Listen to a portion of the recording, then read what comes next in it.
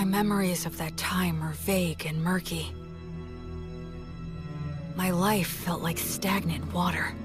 I grew more and more impatient, but everything felt tedious and difficult. I wanted to take a step forward, but I felt so scared. But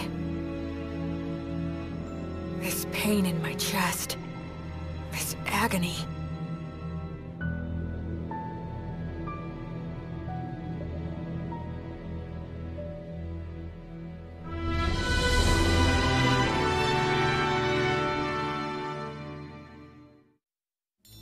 A long time ago, when the Earth came into existence, the mana that made up the world was too ponderous to hold its shape, and merely swirled in a muddy mass of chaos.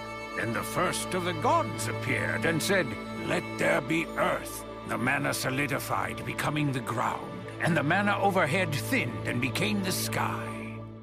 Yeah, but Gus, I only asked you how words are related to magic. Just be quiet and listen to me. I'm not even getting paid to teach all this, you know. Yeah, fine. The creator god made the sun and moon, and separated the land from the sea. Fire, wind, and trees came next, followed by other gods as well as humans. Gus the Ghost is a little eccentric, and he can be overbearing at times. But he's smarter than anyone else, and he teaches me a whole lot. All the words and symbols that the creator god used, what we now call writing, are referred to as the words of creation. These words, whether they're spoken or written down, all possess very profound power. Power? That's right.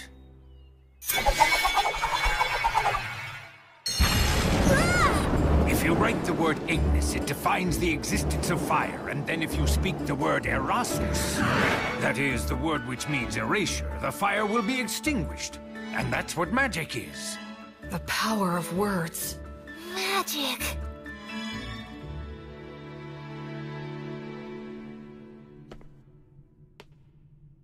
The god of justice and lightning, Volt. The Earth Mother, Mater. The god of fire and technology, Blaze.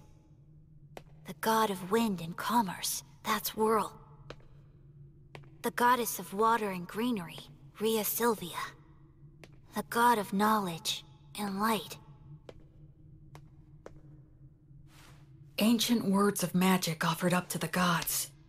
Words of creation. Oh, I get it. Parts of the inscription are scratched out so the word's powers won't activate. Gracefeel.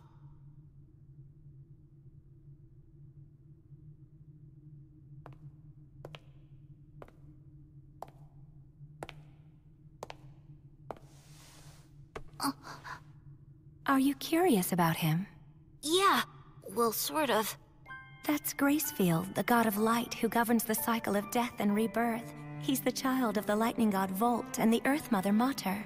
You worship the Earth Mother Mater, don't you? Yes, you've got it right. She's the god of child-rearing and the bounties of the earth. Of the 6 principal gods, she's particularly revered by people in rural areas. So when you do your daily prayers, the Earth Mother is the goddess you pray to, right? Mary? What do you say we head back and have dinner now? Sound good? Yeah! Huh? Oh. Blood! Oh wow, that's a really nice boar! Oh, you're gonna get some tasty meat up of this guy today, Will. Thank you so much! Hey, that kinda hurts. Wow, looks tasty! Go on, eat up. Don't worry, I will. It's so good. Thanks so much for the food, Blood. You too, Mary. Yes, gratitude is good. After you grow a little bigger, I'll teach you how to go and hunt for yourself, too. What? Hunt? Hunting teaches you all kinds of valuable lessons, although you're gonna have to get used to taking lives. What's wrong? Are you losing your nerve? Stop it! He's still too young for that. She's right. Huh? He needs to learn the basics before that. But I must say I'm impressed. I can't believe he's only 3 and he's already learned to read and write. He just might be as much of a genius as I am. I don't think it could hurt to teach him some magic. Hey, come on, give us a break. What if he becomes an old miser with an oversized brain like... Blood the skeleton looks scary, and he can seem out of control. But he always keeps things lively and friendly. What do you mean? What's with the crack about the oversized? Hey, Mary. What's wrong with strengthening the bond? About this bread, just when do you bake it? That's a secret. Huh? The three of them keep a lot of secrets. Like why they live here, and why there are no other humans here except for me. From the time I was born, I've never met anyone else but the three of them. But the biggest secret is, why are they undead? There are so many things I want to ask them, but I can't. Because I'm keeping a secret from them myself. That secret is...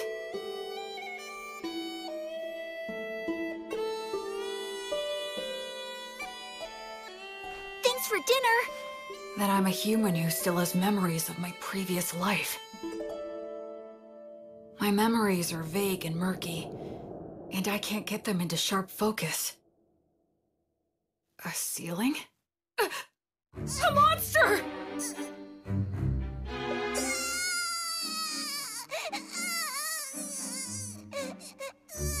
A mummy? A ghost?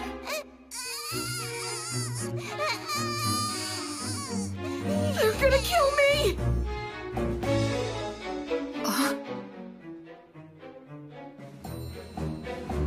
What? This is the 186th morning after that day. Half a year since I started living with these walking corpses. It's time to eat.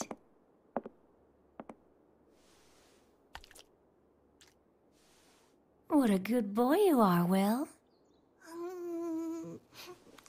Oh, are you feeling full already? I can't speak it very well, but I can generally understand the language that they speak now. Shall we go take a little walk outside today? Outside? I've never been outside before. She smells like incense. I wonder what it's like outside the temple.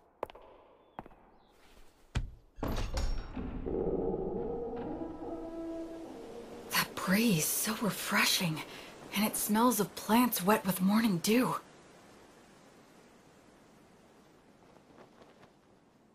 Isn't it beautiful out here, Will? It really is beautiful. There, it's all right. There's nothing to be afraid of. At first, I thought I'd fallen down into hell. After living such a hopelessly vague and empty life, such a punishment wouldn't have been a surprise. No, I'm wrong. This is no punishment. It must be the grace of God. I feel like something that I'd wastefully thrown away without a second thought was given back to me once again. Oh, Will, my sweet, tender little boy. This time, I'm truly going to live. I'm going to live in this world.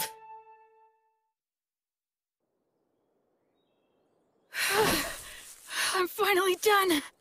We gotta build your muscle and stamina first. Without the strength to back them up, your skills are useless.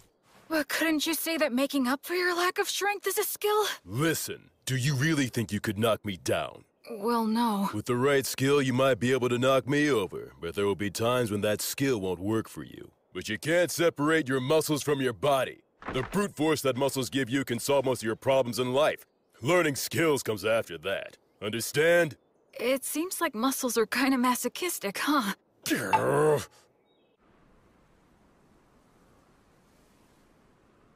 Flammo Ignis! Ah! Erasus! Fool, your pronunciation's imprecise. Given your talent, you really need to learn to control your accuracy, or you'll kill yourself. That's scary. Well, magic can be a scary thing. Do you have any idea of the reason why words possess so much power? I'd guess it's for the same reason we think a chair is a chair, right? Indeed. After all, When we see a wooden stool that has 4 legs, no matter what color it might be or whatever kind of wood that it's made of, we don't even think of calling it something like 4 sticks in a round slab. And we wouldn't call it a table. We just instinctively categorize it under the chair label. So in short, what that means is that words are what define and differentiate the way things are. Of course, I'm just repeating what someone told me. Huh, you know, Will, it seems you might actually be a genius after all. But isn't there anything I can do to get more consistent results? Afraid not. That's just what words are all about. There are always fluctuations in speech. No one is able to say a word in exactly the same way twice. The only answer is to let your instincts determine the ideal level. Instincts? But... You should start off by learning how to use your minor magic more skillfully and accurately. But hopefully you'll do your best to get by without even using that. Without using magic? How's that possible? I'm talking about money. That again? Man, how can a ghost worship money as much as you do? Oh, come now. You don't know what you're talking about. Money is extremely important. Money is what makes the entire world go round. With money, you can solve anything without magic. Buy tools, hire help, and the ability to make a profit is just as important as magic. Why, oh why must I have hands that are incapable of holding silver and gold any longer? It isn't fair. I want to feel money and count gold coins with my own hands. Curses! You're not normal. Creatures such as these are beasts. Demon beasts are a particular type that are extremely aggressive. Wow, that's... Old Gus has taught you about the myths, hasn't he? The minions of the god of despotism and tyranny, specters and phantoms, and the demons of the god of dimensions who lurks in hell. And the god Stagnate, who commands the undead. People such as the 3 of us. We used to be human once, too. Really? Is that true? Yes. When we all died, we clung to strong emotions that led us to a pact with the god of the undead. So we're considered traitors to the virtuous gods. Mary... I'm sorry for talking about this. It must seem very strange to you. Hey, Mary, tell me something. Do you think I should get stronger? Well, it would certainly put me more at ease if you did.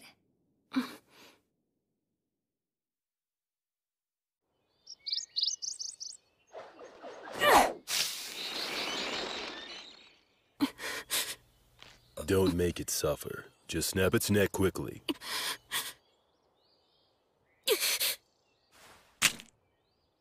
Can't get used to it, huh?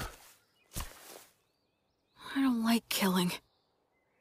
Am I just being naive? Hey, I don't like it either. Huh? I don't like taking lives, whether it's a birds or humans. But these guys provide necessary sustenance to keep you alive. In life or death situations, you need to put your feelings aside and just go for the kill reflexively. That's what it means to be a warrior. In battle, it determines whether you live or die. Okay, now let's bring down a few more. Blood really is a lot like a father to me. You're almost 8 years old now. I think it's time you started some real-life combat training. Huh? It's bad enough when you stop just before hitting me. With your strength, if I take a hit from you, I'll be dead! I'm nothing but bones now. You'll be just fine. Probably. Probably? That's the whole reason why I said you can use the magic you've been learning from the old man. Go on ahead. Simply do as I taught you. That's right. Do it well and you could actually land a hit on me. Hey! And don't cry that I'm playing dirty. The battle has begun! Acceleratio! Flare! Oleum! Cadere Uranium! Not too shabby! Move, you fool! Distance yourself!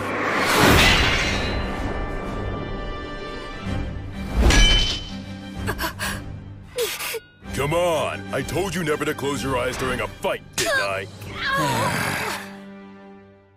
I'd like to say that you've got a long way to go, but frankly, you surprised me. I thought you'd just randomly unload a bunch of crazy magic on me. Gus keeps on telling me that I should learn to use minor magic more skillfully and accurately. Not just relying on sheer firepower. That's exactly the style that was used by the renowned sorcerer who went by the name the Wandering Sage. Are you talking about Gus? Yep. In his time, he exterminated monsters, calmed raging rivers, and rediscovered ancient languages. That was all long ago. You were once known as the War Ogre yourself. And Mary was known as the daughter of Mater. At one time, the three of us. Yeah? Never mind. That subject runs a little too deep for right now. You were just a baby not so long ago. Look, just keep on learning and become even stronger. Oh, Blood. On the day when you brought a human child back here, my first thought was that you shouldn't have even bothered.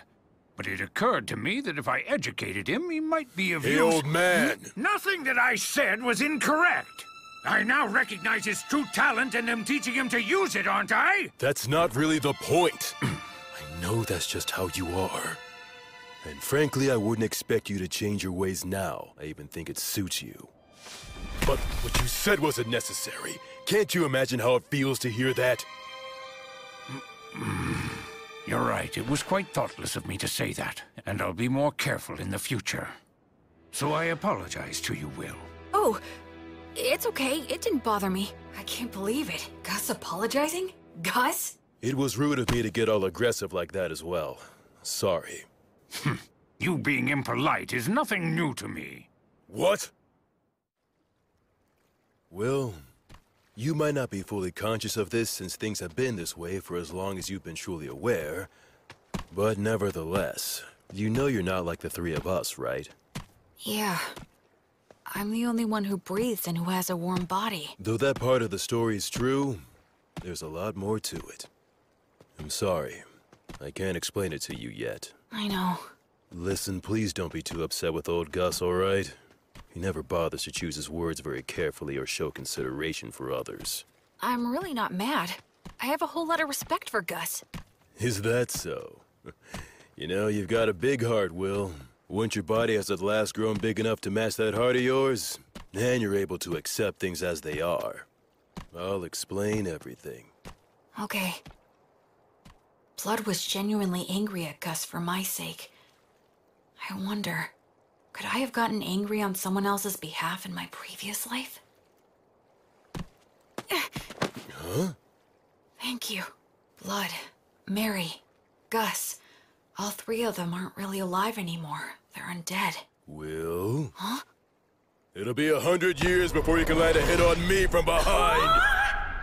But right now, they're my precious family. Gus is in charge of my academic education, and Blood teaches me how to fight. But Mary is the one I learn the most from. She may just teach me the little everyday things, but they're important too. Will, Huh? can you take care of things here? Oh, it's almost time for your prayer, isn't it? Yes. A few times a day, Mary sequesters herself inside the temple dome. I've been told that I'm not allowed to go into the dome while she's in there. All right, it's time for your physical education. I can't even lift my arms. Mary? The bread? Why is she carrying it out of the temple? About this bread, just when do you bake it? That's a secret.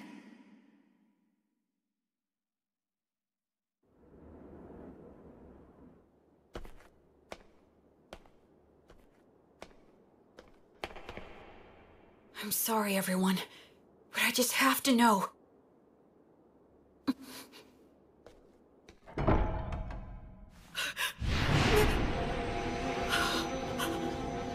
No, I don't want to feel that again. I don't want to lose anyone again. No, Mary! No! Mary! Mary! Mary! Mary! You guys! Blood! Gus! Come in here quick! Help Mary! Help her!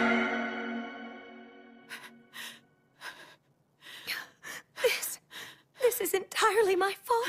I kept it a secret from him, and... I'm sorry. I was careless. All those times we told him to be careful. Will his arms heal? Thankfully, his fingers didn't adhere to each other, but scarring is likely to be unavoidable. Mary... Will, I'm so sorry. It's my... No, it's not. It's my fault for prying. So don't apologize. I'm just glad that you're all right now. Oh, Will. The smell of incense that surrounds Mary always calms me. Why'd you try to look in on her? I just got curious. I thought that I finally might be able to find some kind of hint about what you guys have been hiding from me. I told you I'd explain someday. Blood! Be quiet, Mary! Well then, Will, anything else to say? No, I'm sorry. From now on, check with me or Mary before you do anything. Okay. That said, the way you jumped in there to help Mary was impressive. Those scars will be your badge of manhood. Well, I am your student. But all that got you was unnecessarily wounded. Still, out of respect for your lack of fear toward the fire, I'll teach you this. That bread is a gift from the Earth Mother Mater. It's essentially the goddess's divine protection, her blessing. You can call it whatever you like. Then why were you on fire? Because I betrayed her. The fire is simply a consequence that I must suffer. The god of death, Stagnate, with whom I formed a contract, is the enemy of the Earth Mother Mater. In fact, all three of us formed a contract with him, so just coming in contact with her divine presence causes us to burn. That's sad. I don't expect to be forgiven. Why do you still pray to her? Is it just for my sake? Oh no, Will. It's not. I had been praying to the Earth Mother every morning and evening long before I ever met you. That's my daily ritual. Doesn't it hurt? Of course it does. So much that I could cry. Mary. But even though I've betrayed her, and that is her retribution, I must endure the pain. I shall still continue to revere the Earth Mother. Mater never says anything to me, but every single day, she blesses me with bread for you. That alone is more than enough of a saving grace for me. I'm so sorry I didn't tell you, but I certainly hope that you'll continue to eat the bread that's provided for you. Yes, of course I will. But also, I'd like to ask you a favor. What is it? From now on, I wish you'd let me pray with you. Oh. I just wanted to be able to understand what Mary goes through, even if it's only a little bit. That's why I asked her for that favor. The original creation was destroyed by the evil gods that it had brought into existence.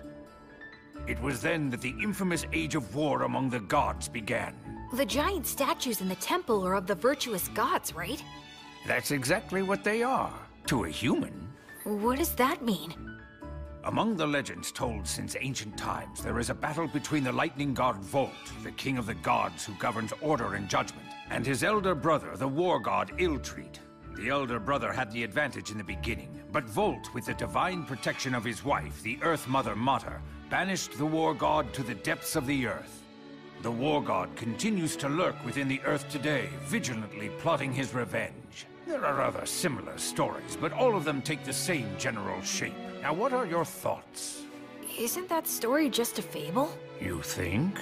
Ruling in this world starts with violence and despotism, but eventually, agriculture starts to thrive, and law and order begin to reach everyone.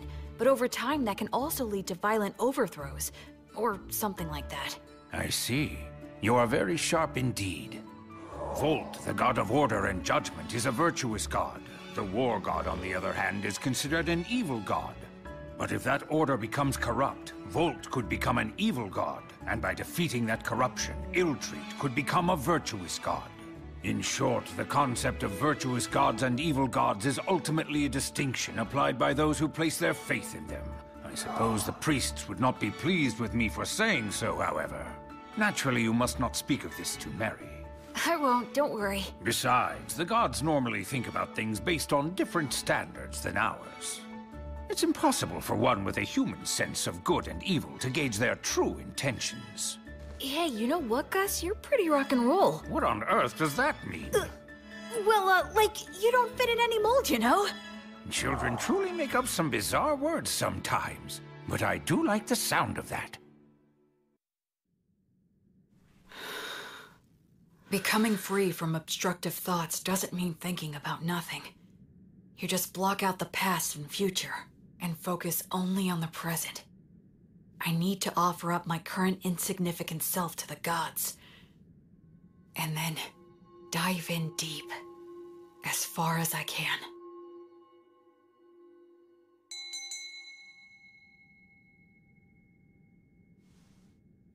The 5-day silent prayer you've undertaken is now concluded. You did very well. I've done nothing but pray continuously for the past 5 days. Do you feel all right physically, Will? Yeah, I'm fine. And you're only 13. How remarkable you are. Only because I've been praying with you all these years. It's been 5 years now since my arms were burned. Mary says she has the ability to heal the scars with her blessing, but I chose to keep them. Especially because Blood called them my badge of manhood. I'll prepare all of your favorite foods for dinner tonight. All right! Memorize all of this by tomorrow. Huh? Gus's lessons became more difficult.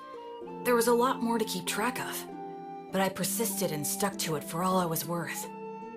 And then his lessons became even more intensive. It was as if he wanted me to get so fed up that I'd quit. Still, Mary and Gus were nothing when compared to... Okay now, let's move on to our main event of the day. What is that? This guy is your opponent. I got him in the woods. That's not what I meant! What's the problem? It's just a low-ranked demon corpse. Demons can become undead too? Okay, go. Wait a...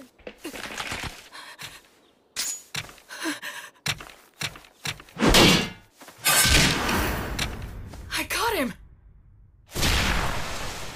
Look, Blood, I beat him! Yeah, good job there. So this is what they mean when they say a trained warrior can kill with mechanical reflexes. Yeah, I guess so. Huh? What is it, Blood? Well, for your first killing match, that wasn't too bad. Hear me? I said it wasn't all that bad, so don't get a big head. Oh, is that what you meant? Well, I'm more or less a genius, wouldn't you agree? This kid just might be a genius. Come on, aren't you gonna chew me out for that? Okay. How about we speed things up now and try something harder, genius? What? I always saw the ruined city from the top of the hill. That day was the first time I set foot in it.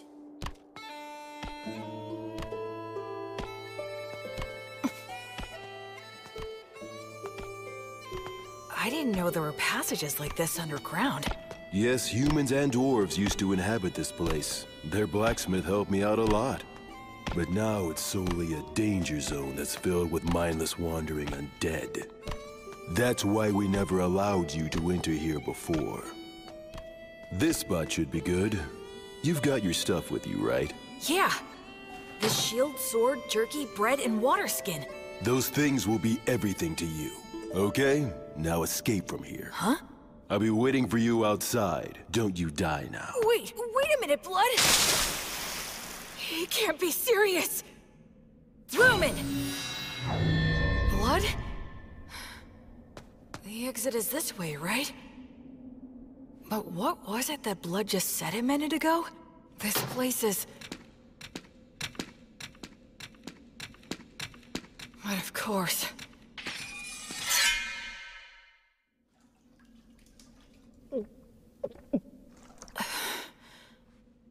I'm pretty sure Blood is testing my overall practical ability here. I didn't know being alone could make me feel so empty and anxious. I'd forgotten about that fact, even though I'd spent all of my previous life alone. Ever since I came here, I've had either Blood or Mary always there by my side. In this world, people reach adulthood at 15, so I'll be striking out on my own soon. That's probably part of why all of their lessons have gotten so much harder. If that's the case, I want to give the best results I can. I want them to boast that I was a pupil worth teaching, and that they're proud of me.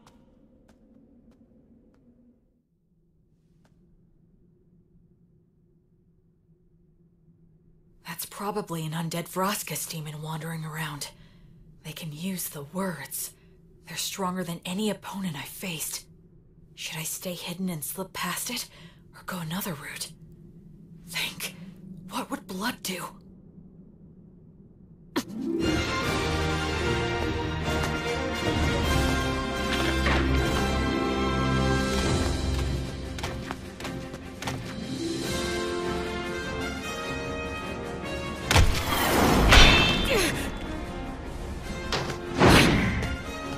It's strong, but not as strong as Blood.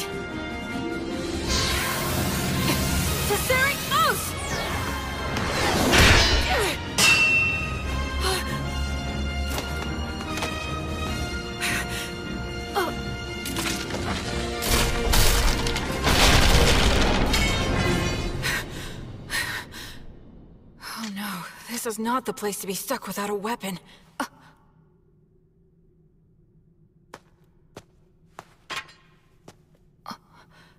This isn't a demon weapon. A dwarven magic spear, perhaps? It's better than nothing.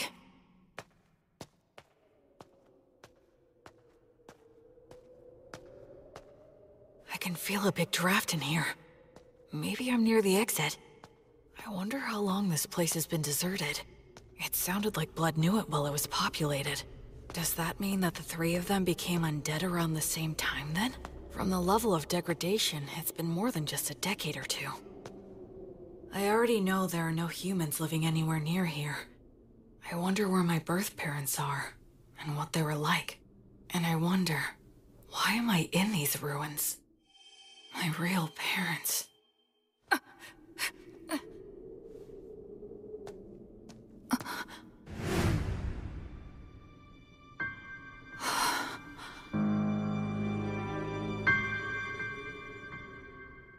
Gus? You're Gus, right? How come you're not saying anything? And also, why are you glaring at me like that? Did Blood tell you that I was here? Or maybe this is another lesson of some kind. It's a lesson, right? With conditions for... Expergiski!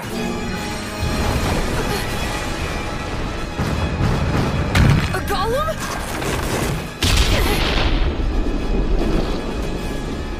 Gus! He's serious. I'm aiming for...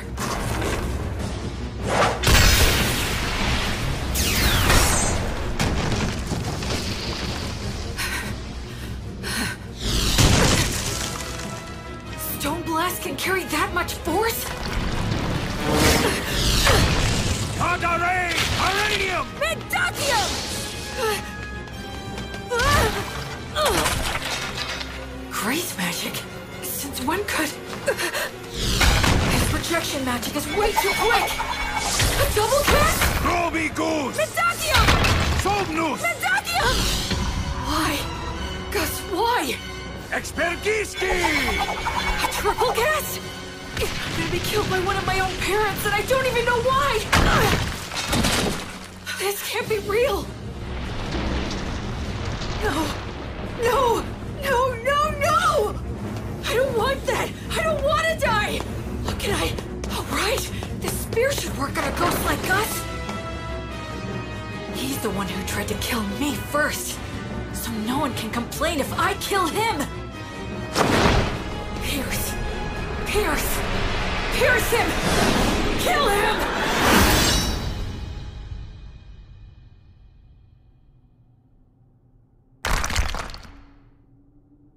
Tell me, Gus. Grandpa. If you really have to kill me, there must be some reason you're being forced to do it, right? I know you wouldn't do this if you didn't have a valid reason. I know that. If Gus really was serious, he wouldn't need to play around like this. If he throws around a lot of fire magic, I'll die of oxygen deficiency and toxicity. If he makes the ceiling collapse, his ghost body won't be hurt, but I will get crushed and die. I know that, but I still don't want to do it. I don't want to fight you to the death. Because hurting you would make me feel worse than dying myself. If it's something that really is important to you, then it's fine with me. You can kill me. I'm not afraid. I'm your pupil after all. But if it's okay, I would really appreciate it if you didn't make it hurt too much. Forgive me. I think I took that lesson a little bit too far. I admit this place did give me an advantage, but even so, I did win. Must have been a shock. What shocks to know you me have isn't that combat this was a experience lesson. against a sorcerer, right? Gus. Now don't ask questions. If you manage to defeat Avroskis and take his spear, even Blood will congratulate you heartily. Oh yes, weren't the double and It's triple that Gus casts is trying to amazing? pass I'll all of teach this you off some as a new lesson. meta tricks like that soon. So, please don't be upset, okay? Come, Will. The best thing to do in a gloomy place like this is leave. This city. The three of them. My own history. There's something more to it all. Oh my! Will found a fine spear like this beneath the ruined city? Yeah, the steel is so vivid and bright and shiny. It certainly is a good sharp blade. A short spear made to be highly practical, truly the work of dwarves. In addition, it appears to have several words engraved on it. Perfect for our lesson on appraisal. Yeah, can't wait. Gus hasn't brought up that incident in the ruined city at all since then. There must be a specific reason why he won't talk about it. That's why I decided not to tell Blood or Mary. Later, I appraised the spear with Gus, and we found that it had the name Pale Moon.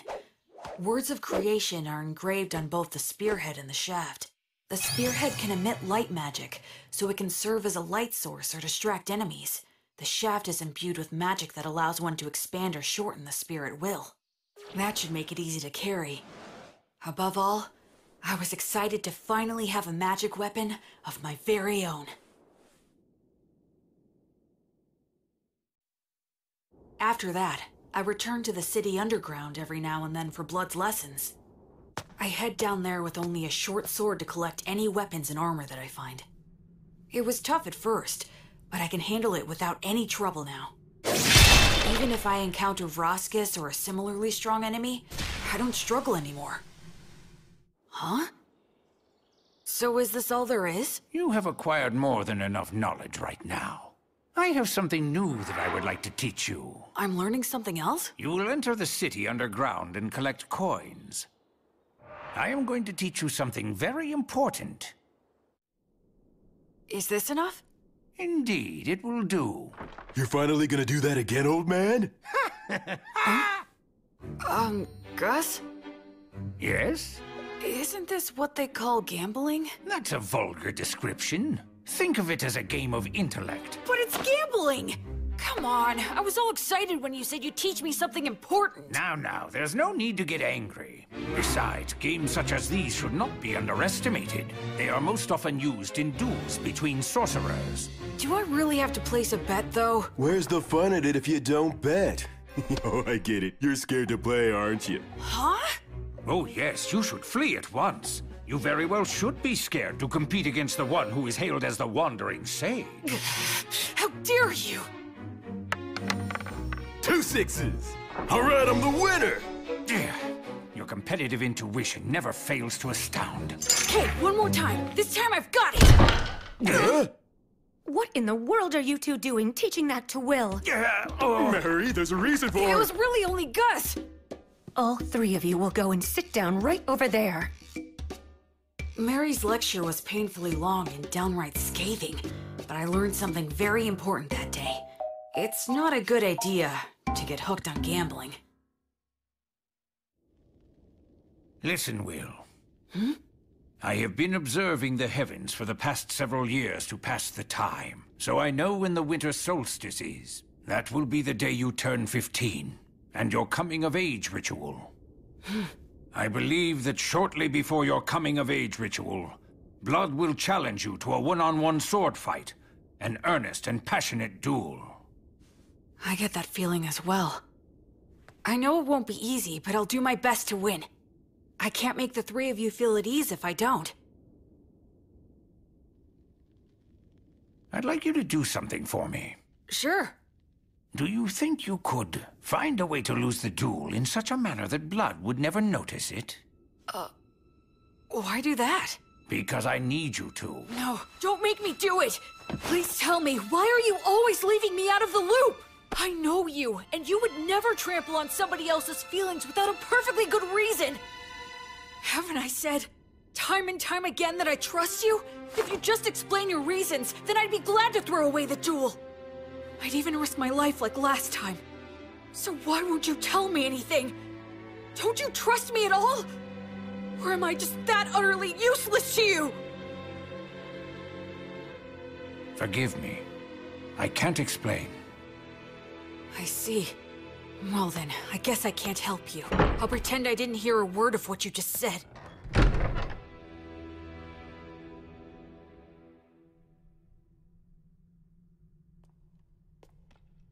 In your coming-of-age ritual, you will need to swear an oath to one of the gods and decide which one will be your guardian deity. Will? Is something wrong? No, nothing. Anyway, which of the gods do you recommend? The one that is the most widely followed is the god of justice and order, the lightning god, Volt. But you worship the Earth Mother Mater. Blood worships Blaze, the god of fire and smithing. And Gus worships the wind god Whirl, right? That's right, and what you swear to them is very important. I swore to Blaze that I would train every day and try to grow stronger. I swore to Mater that I would live in such a way that would honor and preserve her will. How about Gus? There is a god of knowledge that exists, but he says he swore to the wind god that he would do as he pleased, that he'd just go out and enjoy life. He hates being bound by anything, frankly. I wonder if he really is enjoying his life. Sometimes being very smart can also make you rather transparent. I'd say that goes for both you and Gus. When you swear an oath to a god, that earns you some divine protection, correct? Yeah, the stronger your vow, the easier it is to earn it.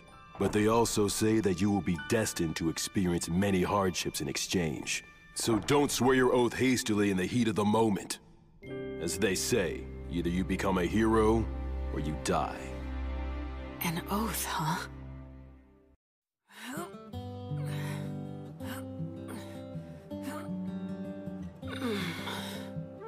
Okay, that's enough. You've gotten a lot stronger. So what are we gonna do today? Can we spar? Nope. Today is all about this. What is it? Here you go. Take a sniff. Why do you have this? I thought we could drink it together. I made it myself by mixing honey in with some forest grape juice. That honey wasn't exactly easy to get, you know? Is there something wrong? Nah, just come winter solstice, you'll be an adult. And a man's gotta get used to this stuff. But won't Mary be mad about this? Not if we keep it a secret. In fact, it'll only be between us men. Okay, let's drink. All right, here you go. Cheers! Whoa, nice! That's delicious! Even better, I get to drink it with you. Yeah, it's good. Okay, let's test your courage. Test my courage? We're gonna take a little peek at Mary while she's changing. Won't we get in trouble? Say what? Come on, follow me. The hallway's spinning. Hey, you okay? I'm fine, I'm fine.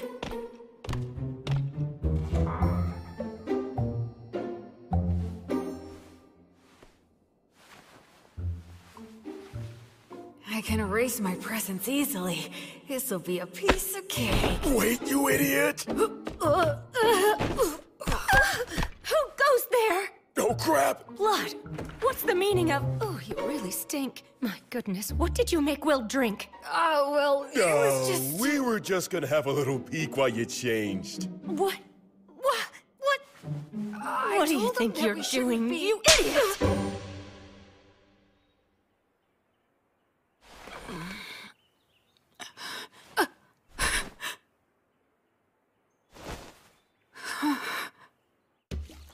My voice had been changing, so I knew I was due for my first wet dream. I'm sure it was caused by Mary changing.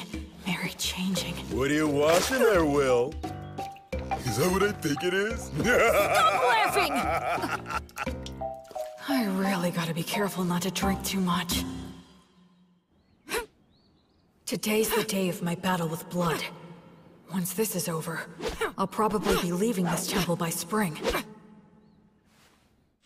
Do you think you could find a way to lose the jewel in such a manner that Blood would never notice it? Okay, Will. Come on, I'll help you get changed. As of tomorrow, you'll be an adult. So, have you decided which god you're going to swear your oath to yet? Yeah. I've got an idea. Oh, well, that's good. Mary, I'm gonna win today. Okay.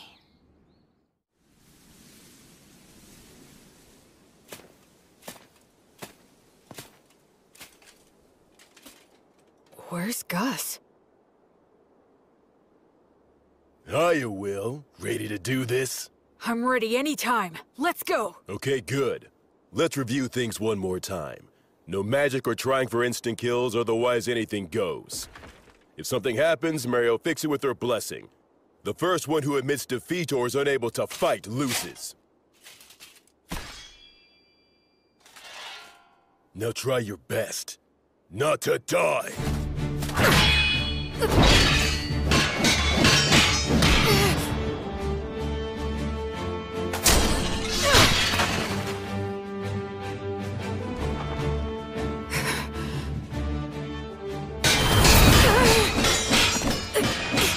He's like a storm.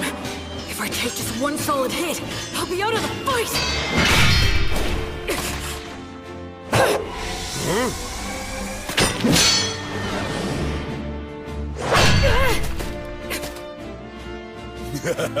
Thought you could get in close, didn't you? Oh man, this is infuriating! It's a challenge to avoid when a blood strikes perfectly. But if I receive one with just my sword, it'll shatter along with me. So how do I survive his strike and get into the gap between us? There's only one answer. Here it comes!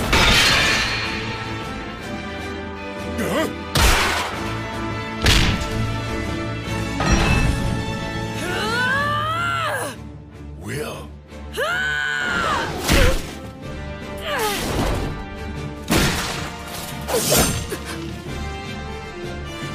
He's holding my sword between his ribs? That was actually pretty good. I concede. Yep. And having no muscles really is a disadvantage. Blood, stop it! Ugh. Don't you dare give me that. You promised that you wouldn't use that trick again. Not sure what you're talking about. The one where you use your ribs to trap an opponent's weapon? Yeah, but I don't have any organs or anything now, so... What? He did that when he was alive? Absolutely he did. Can you believe such a crazy thing? Well, my opponent at the time was really quick, and he was about to stab you, so I just... You didn't just anything. I can't believe he survived. If it hadn't been for my blessing, he wouldn't have stood a chance. Look, I only did it because I trusted that your prayer would work. I was genuinely concerned about you. I thought you had died right then and there. Didn't I ask you never to do that again? Even I know what this is. This is one of those things a dog wouldn't butt in on. Will, even if you couldn't beat me, what you've accomplished is still remarkable. Even if you couldn't beat me. You didn't have to point it out twice. I'll make sure you'll lose next time. Now that's the spirit, little Will. Hey, ow! Don't get carried away. The two of you need to take this much more seriously. If I had a killer slash, or a secret technique, I would have taught it to you hands down. But you don't? Nope, I don't. It's okay that the way I fight and the way you fight aren't the same. My initial goal was never to raise you into an imitation of me. So it's only natural that the moves I rely on won't be the same for you. It's the basics that count. Make sure you can use all the things you've learned in any situation. Both Mary and I have already taught you everything that's important. Okay. Okay, Dad. Okay, Mom. You called me Dad, huh? Yeah, I guess that's pretty much what we are. That's true. I can't teach you any secret techniques, but to mark your new independence, I'd like to give you this. It's the most powerful of all the demon blades that I own. What? But I didn't even win, so... I told you it's to mark your new independence. Go on, Will, try it out.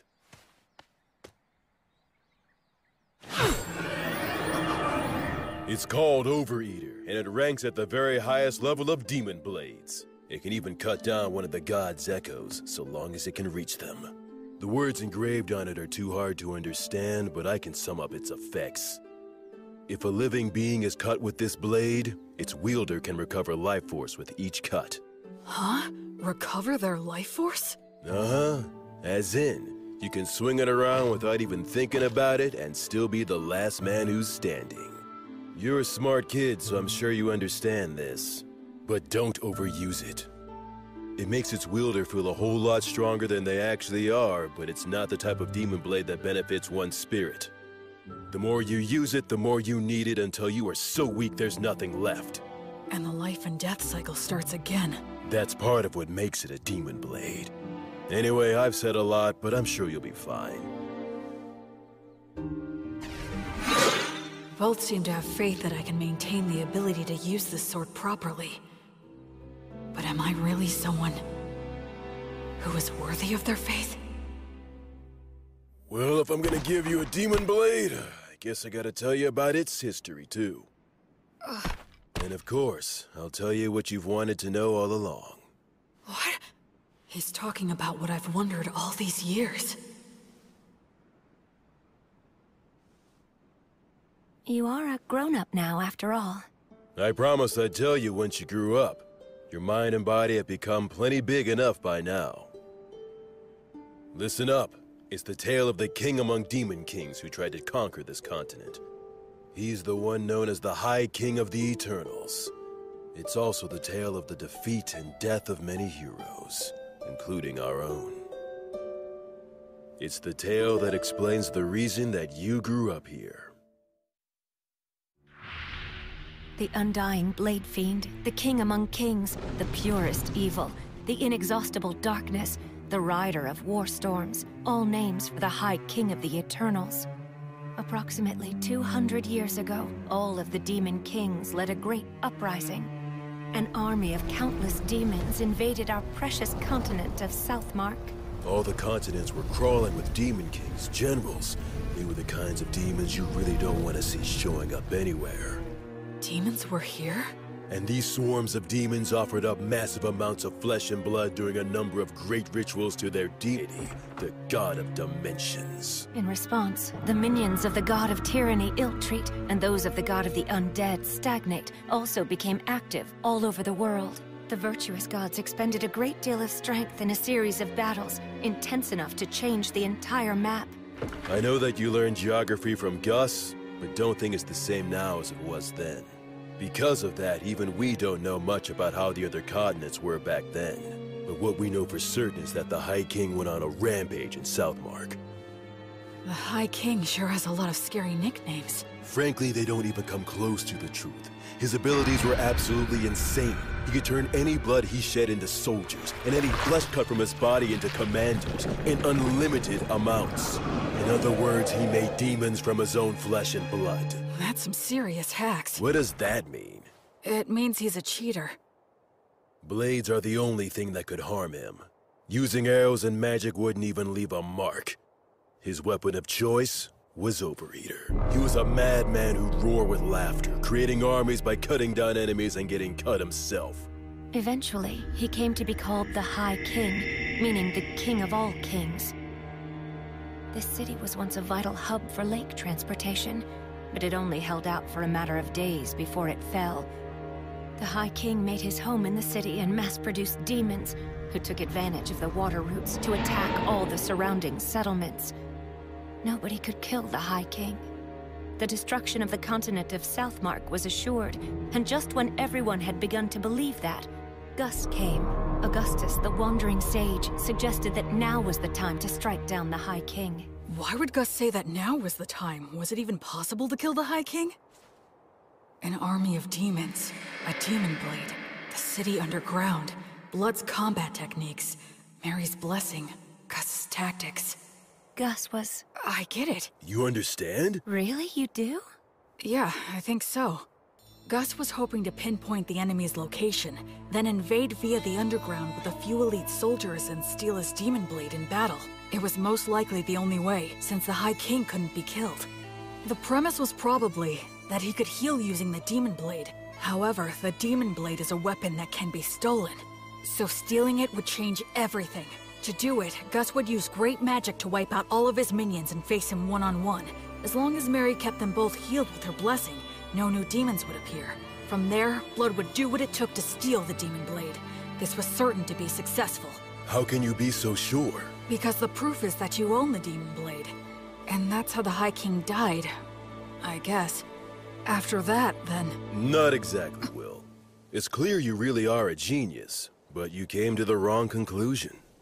You see, I, didn't quite succeed in killing him. Wait a minute.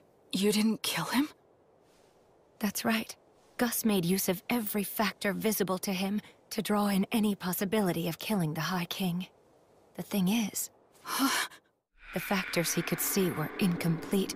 The High King revealed his true nature, taking on the appearance of a hideous, grotesque warrior. And then... well... He was a better swordsman than I was. I couldn't touch him. I'd fought opponents bigger than me many times before, but he was the first one where nothing I did could reach. Even you were no match for him? Yes, even my buddies who formed a wall outside after entrusting everything to me were crushed one by one. Thankfully, I had the support of Gus's magic and Mary's blessing, and the High King was wounded. Despite all that, I'm pretty sure he made it one level higher, enough to become something I couldn't kill so long as I lived. To this day, I still wonder what I was lacking. But it's too late now. You know why, don't you? The undead can no longer grow. My sword skills can't improve any further. So then, when it became clear that we were bound to lose, Gus and I decided we had to place a seal on the High King. We couldn't kill him, but we could do that. So you mean... they completely gave up on Blood's chance of winning altogether? Thankfully, the technique worked, and the High King was sealed deep beneath this land. In other words... unfortunately, in the very end, we couldn't fully believe in Blood. And then... Mary? And then... an echo of Stagnate descended down on us. What? But an echo is a body double of a god, isn't it? So then why would... The evil gods act individually, each following their own principles. They'll cooperate if it's in all parties' best interests, but the opposite is also true. I guess that Stagnate wasn't too happy with any of it. The High King was a monster that could slay a god's echo using Overeater. He thought it would be better for him if the High King was sealed, so that's the reason he offered us a deal. You three are exceptionally gifted, so become undead and fight on my side, he said. But that is... If we agreed, he would get rid of the demons in this city, and after that, we could just watch over the seal as we pleased in our immortal bodies. Stagnate couldn't bear to watch the tragedies of life and death, so he hoped to create an eternally stagnant world with no more tragedies by turning as many exceptional souls as he possibly could into the undead. And we had caught Stagnate's eye. Isn't it more accurate to say he set his eyes on us? He told us to choose, but there was no choice for us to make. We willingly accepted his hand. Since my flesh was all cut up, I became a skeleton. Mary was burned by Matter's flame, so she became a mummy. And perhaps because he had no attachment to his aged body, Gus became a ghost. Mary did tell me once.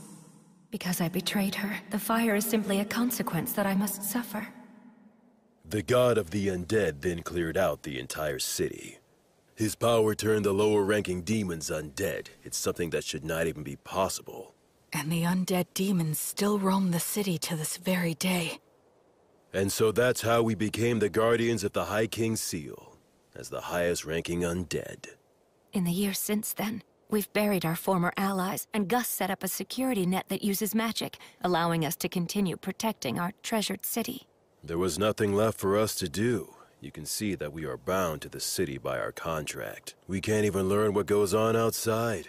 The three of us began talking about the possibility that humanity had already died out. And then you came along. Or speaking more accurately, it was the demons who brought you here. Oh. So then, I was meant to be a sacrifice to break the High King's seal. No wonder you couldn't tell me before. You couldn't bring yourselves to do it. Yes, as crude as he is, even Blood was careful about that. I can't believe you just called me crude. After the demons were defeated, we argued with Gus a little bit over what we should do with you. Argued? Gus made it known he was against it, but Blood and I decided to go ahead and raise you anyway. That's why Gus said that. On the day when you brought a human child back here, my first thought was that you shouldn't have even bothered. The fact that the demons were able to bring you here means that there must be a place outside that's inhabited by humans relatively close by. I'm sure you're imagining that the situation outside looks pretty grim right now, but if that's the case, you simply need to build the strength to bust through it, just like you already have been doing. So that's the story of why I'm here right now, huh? I'm about to head into a nation of people who survived the Great Uprising. I'll take with me the strength that the three of them gave me.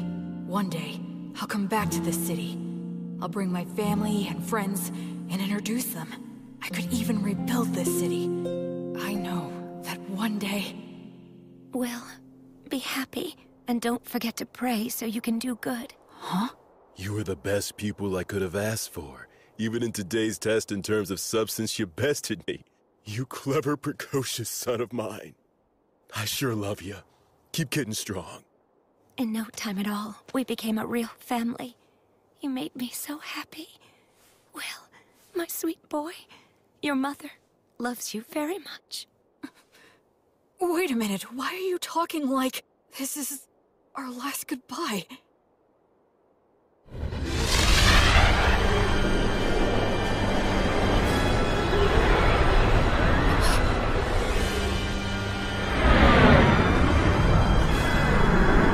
Have you said your farewells, heroes? Yeah. We have. Go ahead. We're ready. At last you have lost your attachment. In accordance with our contract, place your souls in my hands right now. I can't do anything. I can't move. Why? Please, please move. Wastari!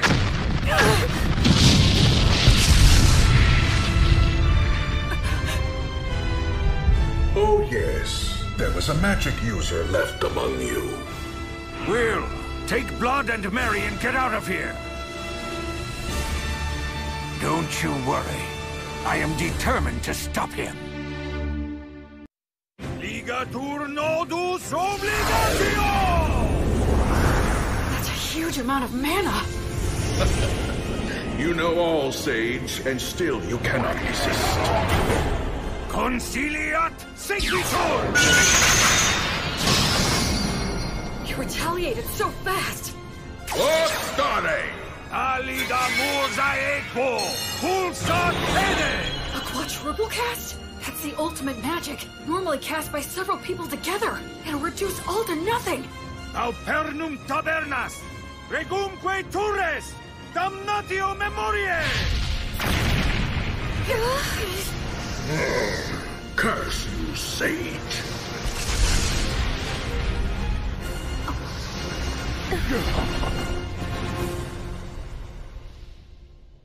Quaerere, ambulare alle vita, noli fugito! He didn't get a hold of your souls, did he? Nah. It seems not. That must have been terrifying for you.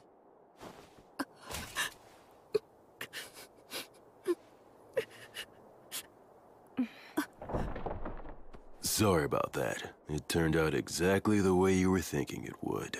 I was hoping that we could hold out until Will was ready to leave. Yes, but the two of you made your decision. Now, I'm not so unreasonable that I would demean the intentions behind your choice. I'm just happy that it all worked out in the end, so...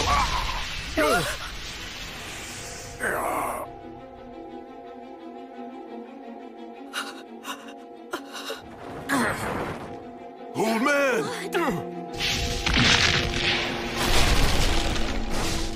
To think you were able to destroy my body all on your own. Had I not initially divided my strength into two bodies, I would have been really hindered for quite some time. I commend you. It's true you are a great sorcerer who has exceptional abilities. Stagnate. Let me go. Stagnate? What a shame it would be if I destroyed you now. I'll wait until you've lost your attachment. Now. Gus! As for you... You have my gratitude. It's all thanks to you. Well done. These great heroes formed contracts with me. They became the highest-ranked undead.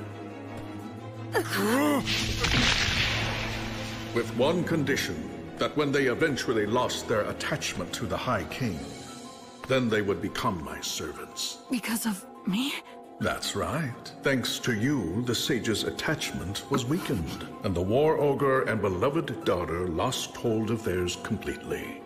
I'd say you did a fine job living as their son. But that's because I was reborn, and I wanted to live right this time around. It seems that was a shock, and for good reason. I have an idea. Why don't you come and join my army as well? Then you can continue to live harmoniously with your beloved family. But I won't force you to decide right now. Tomorrow's the winter solstice, on that loathsome day when the sun is at its very weakest. I will seek out your answer in the evening.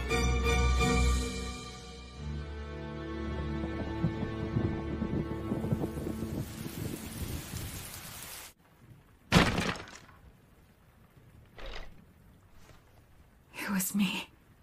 I took Blood and Mary's attachment away from them. When Gus was against raising me as a baby, when he taught me excessive amounts of knowledge, when he tried to kill me, when he asked me to lose on purpose, it was all to stop the two of them from losing their attachment to the High King. Still, when Gus tried to kill me, I think he was conflicted. But I was living without a care, totally oblivious. I just sat comfortably on Gus's mental anguish and Blood and Mary's self-sacrifice. I was so excited to be living my life right this time. All I did for my parents was cause trouble. I didn't do anything in return for them, right up until they died. Why would it be different this time? They're gonna die because of me again. I've only caused trouble, and I've done nothing in return. Someone who dies in vain isn't going to be reborn any better. I'm sorry.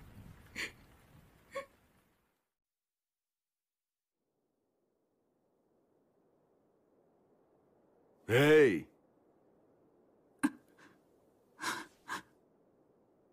Damn, your face is a wreck, boy. My goodness, it is. Get up, Will. You shouldn't sleep on the floor in the middle of winter. I'm so sorry. Don't be, Will. We all end up paying off our debt for the dumb stuff we did a long time ago. Though it was old Gus who knocked the debt collector into orbit, blowing off his contract and failing miserably.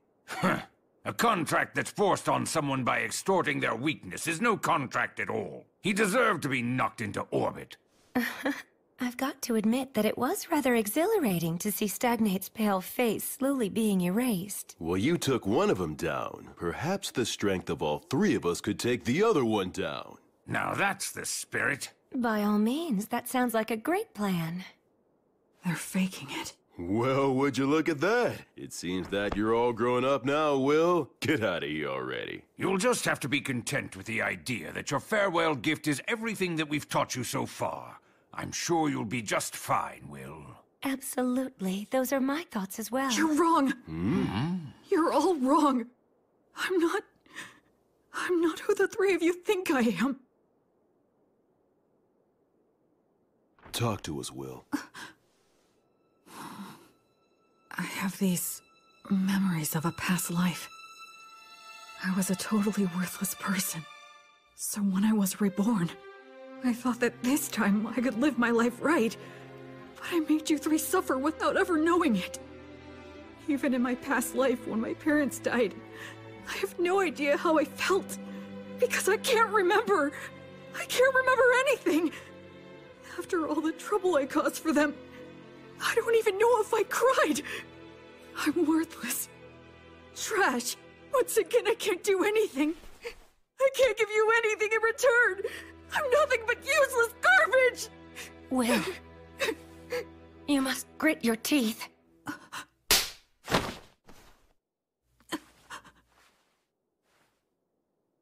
Mary... Speaking as your mother, I will not allow you to go on hurting yourself anymore. You say that you're garbage. You've always been very serious and one of the most earnest people I know. So what about your past life? For goodness sake, why are you so shaken up? Just because Stagnate upset you a little? You're feeling all of this anguish because the memories of your past life are murky and vague? You're crying so much right now just for our sake? Why would someone in your situation not cry? Will, stand up. Stand up. William! Straighten up now! Stop kicking yourself!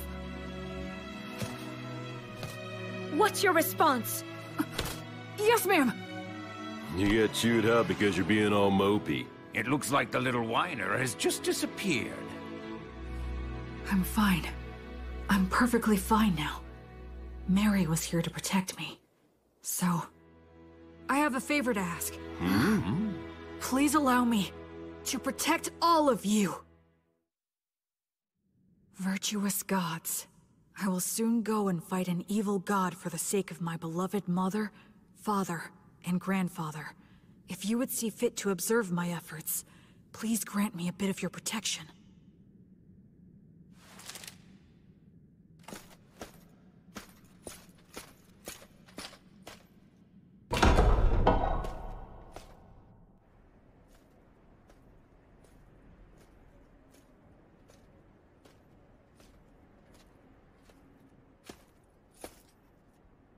So, have you made up your mind? Yes, I have, Stagnate. Evil god. I don't plan on giving you a single thing! But surely a god such as yourself would never dream of running away from a human child, isn't that right? You have thought this through quite well. Let me guess, you're hoping to restrict my actions by getting me to focus my consciousness on you alone, yes? He figured me out! I'll play along, okay. But please realize you're challenging a god. You must first show me you are worthy of such a challenge.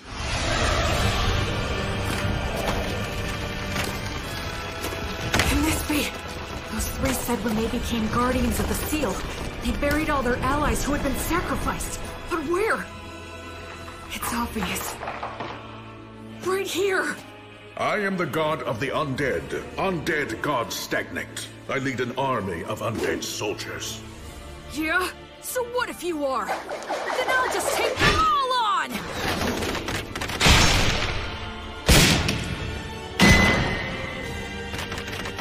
Counter-Ray! Uranium!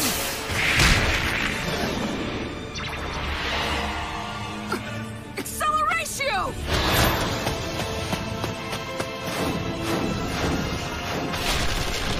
Oh, he is somehow pulling this off against 100 heroes.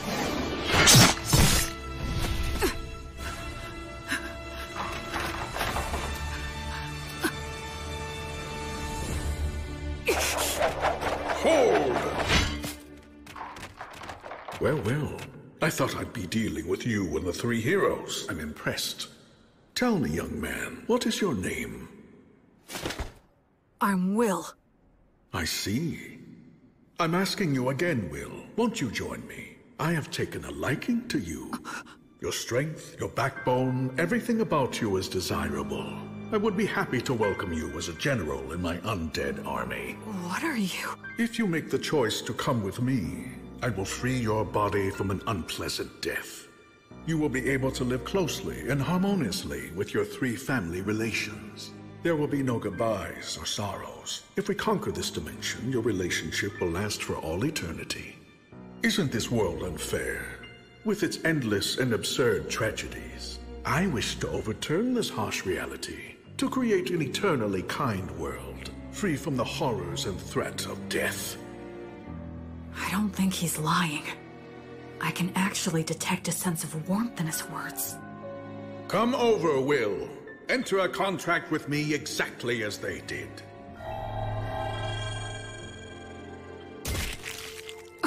Now, drink my blood. By doing so, you can bid farewell to death.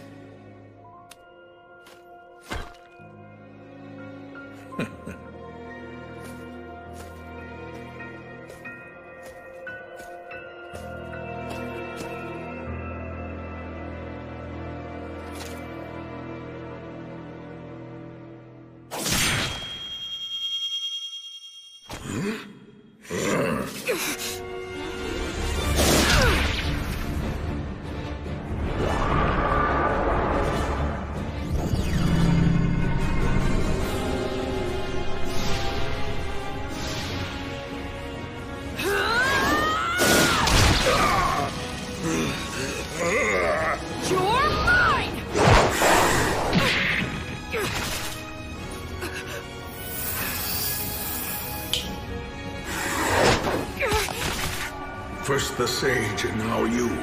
I truly cannot let my guard down when you're around.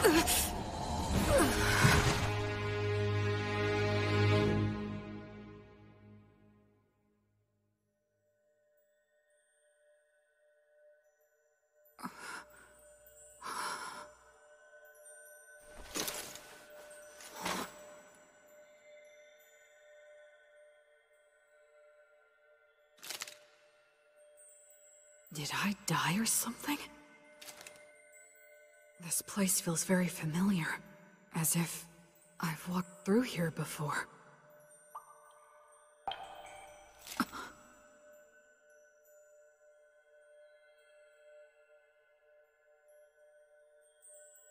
It has been a long time, Goddess of Light. I'm starting to remember. Yes.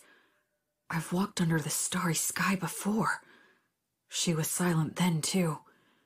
But I remember her footsteps being filled with care and compassion. I thought it was a star, but it's not. It's a planet. What are those lights? Traversing souls. They cross worlds to prevent the stagnation of all things. How could I have forgotten this beautiful sight? A question.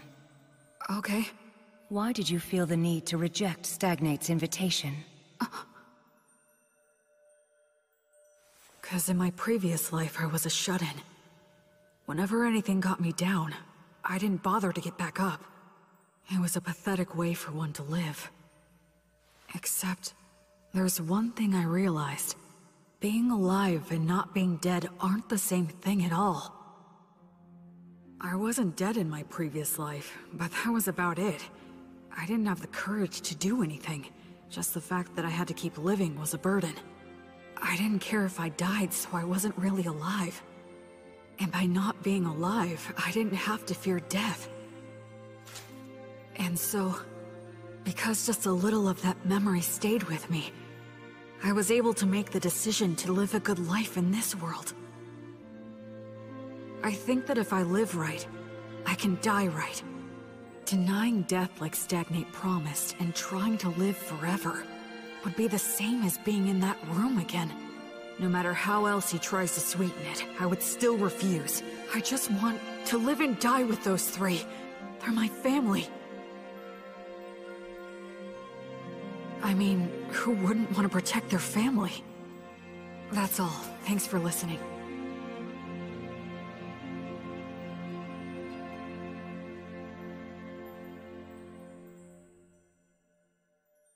You are William, child of blood and Mary, a soul who has crossed worlds.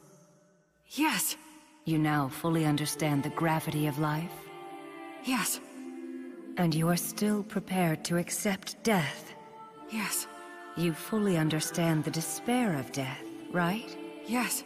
And you still love all of the lives that will one day burn out? Yes. I finally realized the meaning of it all. Thanks to your grace.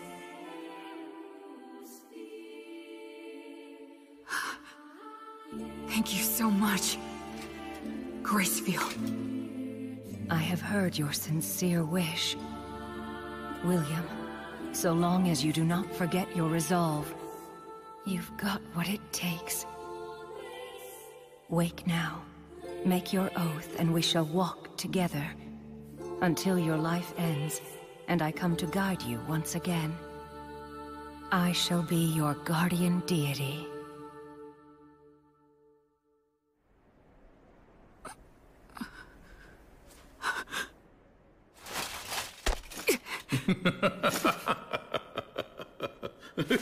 Goddess of the cycle of death and rebirth, Gracefield, please walk by my side.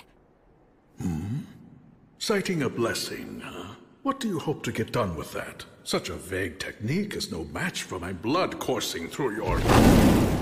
He has a stigma. This is the badge I earned when I learned Mary's prayer. My arms burned by divine fire. Now that I can see your body more closely, how many holy communions have you taken?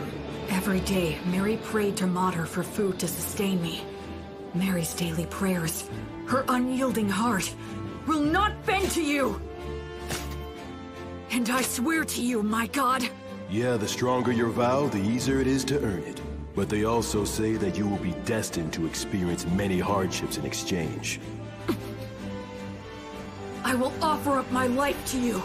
I will be like your sword to banish evil, and like your hands to save the suffering. I swear it on the flame of Gracefield! You earned the protection of Gracefield? What a shame. A crying shame. I had so hoped that you would be joining my ranks. But since you have been taken in by her, I have no choice. God of the undead stagnate! I will defeat you and fulfill my oath!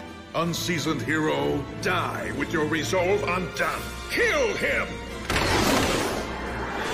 It's okay. I know exactly what I need to do.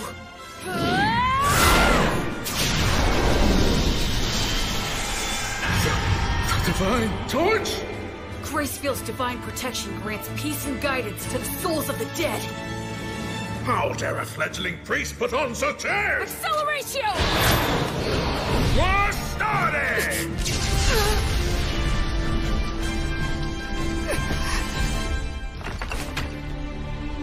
Where will he come from next? If he makes any careless moves, I'll leap straight at him and deal the finishing blow. Stagnate is consumed by the desire to kill me. We're on even footing. If I fight him now...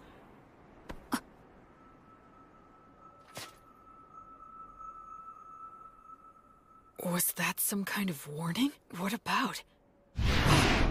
What if it's possible he's not consumed with me at all? No, the temple! Acceleratio! It was all a bluff. He was pretending to be consumed by rage, and then threw up a cloud of dust. It's blood and Mary that he's really after. Mary! Blood!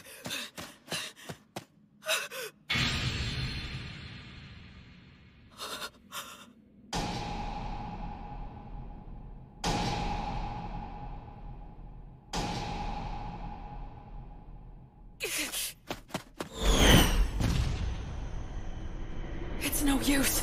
I won't get to him in time. I borrowed the strength of a goddess, and finally managed to stand on even footing with him. But then I fell for a trick like that, and now it's all over?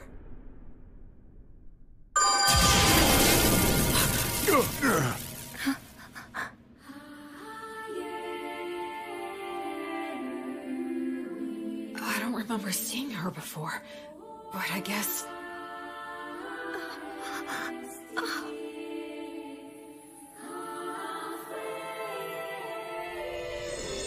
Suddenly, everything was clear to me. Mary had been forgiven all along. Mater never resented Mary for a second.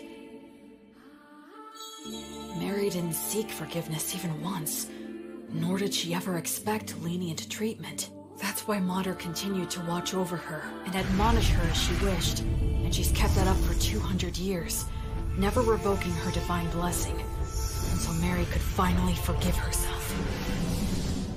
What mother wouldn't protect a daughter in danger, who's devoted her life to worshipping her? The Earth Mother Mater that Mary reveres is truly a great goddess. In this moment, Mater has granted me Gracefield, Goddess of Light! Grant this soul peace and guidance! The divine torch guides souls into the cycle of death and rebirth. but it still can't completely defeat Stagnate. So what I need to do is... What? That's right. Since these two aren't resisting, the Divine Torch will guide them back to that cycle. Which means... I have to protect them! Delay the cycle! Flummox the guidance! And in the moment when he erases my technique...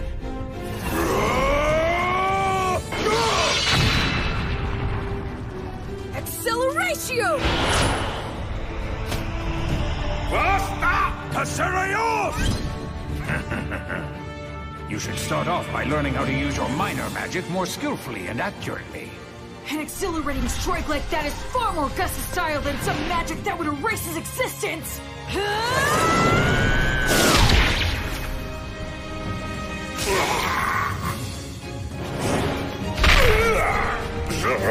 Curse you! Curse you! Will, child of blood and Mary, disciple of Gracefield! I will remember that name. Until you surrender to me, your knights will bring you to rest or repose! That's the kind of thing a third-rate villain would say. God.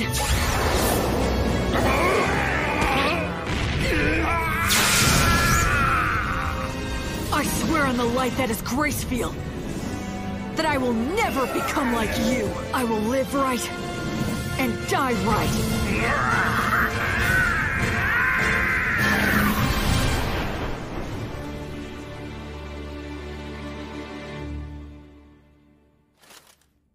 Quaerere, ambulare alivita, noli fugito, etiam sigillum.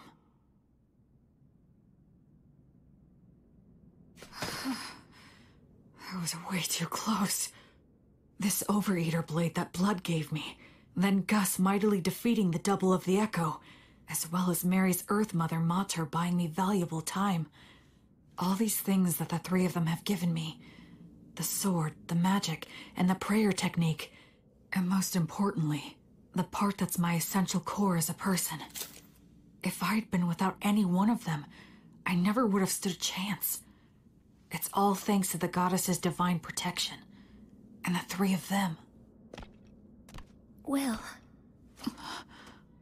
I'm so glad. You're all right. Mary. Oh. You did great. Thanks, Blood. You might not share bloodlines, but you're still the child of Mary and Blood. It's only natural you could accomplish this. Yeah, I did it. I did it.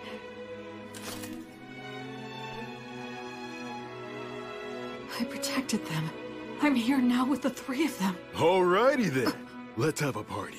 We can celebrate Will's victory and adulthood. Yes, you're right. Cleaning up here can wait until another day. Well then, in that case we'll have to break out the you-know-what from 200 years ago.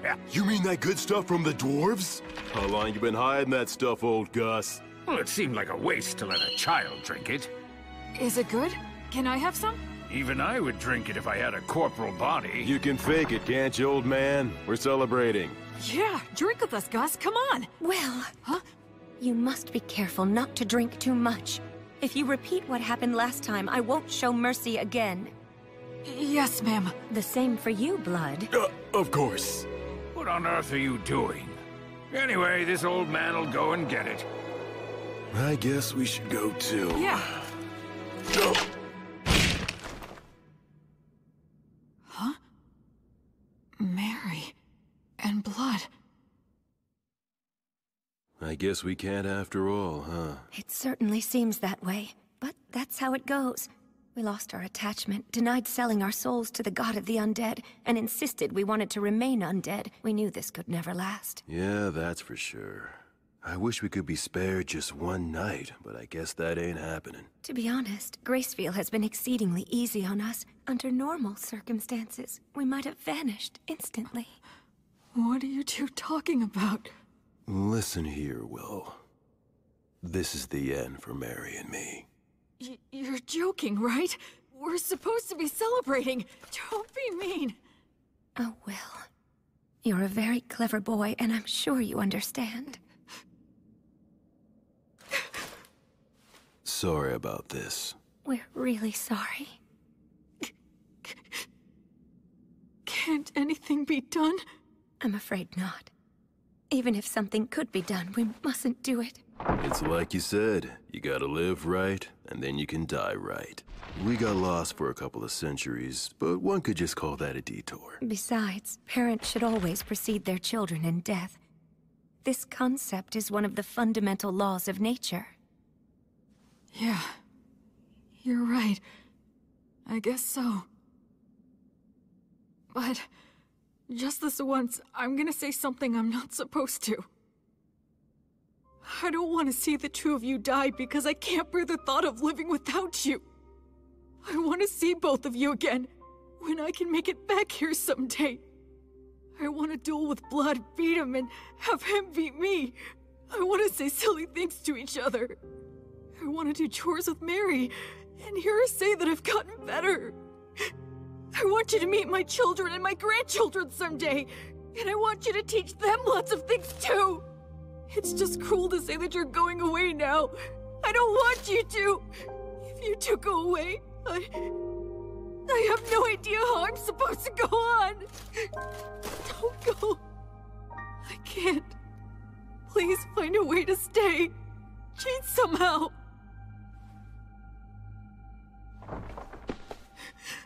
Hey, there's no need to be selfish now. Blood is right, Will. Be reasonable.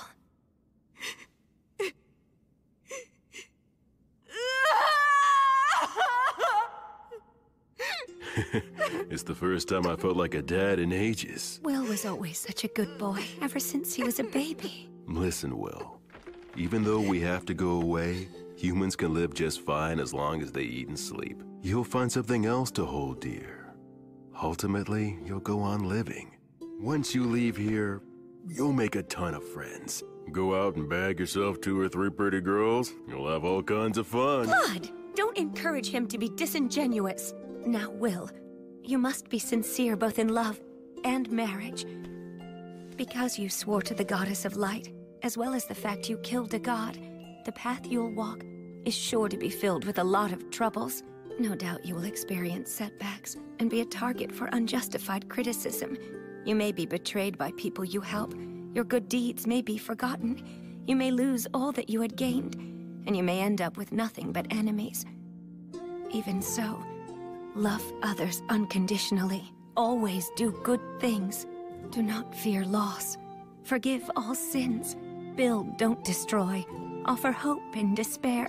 And be a source of joy for others in sad times. Most importantly, do all you can to protect the weak from any form of violence. Just like you did for us, when you challenged the undead god for our sake. Okay. Oh, dear Will, my William, you'll always be our sweet child. May the divine protection of the spirits of courage and the virtuous gods be with you forever. Listen. Move forward with faith in the results you'll achieve. Once a person makes up their mind, they can do anything. You might get lost in your own thoughts sometimes, but don't get so stressed that you freeze in place. I engraved the images of them and the words they said into my heart right then and there.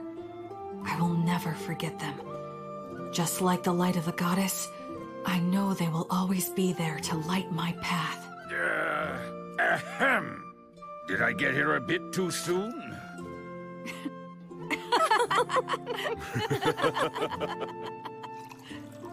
After that, we all celebrated my victory and my passage into adulthood. The first drink I had with all 4 of us together left a lasting impression. It had a strong burn and rich aroma.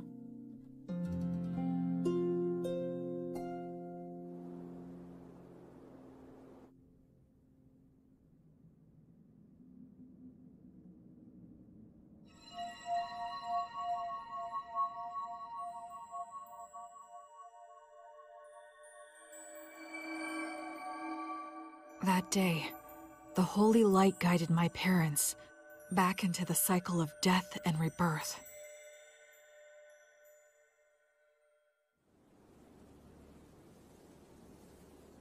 Yep, the view from right here is the very best there is.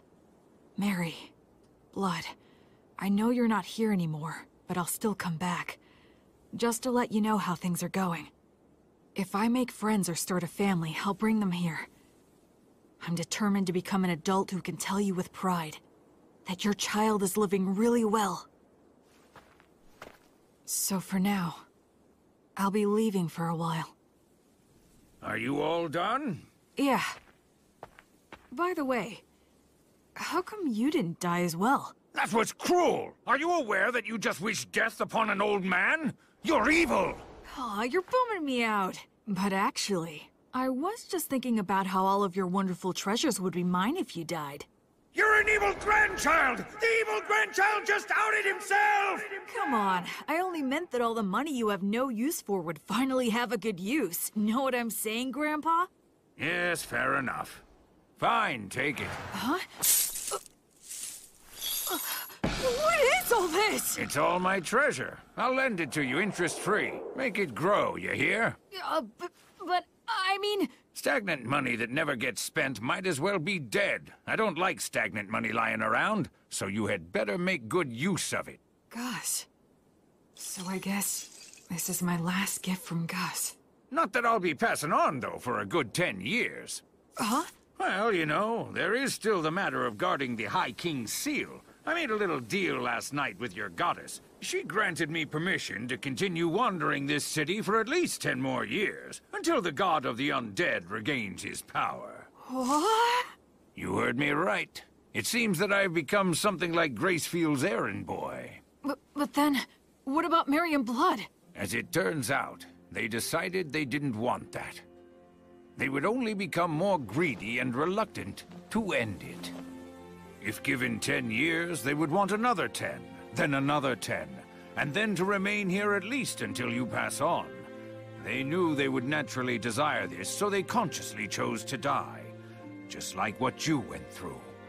You tried to appear strong when you were really crying and screaming on the inside. Granting a position for that greed to just one old man is quite enough. You really are rock and roll, Gus. What will you do with the seal in 10 years? It'll be up to you to figure that out, if you can. You're dumping that on me? It seems that the worship of Gracefield has gone out of style in the world outside. She had to use a great deal of strength recently, just intervening for us. So the future of the Goddess of Light will depend on your efforts for sure.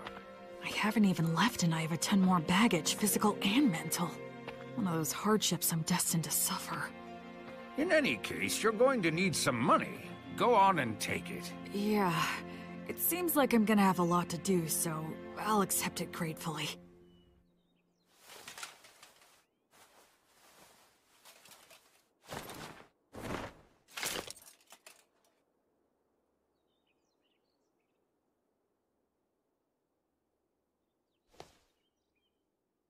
This is it. I'm leaving.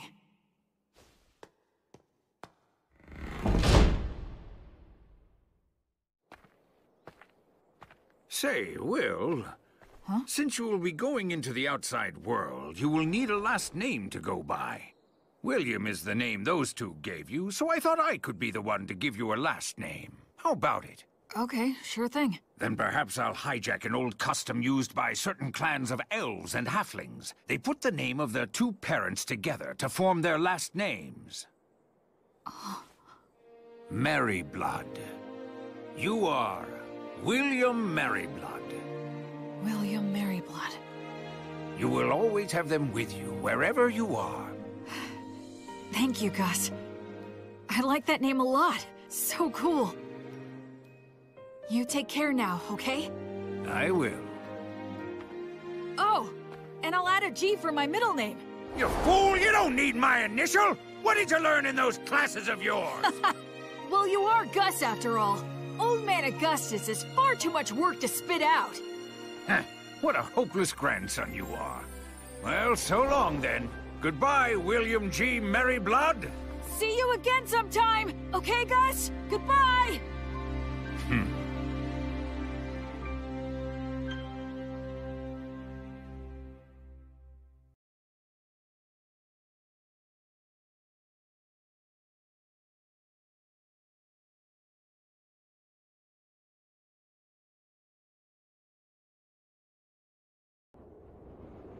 Hey, Fortress General! You doing good?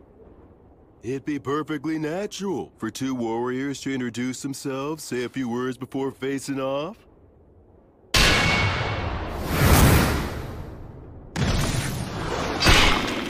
But of course you demons are always so damn rude. Being told that by the likes of you must leave that demon at a real loss. What a mean thing to say. How's it going on your end? I performed the funeral quite easily, and stopped the transformation to the undead. Looks like old Gus's group did just fine. It appears that way. In any case, we've taken down the fortress. It won't hurt anything for old Gus's group to retreat. The Fortress General fell at the hands of so few. Any more is just reckless. Don't praise me. I'll blush. I wasn't. How many days will destroying the bridge over the Grand Canyon buy us? A few at the most. We're never gonna get anywhere unless we can take out the High King. Gus seems like he has a plan in mind. Yup, probably still a one-way street, though. There won't be any way back. You are not coming. That's rather sudden. I'm a valuable asset in battle, if you don't mind me saying so myself. I know, but you're still not coming. Seeing you die would make me sick. Ugh. What? Couldn't you at least add, "because I love you," to a sentence like that? It would be so gratifying for me. Like hell I'm gonna say something that irritating. You really are hopeless, you know that? What if I refuse to stay behind? I'll send you back even knocking you out. I already got old Gus's consent. I see. And I suppose it would be pointless to resist. That's right. Your skills aren't bad, but they're no match for the great and superior blood. All right then, how about this? If you leave me here, I'll kill myself on the spot. You what? Did you not hear me? I said if I can't go with you, I'll kill myself on the spot. So you will take me along, right? That is so not fair. You may be the strongest man there is around here, but no man can win against a woman's resolve. You're so damn stubborn. Man, I landed one crazy woman. We haven't even done anything, and you're already calling me your woman? Listen, Mary. If I return alive, let's find some quiet, peaceful place to get married. Okay. I would love to.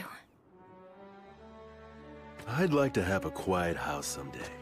Maybe on a hill with a view. That sounds nice. I'm sure the breeze would feel good. And we could start a vegetable garden. And if we end up having a kid, we can ask old Gus if he'd be willing to tutor them. Despite all the resistance he may put up, I believe he would agree. And if our kid turns out to be a boy, I'll teach him how to fight. Between that and old Gus's magic, he can become the strongest man, even stronger than me. What do you think? I would be terrified he'd turn out to be a strong and clever failure. Oh, that's harsh. And I suppose my role will be to teach him all of the smaller things in life. Our kid's gonna be adorable. That's right. What name should we choose? I've got one for a boy.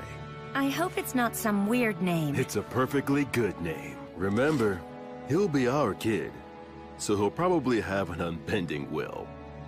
And there's a name that means helmet of will. William. William.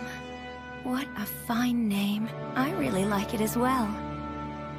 Will, my little boy.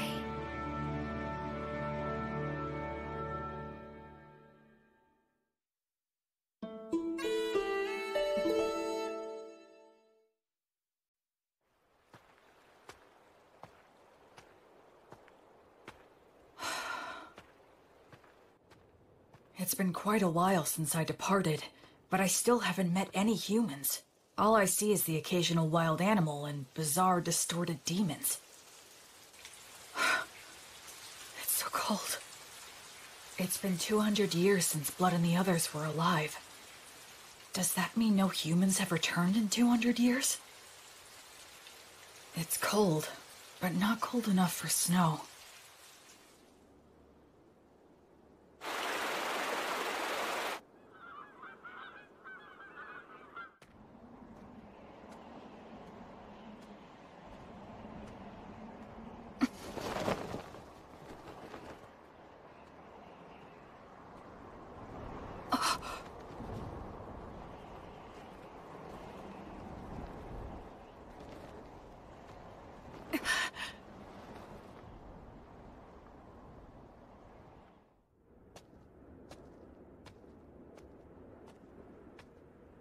But there aren't any people.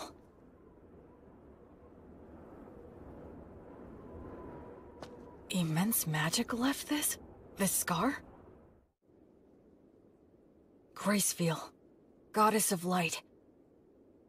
Bring guidance and peace to the souls who are wandering this land.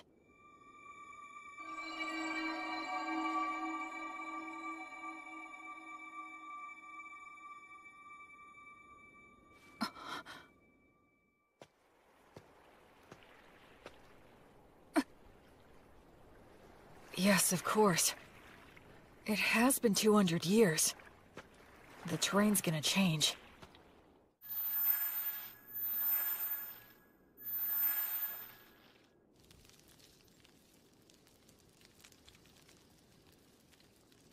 I'm running out of preserved food. But I can get bread by praying for the blessing. And I can purify water so I can survive for a while.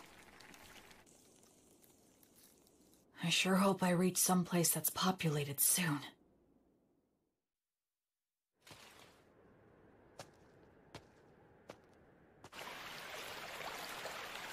If I keep walking downriver, eventually... A demon? Wait, no! It's a huge boar!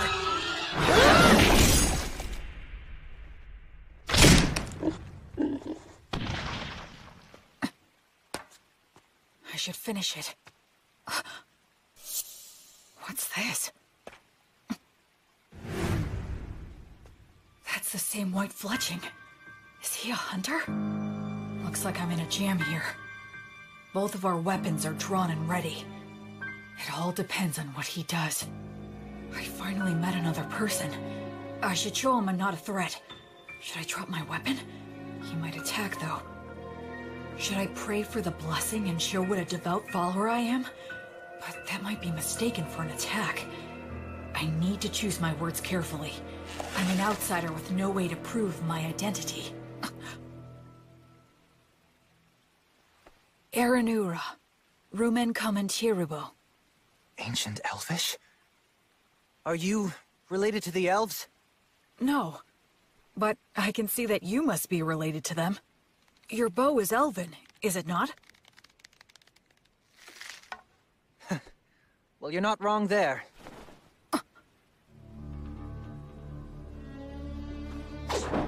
So what? The more important thing is, did you kill the boar? Oh, yes, it was me. That boar was my quarry. You took the kill from me. So... I almost said sorry out of habit from my previous life. Yes, you're right. It charged at me out of nowhere. I was forced to protect myself. Anyway, this'll take some negotiation. I'm the one who ended up killing it, so I think I have at least some right to it. All right, I guess you have a point. Oh, damn it, the arrowhead is broken. I don't have many left. I wonder if metal is hard to come by. We negotiated a few other things after that. The silver-haired half-elf was a skilled negotiator, so I was sort of at his mercy for the most part.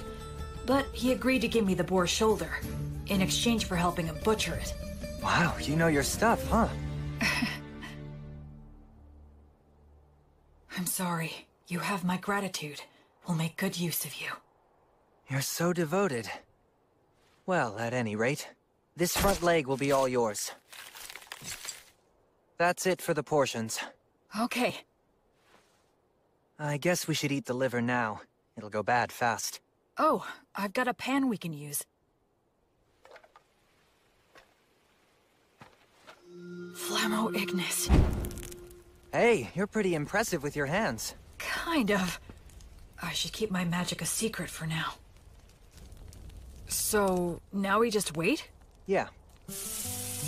Earth Mother Mater, and the virtuous gods, we give generous thanks for your grace as we partake in this meal.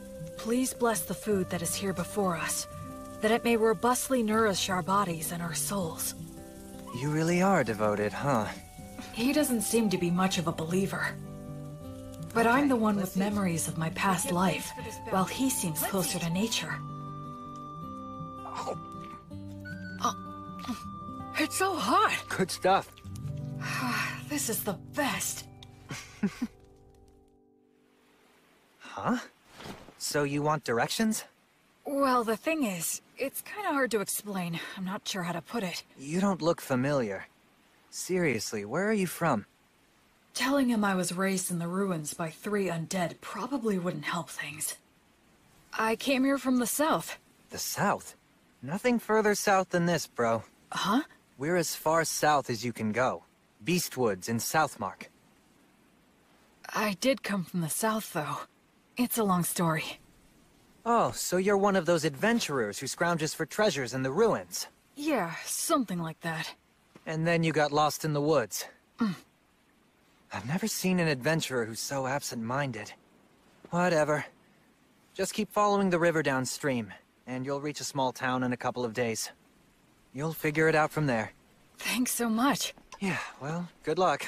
Hey, if it's on the way, do you think we can stop by the settlement that you're living in? I mean... No. I want nothing to do with you. Take a hint. Yeah, of course not. Who'd want a total stranger in armor like this following them home? I'm sorry I asked. You better not follow me. Will you be okay with no light? Don't worry about it. It's none of your business.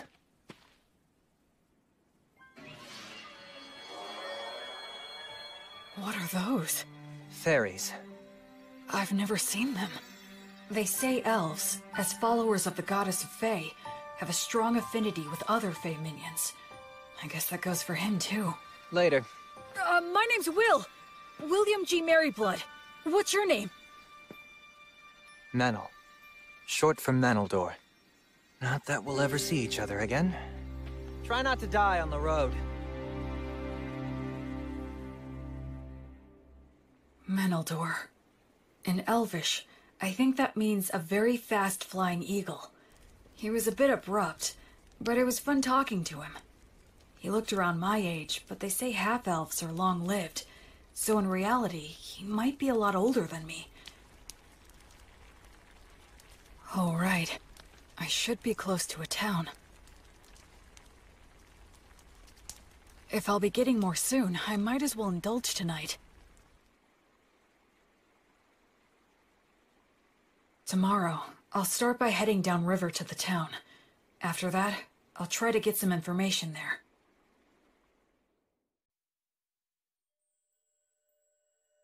Oh, light, my heavenly light. As you travel, I pray strongly for thee. Bring light to the faraway darkness. Be blessed.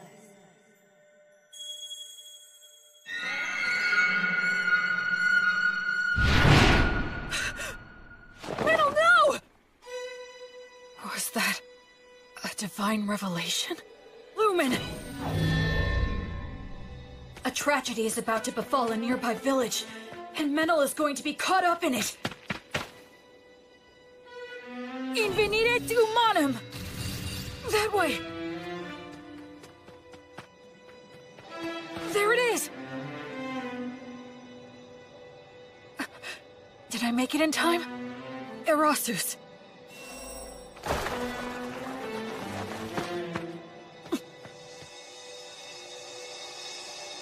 I thought I saw something shining in the forest right now. Sure you weren't just seeing things? Thank goodness. If I tell them I know Menel... Quick, hide! Get behind me! Huh? Hurry up! Are they raiders? Will Menel's village be attacked? Will he get caught up in disaster? No. A divine revelation is up to the interpreter. Oh no. It can't be. How could I have been such an ignorant fool? Meneldor isn't the victim of this tragedy. He's the perpetrator. Go. Secure the village. I'll deal with this one. Menel, what are you doing? I thought I told you not to follow me. Die.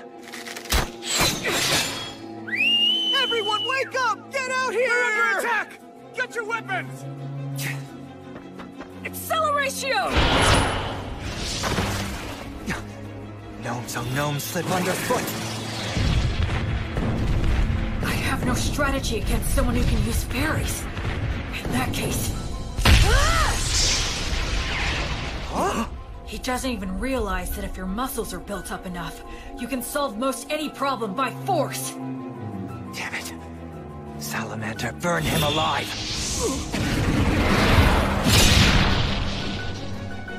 No way. My. You're quite strong, aren't you? Yeah.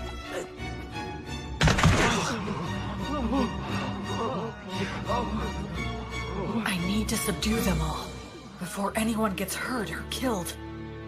Uranium obligatio. I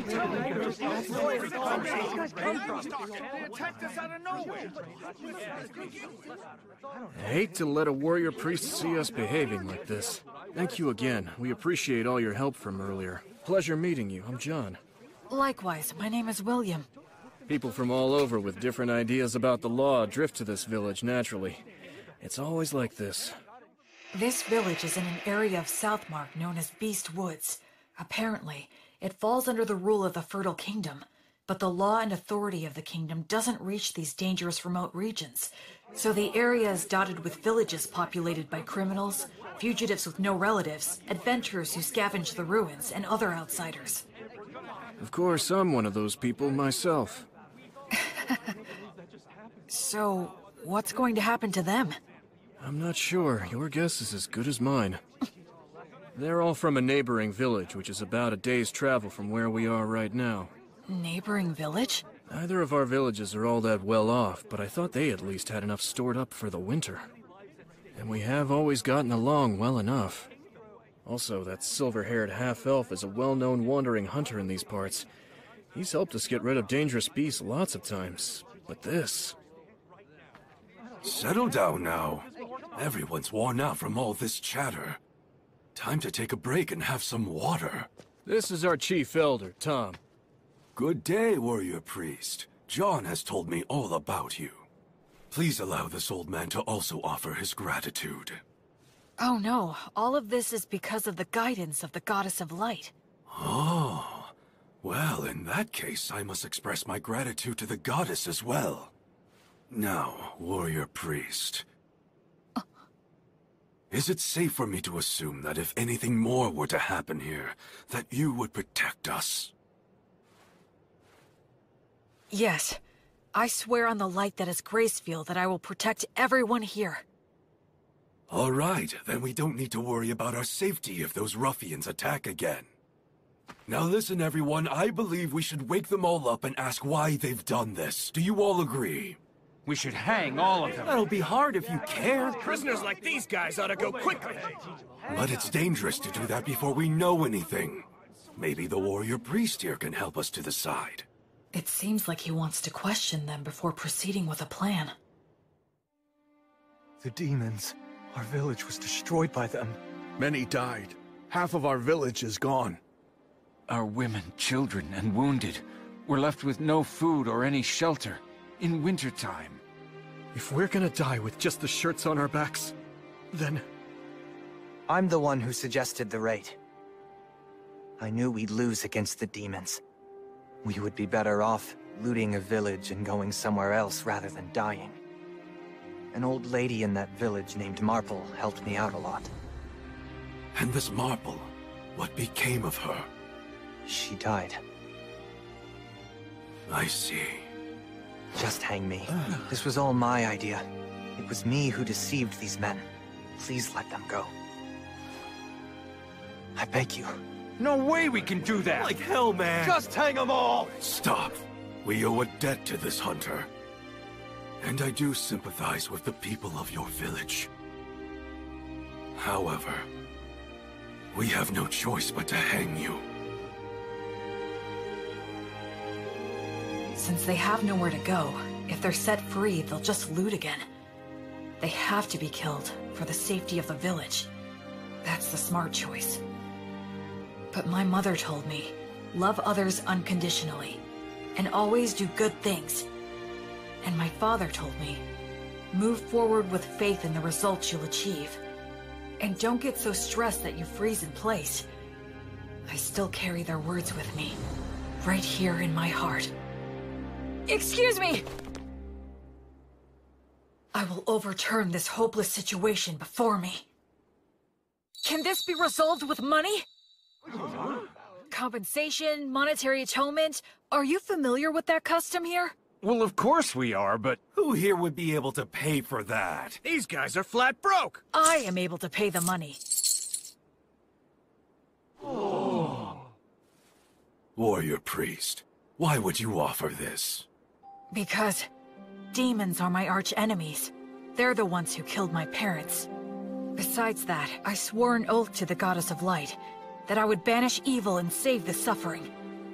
We should readily assist those who have suffered at the hands of demons. We can't allow a village occupied by demons to exist. I'll go and fight them. Actually, I'd like to hire this young man to accompany me. He's an excellent hunter and he knows this forest, right? I'm going to need his talents to help me locate and fight the demons. And I can pay handsomely. Are you sure you want to do this? I feel like we're the only ones benefiting. It's a reward for all of your exemplary day-to-day conduct.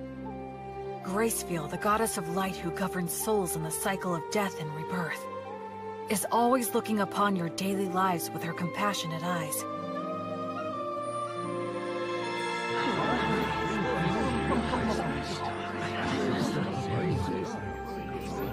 Then let us untie them now. All right. I managed to turn that all around. At least I think. I had a feeling that somewhere, some god was giving me a tiny smile. The people of the village that was attacked took in all the villagers who weren't involved in the raid. Part of it was to use them as hostages, I'm sure, but safe is safe. So are you going to tell me what you're really up to? I don't have anything to hide. I meant what I said. Because you're a warrior priest? Well, I almost forgot. I know it's already after the fact, but you will let me hire you to take you back to the village and destroy the demons, right? You're asking this to the guy who instigated a raid and a murder. Shouldn't I be punished? I already cleared your debt by paying reparations. Besides, it was the only way you could help out. The people were starving, right? It's never crossed your mind I might betray you? If you do, it's the people of the neighboring village who will suffer. You're too damn nice. One of these days you'll be picked apart and left for dead. Well, I'll be very careful then. Okay, sure, I can work for you. I do need some money after all. Great, thanks!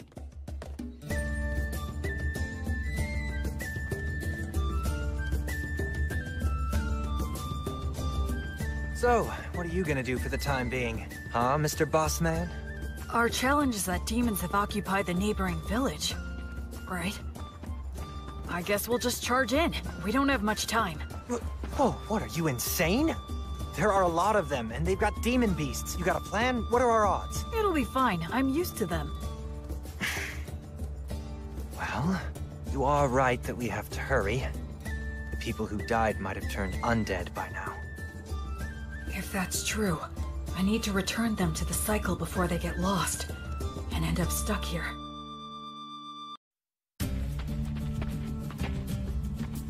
Come this way. Can we get through here?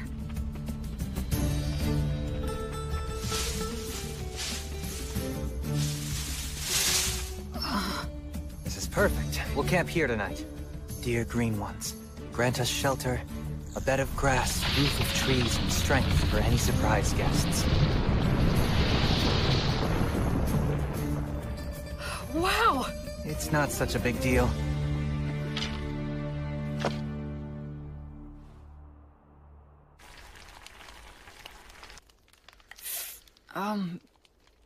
You're awfully quiet. Did I do something wrong? I wasn't raised very well. I'm uncomfortable with people who were brought up like you. But don't worry, I'll do my job and repay my debt to you. I wouldn't say that I was brought up that well. We'll reach the village by morning. Remember, I'm only dropping you off. I won't be fighting any demons by your side. I know. That's fine. Shouldn't we keep watch? The fairies will do it. They'll wake us if anything happens. Hey, why don't we stay up and chat for a bit? I'm tired. If you want to stay up, do so on your own. I wonder how long it's been since I began my travels. Ruins, huh? Used to be. The stones and stuff are pretty useful for building new things. The village is just ahead.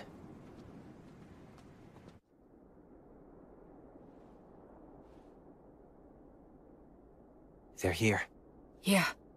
I'll go and scout it out. You stay put.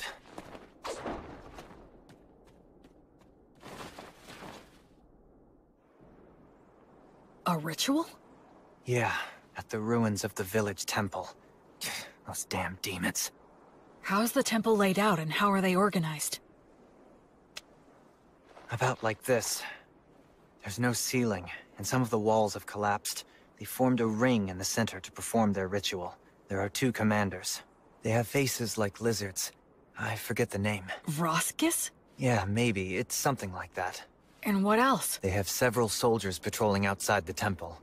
I know there's at least 1 demon beast inside. What's the demon beast like? Well, it's got a human-like head, the body of a lion, and wings like a bat's. It's a manticore. You already know these guys? I've studied them a fair bit, but still. I'm glad there's not more. Excuse me? Let's just go and head on and crush them.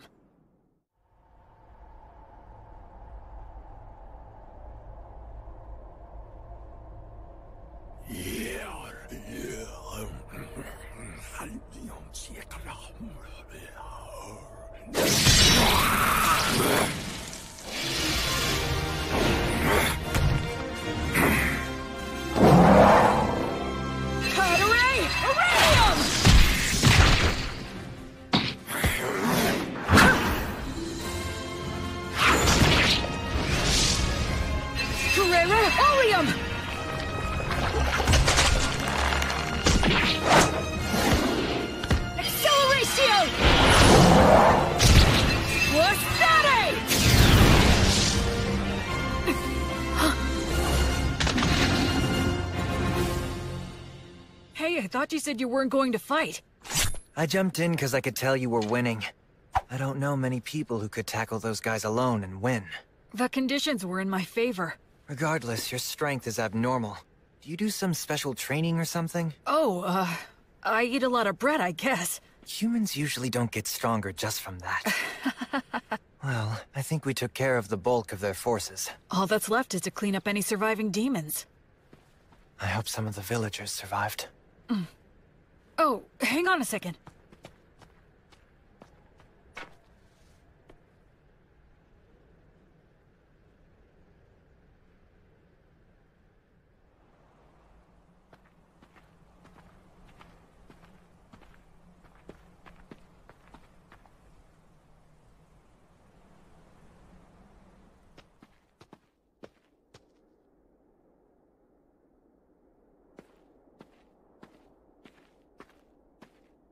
Brother!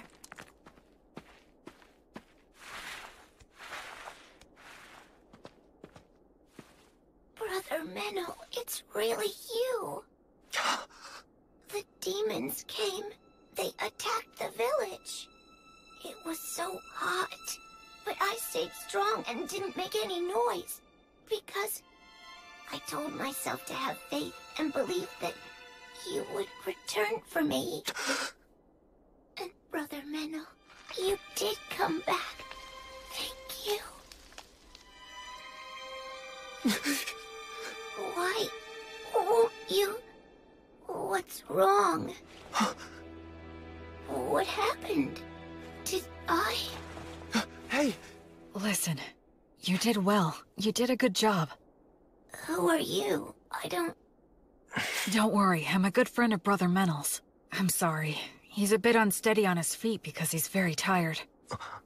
Oh, okay. That's right, you're a good boy. Go on. Menel? I got here late. Sorry about that. That's alright. It's fine. You must be tired. You should rest. Yeah. You're right. I do feel kinda sleepy. Sweet dreams, little one. Goddess of Light, Gracefiel. Grant him some peace.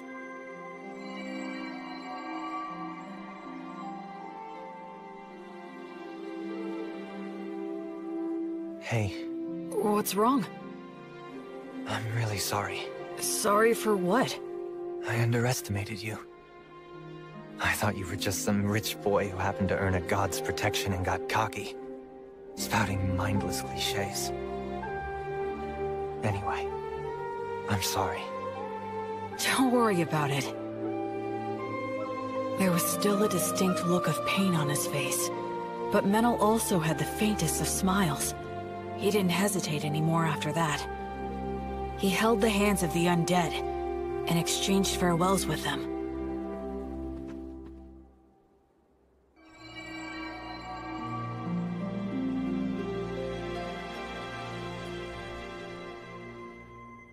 I think we checked all of the major locations. I don't sense any more demons. One more. Huh?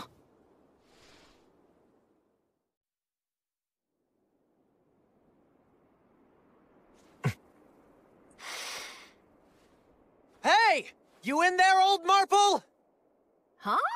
Whose voice is that? Oh, look, it's you, Menel. This ghost is close to the highest rank. Her soul must be extremely tough. If she resists, my power might not be enough. If it comes to that, I'll have to use a magic weapon that works on spirits. You really don't need to worry so much, young man. Huh? I'll have you know I haven't gone senile yet. Really? Well, that's a relief to hear.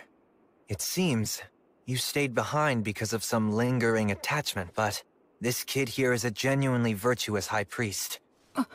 Returning lost souls like you to the cycle of death and rebirth, and treating wounded people are what he does best. Oh? Listen, we can take care of the village now, and I think it's high time for you to move on. Unless you still have something to say. I can deliver the message for you. Menel, you've been bad again. No, I promise I haven't. And where the hell did that come from anyway? Maybe you are senile. I can read you like a book. What's that supposed to mean? You're lying, that's what. I can always tell when you're lying. You're a little hooligan, but at your core, you're honest and smart. All this killing and stealing isn't for you. My goodness, you know this more than anyone. You see now, don't you? Shut up. What did you say? Shut up! What makes you think you know anything? Just what the hell was I supposed to do, Marple? You died, and everyone else in the village was starving. What else could I have done? You think I should have prayed to the gods or something? The gods. The gods have never helped me out, not even once.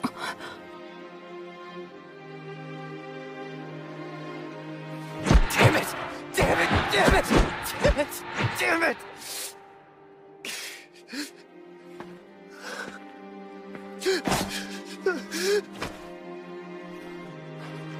Damn it all. I've had enough. Just let me die with you. The life of a half-elf is too long for me. Those with elven blood live for hundreds of years. Even after they lose the people and places they love, it still doesn't end. They can't leave. Listen to me, Menel. Now, Meneldor. Despite all that, the gods have given you a second chance. It's your last chance. Stop living like some useless bum. You may hate the gods, but remember that the gods will never stop loving you, even if you don't notice it. They will always shine their light, never growing bored or tired of you. So now, you just need to realize that light is there. Okay, priest, I'm ready, but if you wouldn't mind... Yes? Can I entrust you to look after this poor fool? He's not really such a bad boy at heart. So please, treat him well, won't you? I will. And as for those darn demons and demon beasts that attacked the village, I'm certain that they weren't just strays. The stronghold where their boss dwells is deep in the forest, and he sends his demon minions all over the place from there. He commands the demon beasts to attack people. It seems like they're putting all their effort into one big evil plan. If I may, your lingering attachment...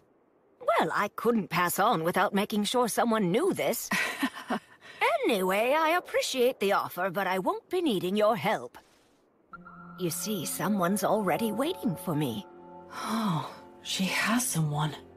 So it's about time for me to be on my way. Menel, dear, do take care of yourself. So many things happen in this world that can never be taken back again. So stand up and put your best foot forward. There are things you need to do. Damn it. You old woman. You're so selfish. Oh, well, so are you. Oh, my goodness. What are we going to do with you?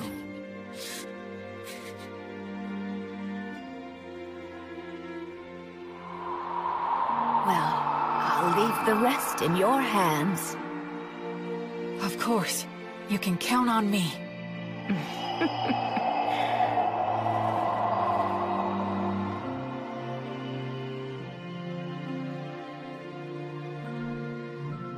The present state of this world is dark. At the very least, in this area known as Beast Woods, demons and demon beasts still run rampant, never fully exterminated. No nation's laws reach here, so even among humans, robbing and mugging are widespread. Certainly, as an outsider just passing through, I'm not obligated to do anything. I could just walk right by it, but... As you travel, I pray strongly for thee. Bring light to the faraway darkness. Be blessed.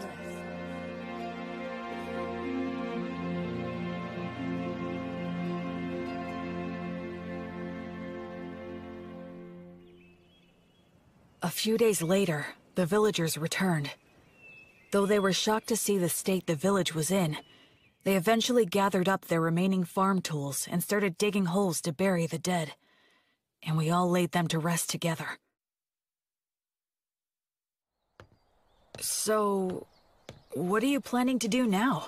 Well, feast your eyes on this.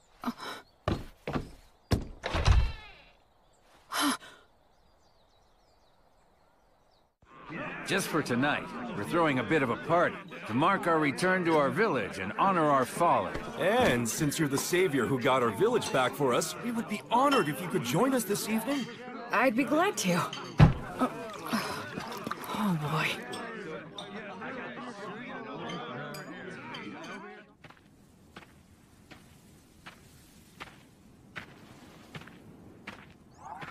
Menel.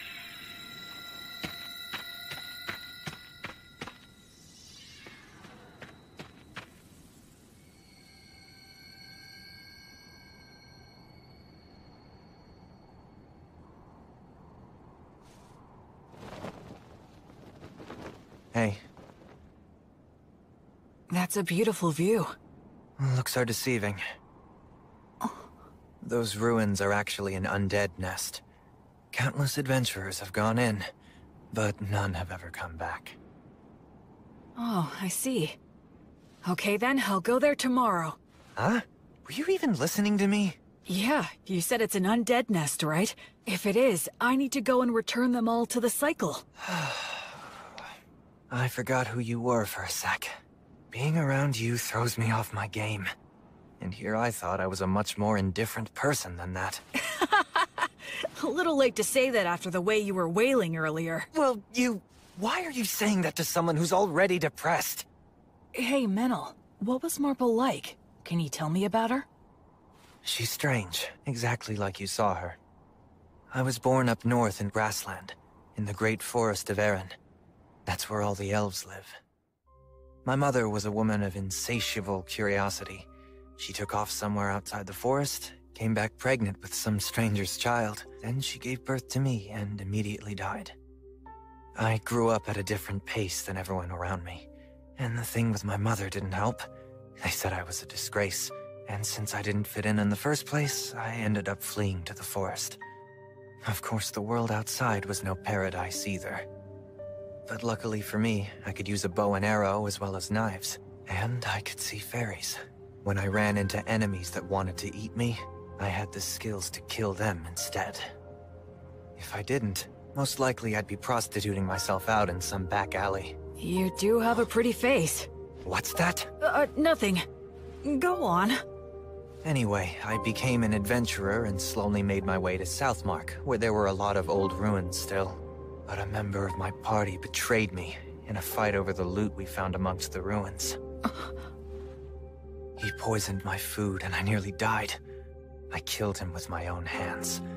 But all of them except me died anyway. I didn't even know where I was wandering off to. It was near that village that I finally passed out.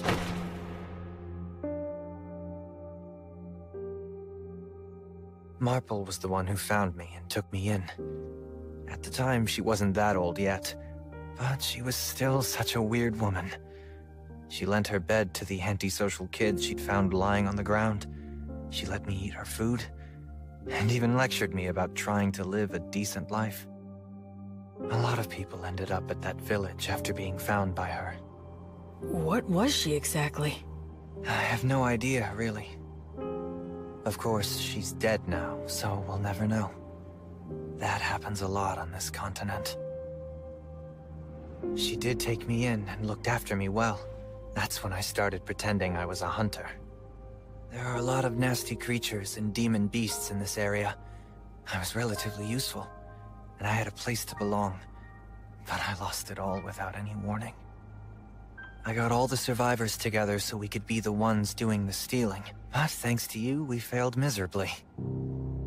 It sucks having a longer life than anyone else in a place like that, so it's depressing. I just want to die sometimes.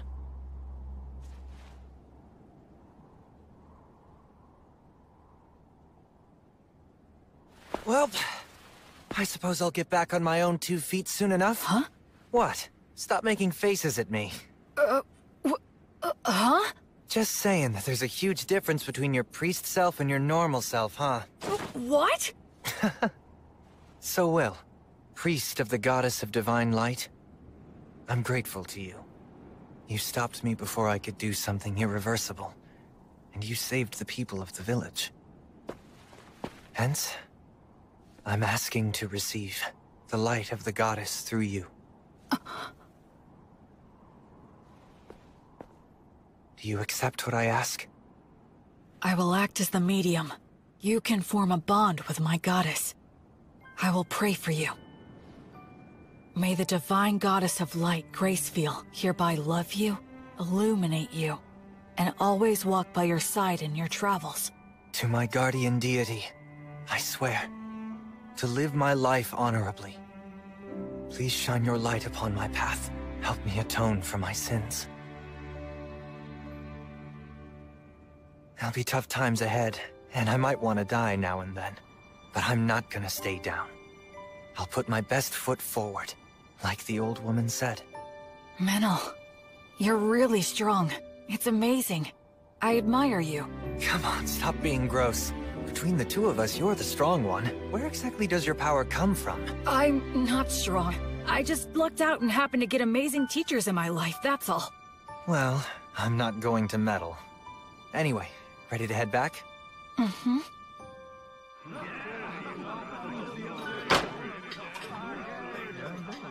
Blood. Mary. So, I think maybe I just might have found the very first person I could call a genuine friend. This looks bad. They stole all of the livestock, and they destroyed a bunch of tools that can't be replaced. We'll have to make the journey all the way to White Sails to buy some more. But with whose money? Well, we can't replace everything. Hey, what exactly is White Sails? Huh? Are you being serious? What's your deal? You grew up in a cave or something? Sorry. So, White Sails is this... could you tell me about the history of this place, too? Yeah. Alright, fine. You know we're in the southernmost continent, known as Southmark, right? Yes, that I know. So around 200 years ago, Southmark was engulfed by a horde of demons. The 100 heroes took out the king of the demons, but the humans abandoned this continent, crossing the sea to retreat to grassland in the north. The 100 heroes? That's Blood and his buddies. Since the Fertile Kingdom unified the southwestern region of grassland, they've been cultivating the land with the intention of reclaiming it. And as for the area of White Sails, it's the port town that became the center for immigration from the north. I see. A lot of misfits and aspiring heroes go there. Also, those with divine revelations. You're hoping to gather more faithful on this trip too, right? I understand that Gracefield used to have a lot of devoted followers on the southern continent. Can you tell me more? I think that most of her followers were scattered after the Great Collapse. Yeah, that's right. But those followers who managed to escape to Grassland kept her name alive. Yes, even so, her following has declined quite a bit. Rampant demons and demon beasts. Villages that resort to thievery. Faith in the goddess dying out. Perhaps this was the mission that the goddess had in mind for me all along? Well, enough of old history lessons. We need to help the villagers now. Yeah, with regard to that, these villagers don't have a lot to spare. Hey, Metal, wanna explore some ruins? We'll divide the loot. I didn't expect looting ruins to be another one of your specialties. I'm used to them. Seriously, who are you anyway? But we do have enough money to rebuild now. We can buy new tools and livestock. Plus, I made up for my personal expenses. Can't wait to get to the city. First thing we're gonna do is eat there. Seafood's in season, so... Someone! Help us! A giant ape! The two running from it are a halfling and a hawker? Stop! No ifs, ands, or buts about it! Good grief! Stop it! Yeah.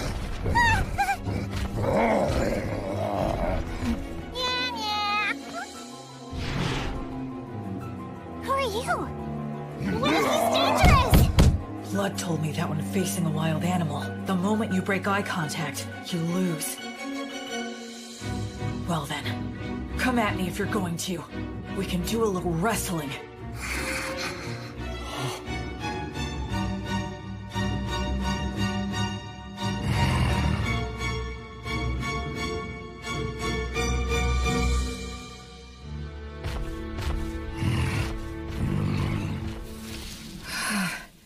Thank goodness, I didn't have to fight him. Are you okay? Wow, mister, who are you? Some kind of adventurer?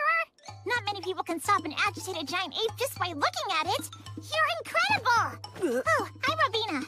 Robina Goodfellow. I'm a singing, dancing troubadour. I go where the wind takes me. You can call me B for short.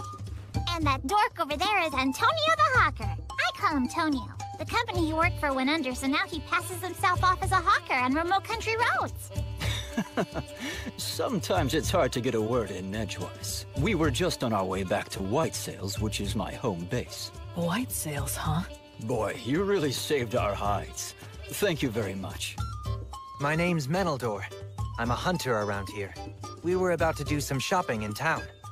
And this guy is... I'm William. William G. Merryblood.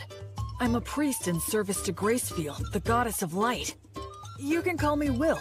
Wow, that's a noble name! Gracefield's the one they love in the southern continent, right? Oh, wow! I didn't know she still had priests. And not just any priest, a warrior priest, am I right? Am I right? It's true. He may look spacey, but he's got mad skills. I mean, I hardly ever get attacked when I'm walking with him. Are you saying that the beasts know how strong he is and avoid him? What the heck? How cool is that? What? You usually see more of them? Yes, of course. That's why it's called Beastwoods. It feels like their eyes are piercing me. Anyway, is it just the two of you? No guide? Or were they killed? Well, actually, when we came across that giant ape in the forest, I'm embarrassed to say that they ran away. Some guys conned you out of their upfront pay and then bailed?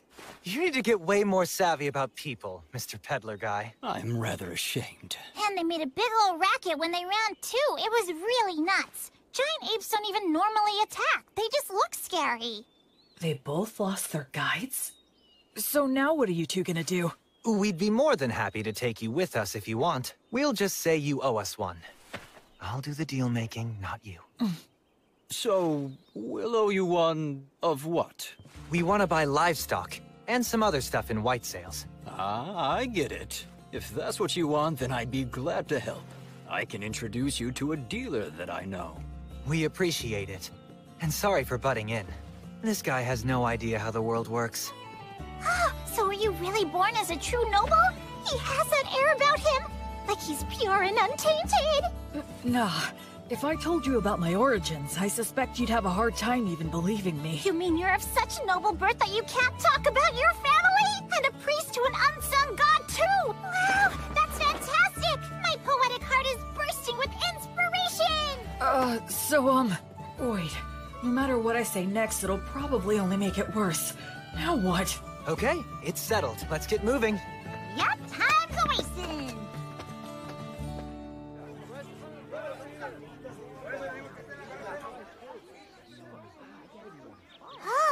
This place looks perfect! Woohoo! Introducing B! B and Tonio warmed up to me quickly. Tonio has a gentle demeanor, and he's good at getting close with others. As for B, she doesn't seem to have any boundaries when it comes to people. Ahem! It is now time for me to sing you all a song. I'm counting on you to clap along for me, and you collect the donations, Will. Sure! You got it, B!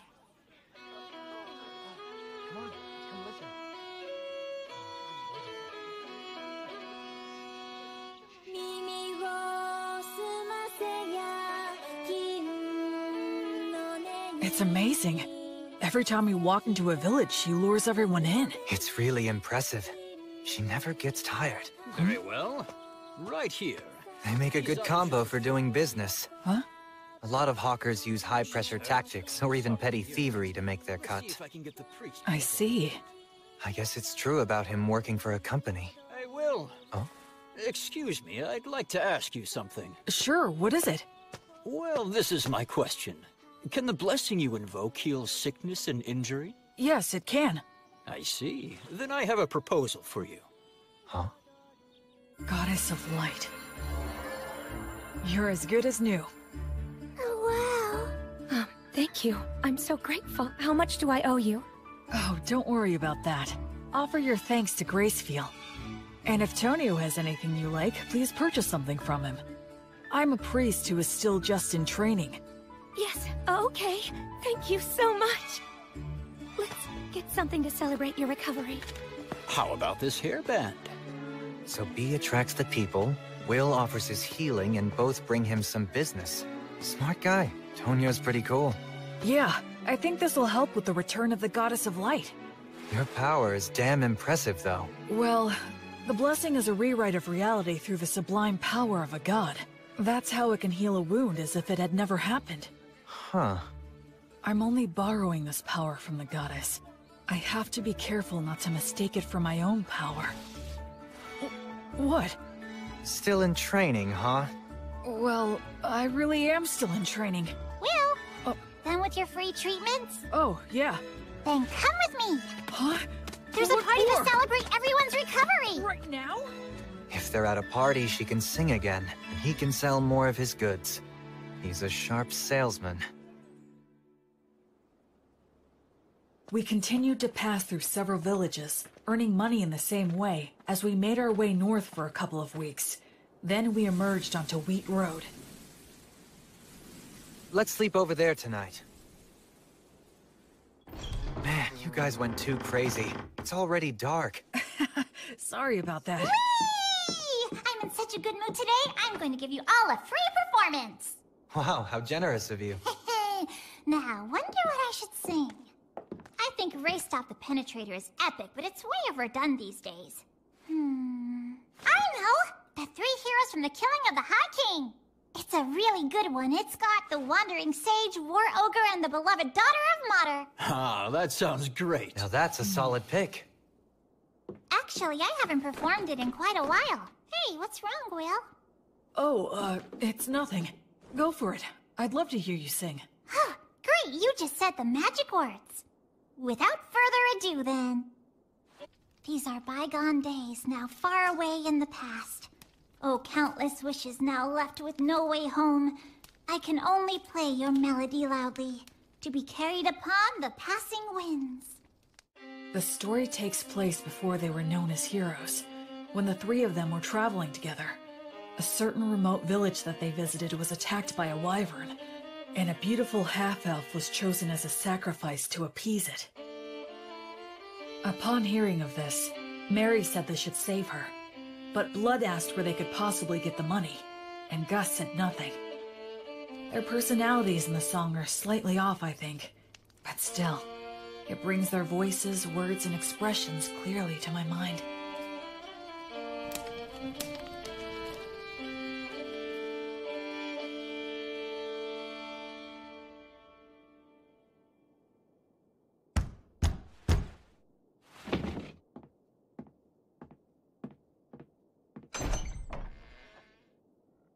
Who might you be? You think we're gonna take on a wyvern for that amount?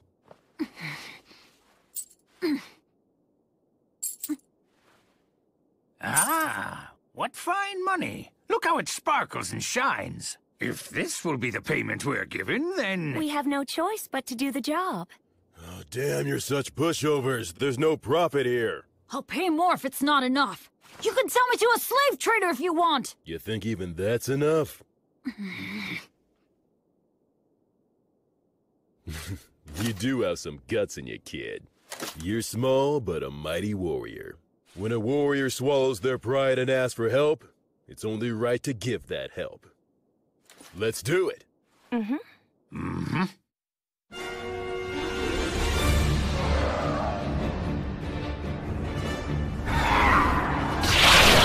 Ligatur! Nodus! Obligatio!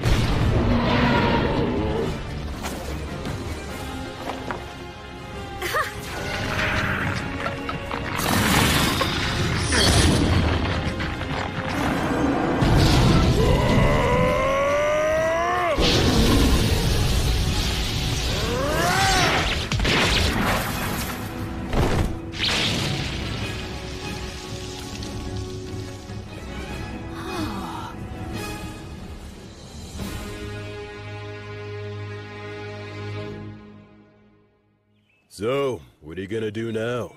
Neither one of you can stay in that village anymore. We'll manage.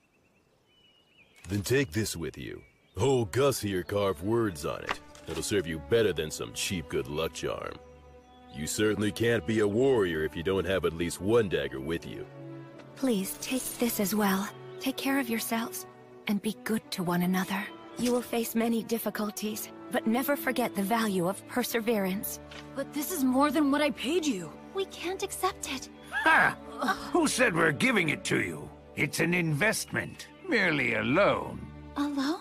Listen, you two must live the best you can and build up fame and fortune for yourselves. If your names reach our ears someday, well then, we will come to collect what we've lent you, plus interest. In case that should ever happen, I will leave you with my real name. It'll be our password, too. So listen well. Thus, the boy and girl learned the true name of the Wandering Sage, known to no one else in the world today. Hand in hand, the boy and girl began to make their way to the city, while the three heroes walked back down the road in search of bold and thrilling new adventures. That's the end of this sweet song. But there's a follow-up to the story. Count Dagger of the Fertile Kingdom, his actual surname was Wizard's Dagger. To this day, an elderly half-elf woman still waits at his mansion. Does that mean... She believes someone who knows the sage's true name will hopefully come to her one day, so that she can return what he lent to her, along with what he lent to her husband. She plans to offer her thanks to him when that day comes. That's what this story's about. A story of three great heroes that still echoes to this day. What's wrong? Will, are you crying? No, I'm not. I'm not crying. Aw, come on now. It must have been Bee's great storytelling that moved you to tears, huh? No, it's not that. I promise you. Ah, don't be shy. There are still so many people in this world who fondly remember the three of you. There always were. That makes me happy beyond words.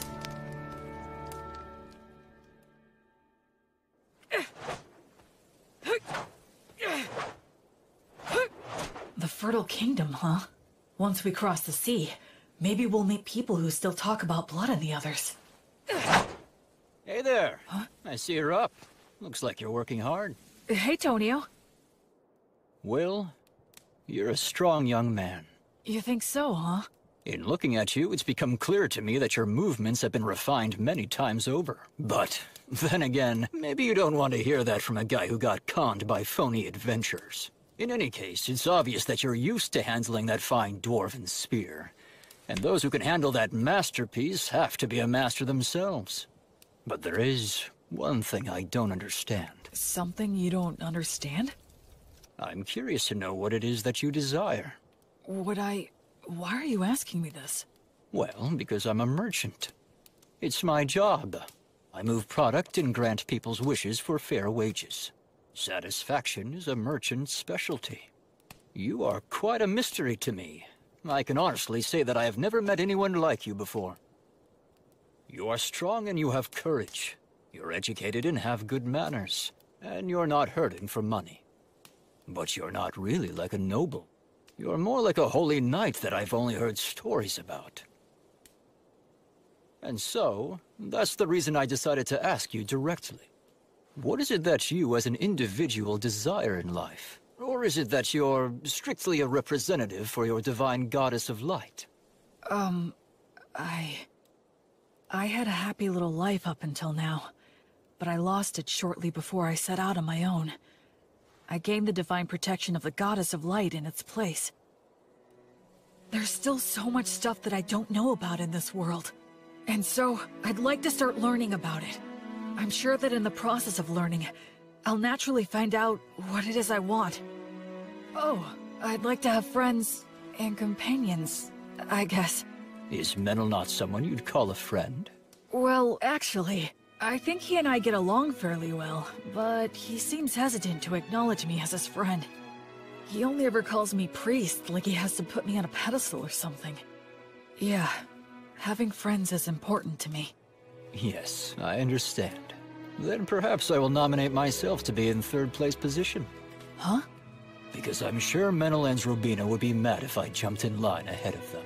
The very thought scares me. Oh.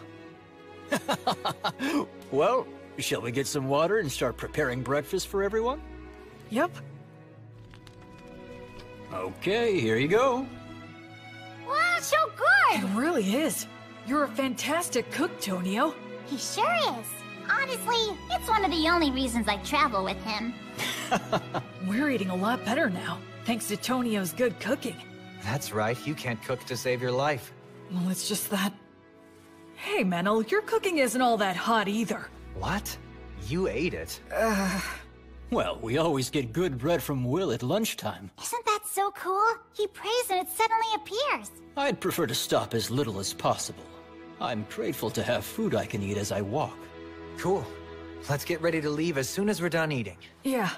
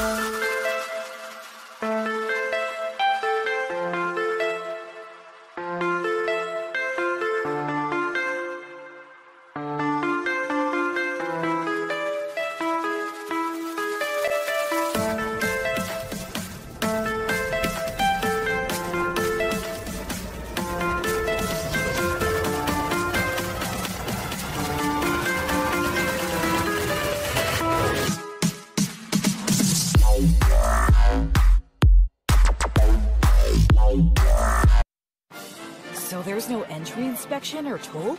That's right. It's the policy of the city's ruler, His Highness Ethel. Goods enter the city by boat in tremendous amounts, and then they're distributed throughout Southmark by land and water. Wouldn't that mean a massive amount of goods pass through here then? Yes, and if all of them are checked at the gate, it would be a hotbed for the smuggling of both goods and people. Oh, I see. So, Ethel imposed docking fees for ships and rental fees for companies setting up shop here to make money for the city, keeping the movement of people and goods as unrestricted as possible. Oh. It seems like the economy is their top priority. It's a very advanced city with a real sense of freedom. Quit talking about all that boring stuff. It's Will's first time here. Let's have fun. Come on, this way. Ugh.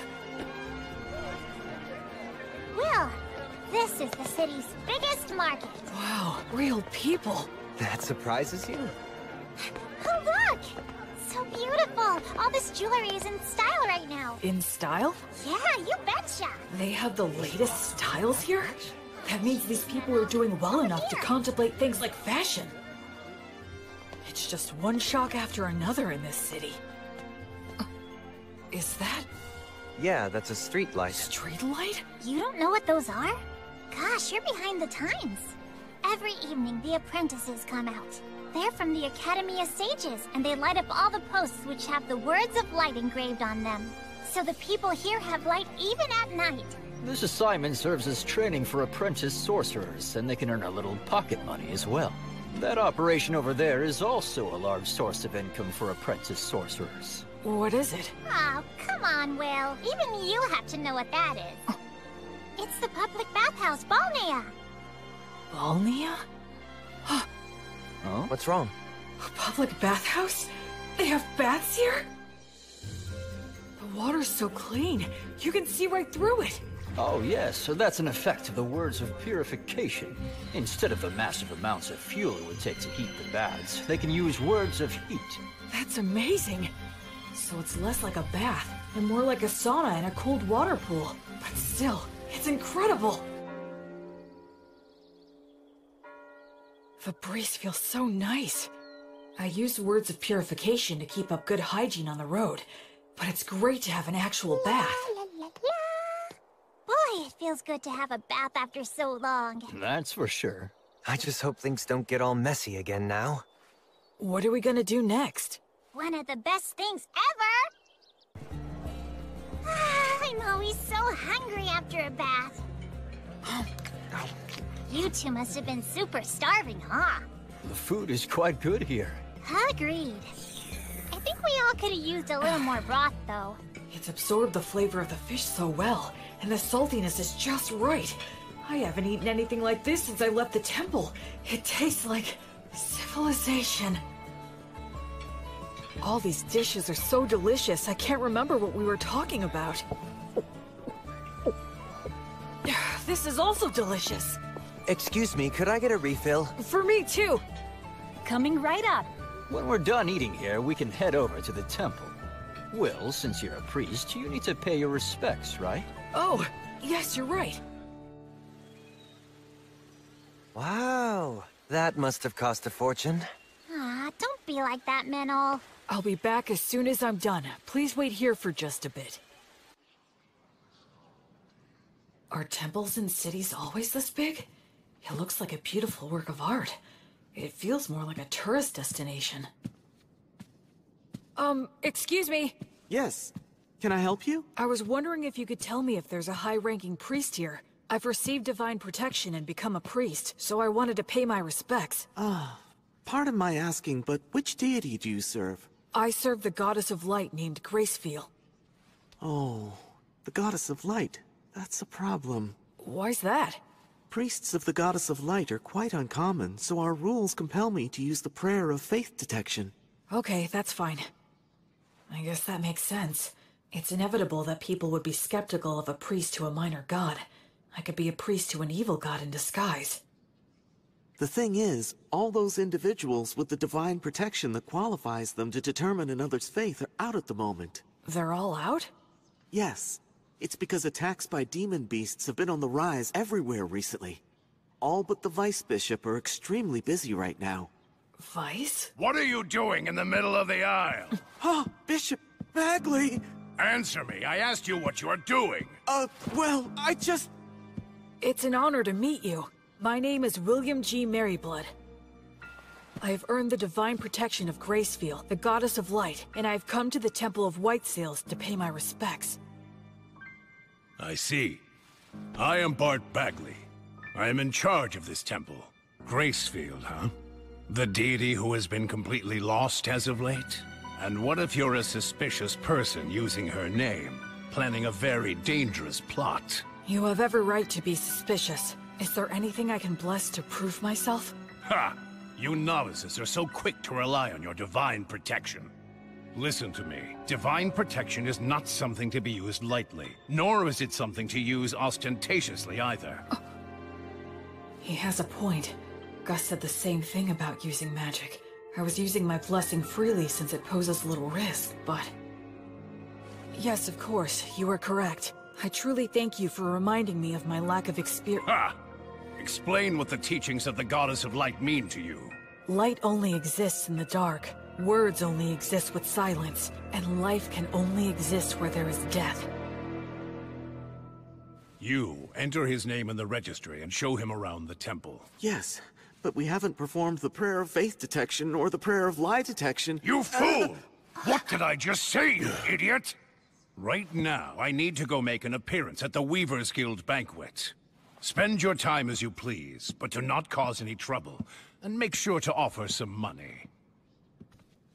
Well then, right this way, sir. Oh, right. I realize how unpleasant it must have been for you to have met Bishop Bagley, but you handled yourself very well. Huh? Well, the head of the temple loses himself in parties and pleasure-seeking. He's quick to anger and always complains. Despite all he says, he never uses his blessing. The vice bishop, on the other hand, is a most wonderful and virtuous person. I'm sorry, don't tell anyone I said that, okay? Sure. Hey, what do you know about the head of the temple? Well, I've only ever heard bad things about that guy. Like, he's really vulgar. He seems to have some sort of influence behind the scenes of the city's commercial and industrial guilds as well. So that's how he's seen around here? Still, talk about living it up. I mean, he's letting us use the temple's guest room. 2 of them, even. Anyway, what should we plan to do next? We could take in sights, or visit some guilds nearby. Oh, if we do that, then I'd recommend going to the... Wait a second. What was that? Those don't sound like clock tower bells. Is there a fire? That sounds like an emergency alert. It's a wyvern! Everybody run! Huh? What the...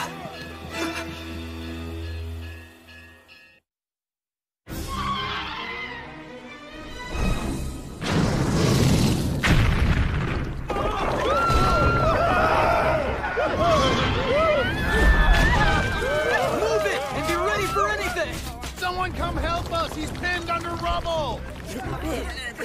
What's going on? Stop pushing! Where is my child? Oh, gods.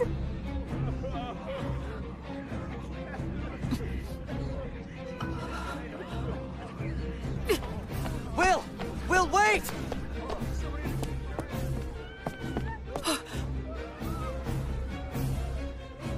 Why is a wyvern here?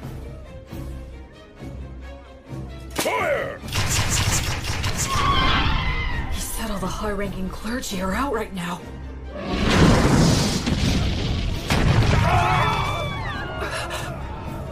Their civilization, their city, everything the 3 of them protected. The place where people can live freely. Verba! Volanto! Tony Truce! It missed! But among the words I can use, these have the furthest range. I'll just have to keep firing until I hit it. What are you doing, you idiot? Why are you shooting off high magic like that in a blind fury? You'll get yourself killed! But nothing! You're fighting a wyvern. You have to be more efficient than that. You've got smarts. I suggest using them, you moron. Don't just rush in. You should start off by learning how to use your minor magic more skillfully and accurately. I got it. All right, then. Think. What can I do about this wyvern using all that I know? Menel, would you help me? I need you and your fairy magic. Right. B, Tonio! Huh? Please work with the people nearby to get everyone clear of the temple's front garden. I'm going to bring the wyvern there. Your Excellency, you must take shelter below, quickly! How could this happen? Dozens of people, if not hundreds, will die. Now then. Sylphs, sylphs, maidens of wind. Your steps are the wind's steps. Your song is the wind's song. Sing in chorus, sing in rounds, cheer and applaud. Your sweet harmony shall spread the words of origin in the 10 directions. Verba, Volanto, Conciliat, Sequitur, Tonetrus, Oranium.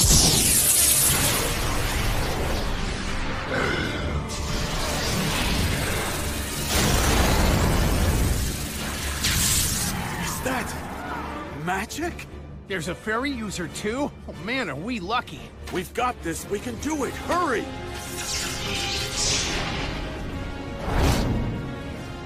I'm probably not hurting it that much.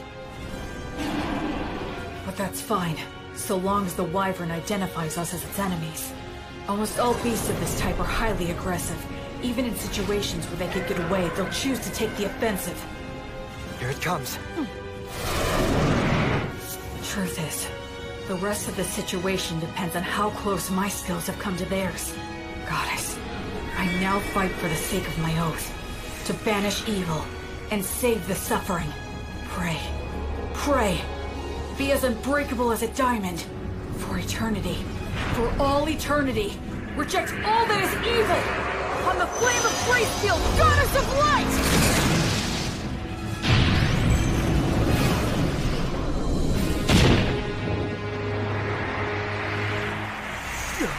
What the heck is that stuff?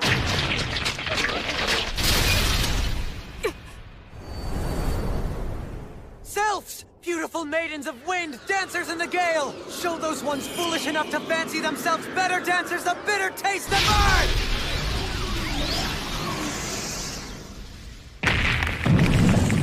Ligator! Notice! Obligatio!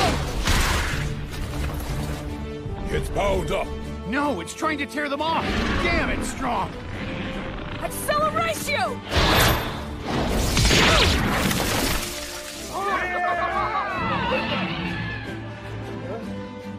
Unbelievable! That didn't finish it off. Run! It's gonna use its breath! There are still people back there. What do I do? What can I do? Go get him! Acceleratio! If you're stuck, use your muscles. Be violent. Take him down.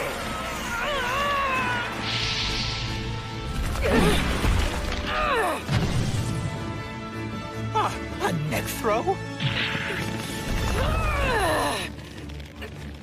You're not getting away! Oh! I won't let your fangs or claws hurt one single person!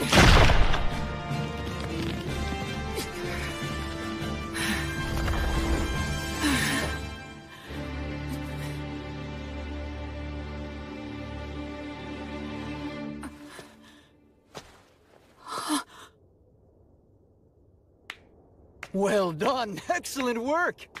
I praise you and give thanks to all the gods for allowing me to serve a great hero such as yourself. It's the birth of a new wyvern killer! A brand new hero! Sing his praises with your applause! Thank you so much! That was wonderful! You saved us! Guess we were too late, huh? I had no idea so many magic users and a warrior strong enough to kill a wyvern were staying here. It is truly divine providence.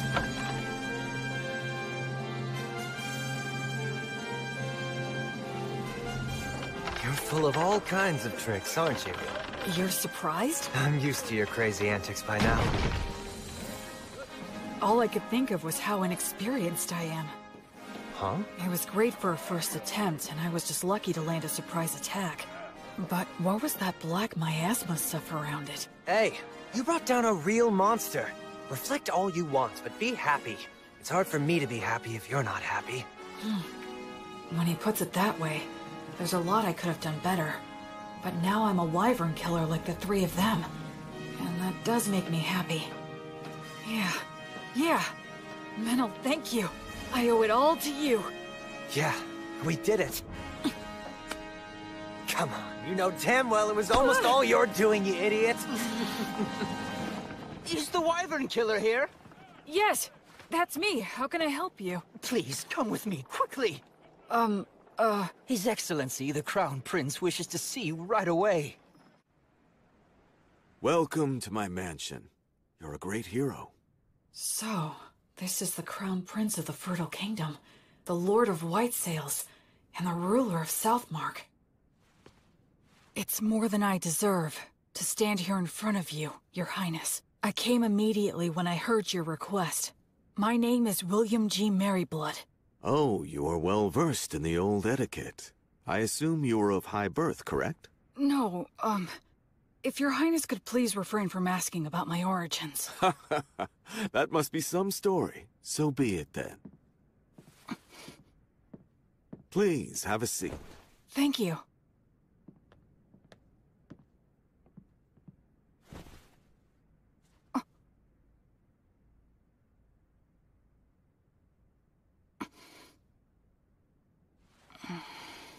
William, there are 4 or 5 individuals in your group, are there not? Yes, 4 of us. Which makes you a magic user, a priest, a fairy user, and a warrior. Well? Actually, we are a traveling priest, hunter, merchant, and a bard. One who shot lightning at the wyvern, one who made the light, one who dealt with the air, and one who broke its neck. That is 4. If that makes 4 people, it is indeed correct that we are 2 of them. What are you talking about? I can explain.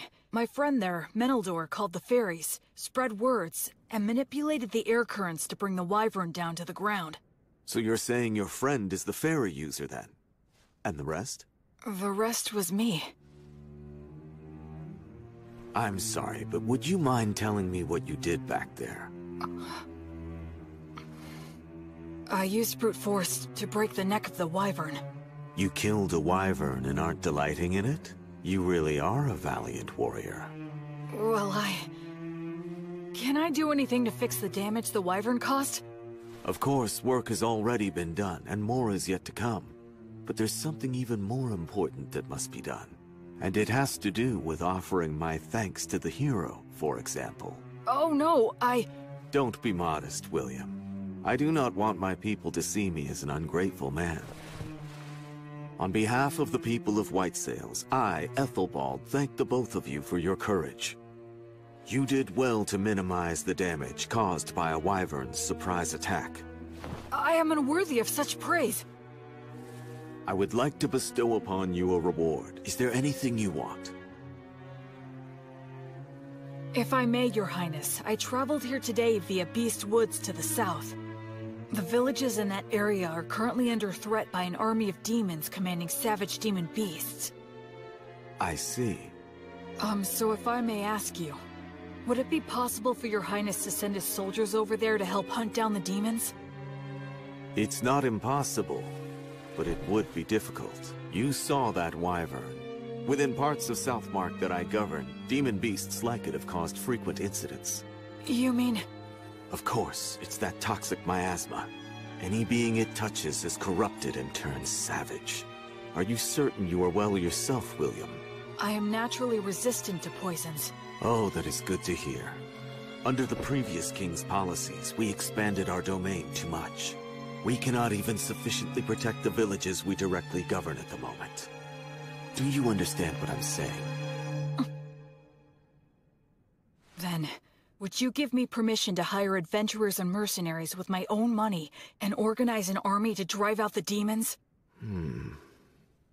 William, are you certain you recognize the full extent of what that could potentially mean? Yes, I understand that I am asking a considerable thing of you, Your Excellency. Yet you stand by your request. Yes. Because if I don't, then how many more tragedies would we be forced to simply overlook? Except to save everyone here is a task not even gods can achieve.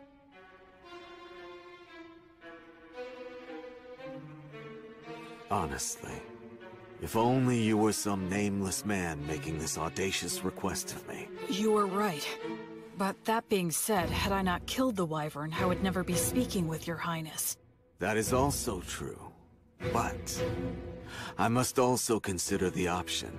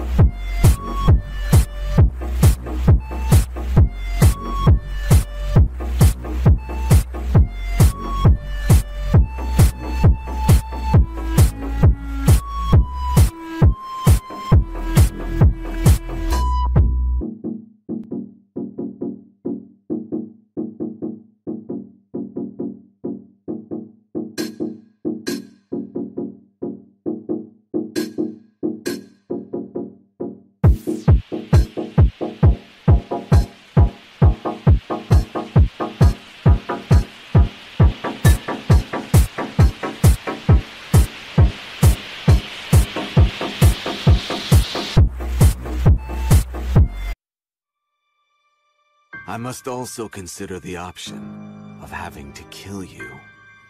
That's unnerving. And how will you explain my death to everyone? I'd simply say that you were poisoned in a battle with the Wyvern, and you started to spit up blood since the treatment was too late. I understand what his disposition is. A hero who can't even prove his identity is asking him for forces to operate in a region he doesn't even govern.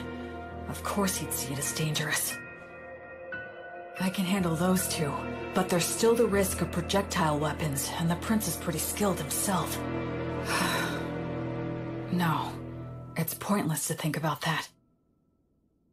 In any case, I have to get through this somehow. I need to speak from the heart and plead my case as earnestly as I can. Your Highness. Go ahead. If all the saltiness were to disappear from the world, then what would give salt its distinctive salty flavoring? And if all those who carry a flame were to live entirely in the sunlight, upon what would they shine their flame? For my part, I'm fortunate to have received a part of that flame from Gracefiel, the divine goddess of light.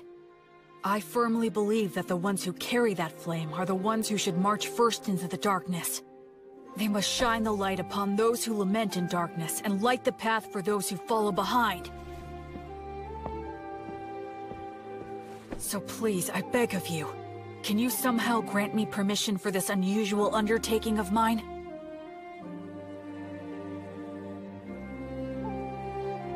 Young William, this path will only lead to despair. It won't work, and even if it does, you will pay the price. But I have some business with that despair you're speaking about. Oh, really? And what is that? I don't like how its face looks, so I want to go and kick it in as hard as I can.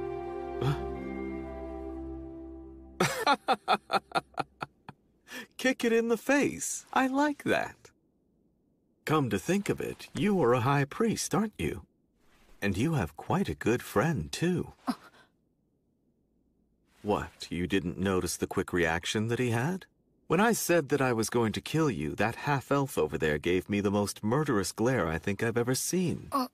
What are you talking about? I did that because I thought you were gonna kill me as well. Damn it, don't look so happy. Bishop, please stop. Please wait, Father. This is with a guest at the moment. Stay out of my way. You damned ridiculous fools! Prince Ethelbald, please, I beseech thee, do not act irrationally. Who, me? Why, Bishop Bagley. I have no idea what you're talking about. Do not play dumb with me. This young man is registered with my temple. He is in the books. Though it may be temporary, he is a member of the temple. And you beckon him here without a word to me?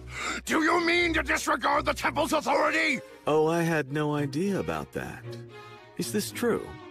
Yes, that's true. Claiming ignorance is not an acceptable excuse. You cannot forego the verification protocol simply because I was away. So you say, but the people from your temple seemed very happy to send him to me. A total lack of discipline. I will give them a stern talking to later. In any case, he must... The thing is, Bishop Bagley, he is not what you think he is. Huh? He came here and asked me to assemble a private army. He says he wants to save the poor people of Beastwoods. What? You... I would be lying if I said it never crossed my mind to kill him right here and now. But he's so frank in the way he expresses himself that somehow I started to find it amusing.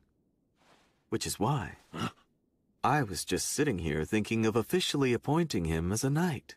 Would your temple be willing to give him its blessing? You know, he would become a paladin. The temple and I can share the profits and responsibility. What do you say to that idea? What? Of course, naturally, he would fall under our joint authority. You could always have him excommunicated if need be. That's not even the issue we're talking about. The temple can attest to his character. And as the Wyvern Killer, he should have no problems with all the rest. This is proceeding too quickly. I'll return to the temple and think it over. Would that be all right? Yes. But it would make me truly happy to see this happen, Bishop Bagley. I have taken a liking to this young fellow. Assuming I do decide to become his patron, you can spare me your silly games. You, novice boy, we're leaving now. Right.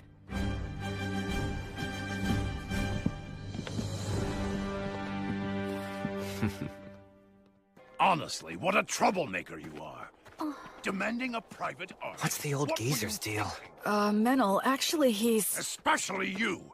You're a novice. How dare you take matters into your own hands? So what if we did? It's not like you're our boss or something, mister. Excuse me? I'm the head of the temple, in case you forgot. So what? You want to fight over it? How dare you speak to me that I'm sorry. My father's on edge because he's had unresolved issues lately. No, I apologize for my friend's behavior. Anyway, so you're Bishop Bagley's daughter, then?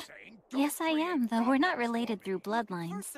At one time, the bishop was in charge of a temple in the capital city that accommodated a large orphanage. Ah, yes, I got it. When His Highness Ethelbald asked my father to relocate here, I came to this continent along with a dozen or so other families. So that's what happened. He's in a position where he can throw his weight around. He has connections everywhere, and he has loyal subordinates, too. Bishop Bagley! Thank you for all your help. Your intervention with the Crown Prince saved us. Thank you.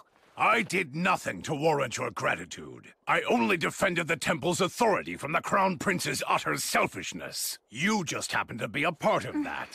Besides, when he's amused by something, he has a habit of doing absurd things. It's a real problem.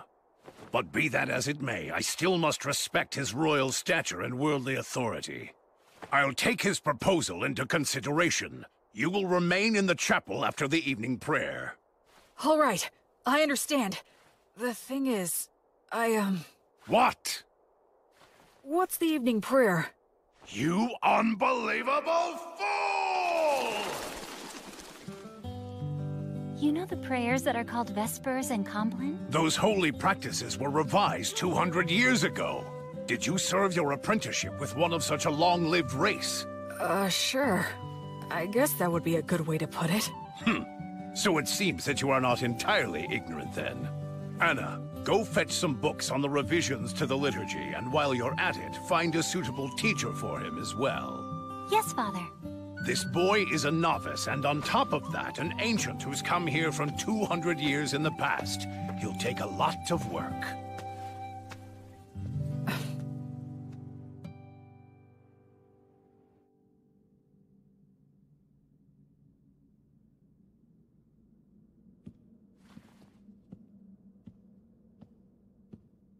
Greetings, Bishop. Wait here for a moment. Of course.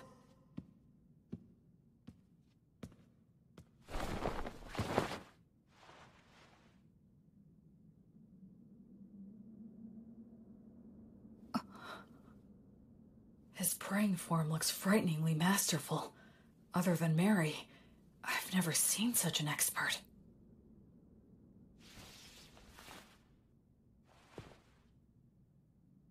Now then. What is it? As head of the temple, you have earned a high level of divine protection, yes? Equal to my own, if not even higher. The people of the temple told me that you don't use the blessing, and when you pray, either you don't let anyone watch, or you don't apply yourself fully when others are present. Why is that? Ha! Foolish novice. Just what exactly do you think the blessing is? Divine protection from a god. Well then, why did a god bestow divine protection upon you? You think it was to give you special treatment? Not so, correct? To act through you.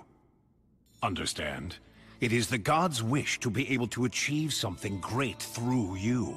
And in order to live up to the god's ideals, we must constantly be in thought about how to use the blessing most wisely. Using it for personal gain will sadly detract from the god's glory.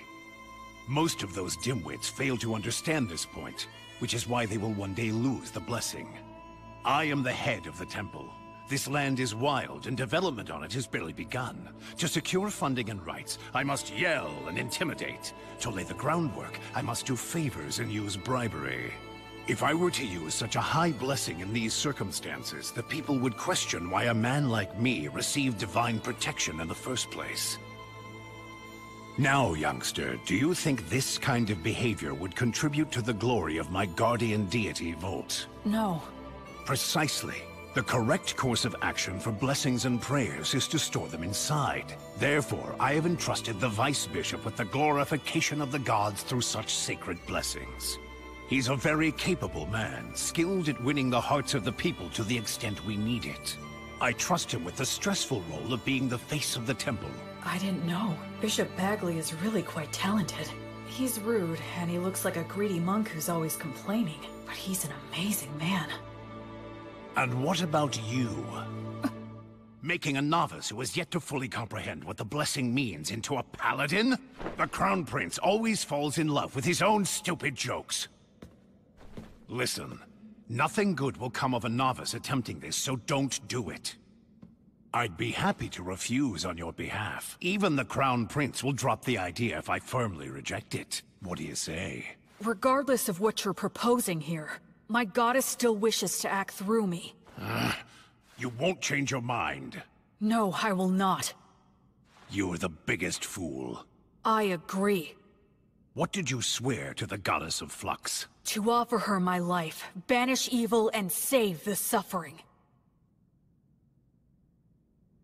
Rejoice, then. You have got to be one of the most dim-witted of all the dimwits that I have ever seen here. I can send a few men with you, but the rest will be entirely up to you. Thank you very much. I should respect this man, no matter what anyone else says. Welcome! You're really putting those drinks away, mister. Don't go for people who use adventuring as a job. You have to find those who are in it for the glory and prestige.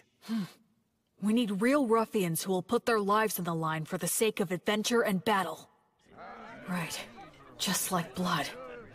They have Demon Beast horns and Demon Beast hide? Those are their battle spoils. It's the easiest way to show off their strength. Come on, let's go.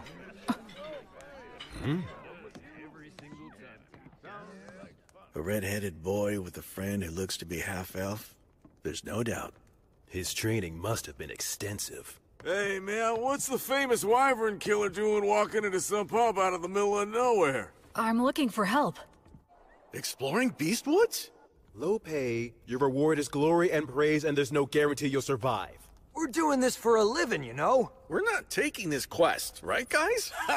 Yeah, man, don't be so stingy. Shut up, you blowhards.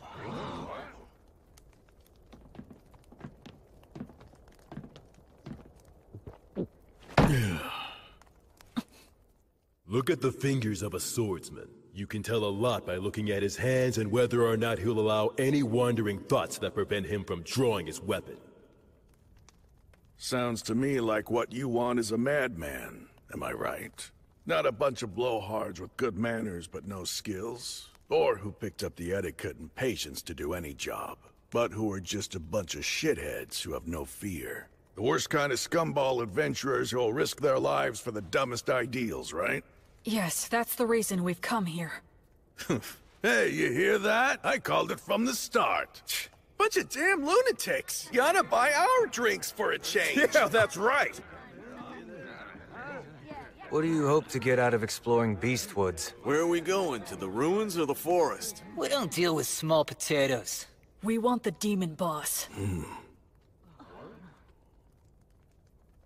The leader of the demons running amok in Western Beast Woods. The subordinate demons are thought to command demon beasts. That's a big fish. It is. The location is unclear. Just finding him there will be hell. And we're talking instant death if we're ambushed during the search. That is highly likely. In other words, this is gonna be a nice, fun, stupid little jaunt into the woods.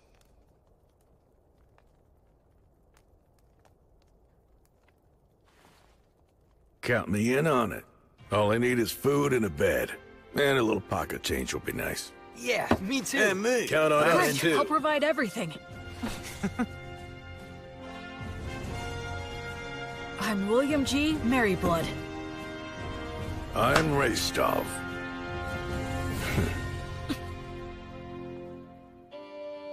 Whence cometh this disciple? To the lost goddess of flux. She who is the brilliant goddess of light? This disciple of It's almost time for the ceremony. I heard they wanted to make this a happy event to give people work who lost their homes and jobs in the Wyvern attack. But Now know the name of the new hero who has appeared in the city of White Sails! That should just about do it. B, could you please not write an epic about my story right in front of me? What? Why shouldn't I? Well, you actually did do all that, so what were you expecting? You're gonna love it because I'm gonna create something grand! I'm afraid to say that this many cows and horses will indeed come at a hefty price. Oh yeah, speaking of which, can you please negotiate a deal for us to get all of the sick and injured ones at a lower price? Huh? Don't worry, I plan to heal all of them. Oh, that makes sense. Also, I was thinking that it would be a big help if you could start a trade movement between Beast Woods and the city of White Sails. Yes. How much do you need me to give you to fund that? Well, why don't the two of us sit down and have a serious business chat? Let's see here. Easy on me, please. I say go for it. You need to have a good understanding of how money works. You'll be dealing with Raystov and all those guys soon. The Raystov? Raystov the Penetrator is here? Yes, he is. That's perfect! I can interview him then. Huh? Making a habit of flaunting your own accomplishments leads to arrogance. And arrogance dulls one's blade?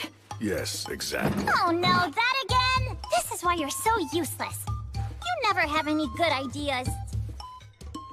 So I take it you two know each other? We've talked a few times in the past. It doesn't matter how many interviews. You always say the same thing. You're such a stubborn and broody guy. My answers are never going to change. All of your tales of heroism are terribly ambiguous. I would like to create something that comes a little closer to the truth. What a big fat meanie you are! Isn't reputation important to an adventurer? Whether it's making a living or getting ahead in life. As long as you've got skills, those things come naturally. But surely you realize that even people with skills can be utterly ruined by a bad reputation. Even the greatest warriors can never tell what their downfall is gonna be. Right, Will? So you're saying Raystov's tales of heroism are ambiguous? That is exactly right. This guy will accept the job to take down a huge threat, and he'll just wander off and kill it with one fatal stab, and then he'll saunter right back. He rarely works with anyone else, and he works so fast, there's no one who can actually say what happened. And the guy never says no to any job. So the stories get more elaborate? Yep. I try to interview people, but they just fill in the gaps to their own liking. I put in a few things here and there for dramatic effect, but I like to add more truth to my tales. No need there. See what I'm saying? If only I had a little more to work with. For heaven's sake. Hey, I know! How about the Penetrator versus the Paladin? Huh? That sort of came out of nowhere. You're putting Raystov on the spot too, right?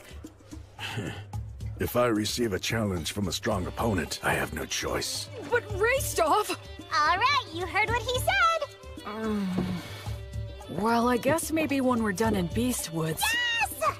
You promised! This is so great! I'll make this into a song that'll be sung for centuries, millennia, until the end of time! Woohoo!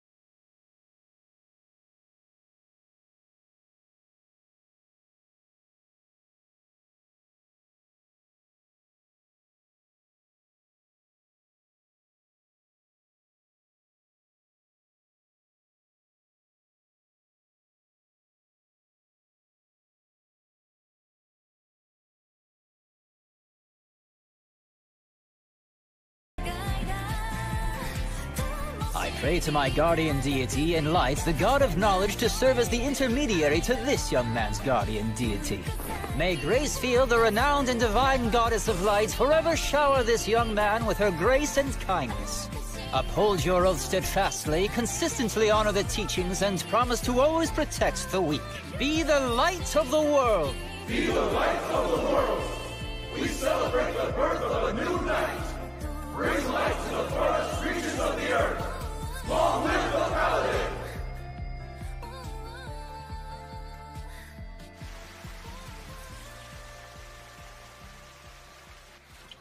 Vice Bishop, thank you for blessing me. Please think nothing of it. It was an honor to receive such an important duty from the bishop. Ordinarily, of course, this would be his job, but... I asked him, but he said he finds it bothersome to show people his pious side. It's too bad. I agree, for a man of his caliber to be so unknown to the public. So this is where you've been hiding. Oh?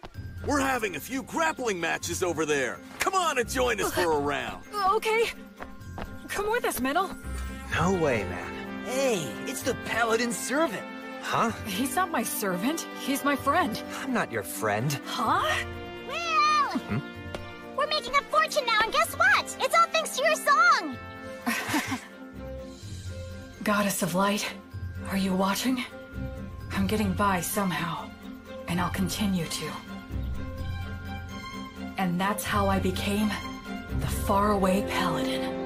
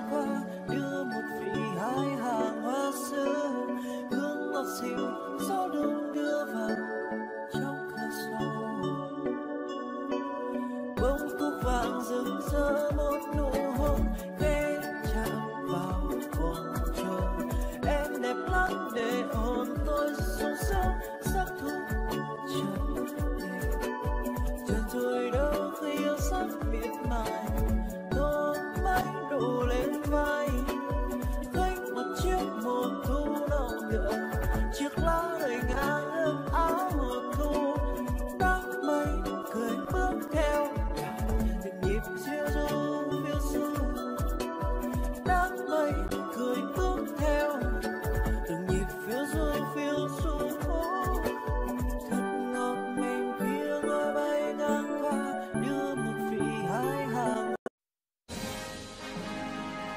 A lot of things happened very quickly. Having obtained official permission from the Crown Prince and the temple, I set off with my team of rowdy adventurers to begin the process of exterminating the dangerous demons and demon beasts infesting Beast Woods. In areas that were relatively safe, we brought human helpers and supplies. Two things that every poor village needs. The village is within sight! Yeah! A village with access to supplies becomes much more productive. Even if it was in debt, it should eventually turn a profit. Tonio handled all of that with remarkable skill. It was also Tonio who arranged funding for our activities by soliciting donations and contributions. You know, maybe I'll go on to become the head of a trading company. Yeah, please go big. And when I do, I'll be counting on your patronage. Officially, this is just the case of a lone priest doing charitable work. That way, no one gets offended. Of course, all of this means that I need to remain loyal to the Crown Prince and to the temple. Oh, Will. I see that you've come back now. I appreciate the work all of you have done here. Bishop Bagley agreed to assign a few priests to me, and Anna is included among them. They're all experienced and are able to use the blessing. They're also capable of leading ceremonies such as festivals and funerals. I'm pretty sure that Raystoff's party ought to be returning soon as well. Whenever we received reports about demons or demon beasts appearing, Raystov and the other adventurers would head out in a hunting party to pursue them. Incredible! They were all killed with a single fatal blow. No wonder they call him the Penetrator. Can you do this to wyverns too? If one's within my sword's reach. I would intervene in any disputes between villagers and try to help them settle things peacefully. You know, I wasn't really planning on doing all of this. Well, the thing is, once you've done it the first time, then you're kinda stuck. Word of my intervention spread, and I was called to intervene in other villages' disputes. My unexpected role as an arbitrator suddenly gave me a lot more to do. Whenever I had to visit other villages for benevolent purposes like that, or I had a message that I wanted to get out, B proved to be a really big help.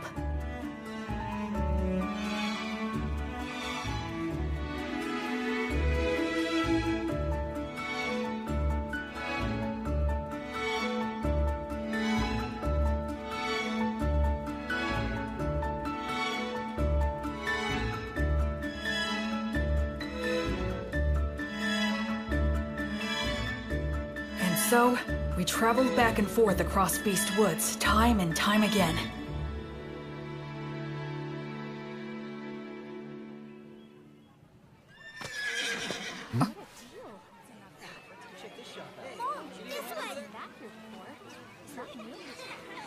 The atmosphere's so different now. This whole area has become relatively safe, so it's getting a lot more merchant traffic.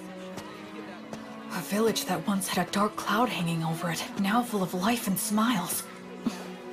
Gus, I finally understand now. Money is extremely important. Money is what makes the entire world go round. With money, you can solve anything without magic. Buy tools, hire help, and the ability to make a profit is just as important as magic. Everything you taught me was exactly right. Making people smile and giving them hope is more magical than actual magic.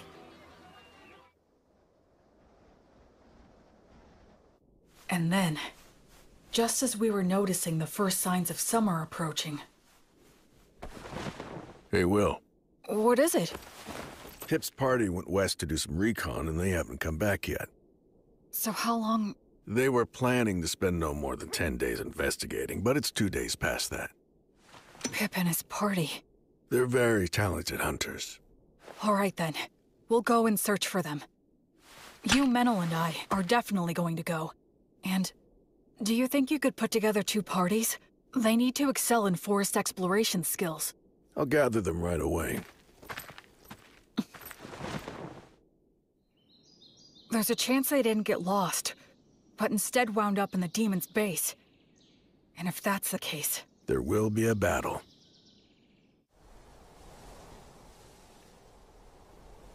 What do you think? Frankly, given the skills Pip and his buddies have, it's hard to believe that they could have just gotten lost.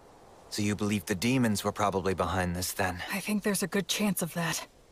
If we beat them, things should settle down here, too. I just hope that they're all right. Hey, Will. Huh?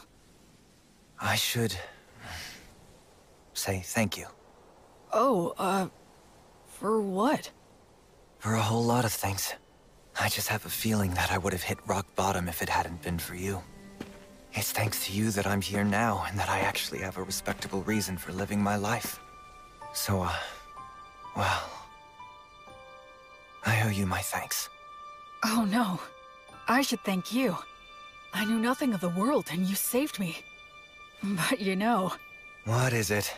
You could look at me when you say it. Shut up!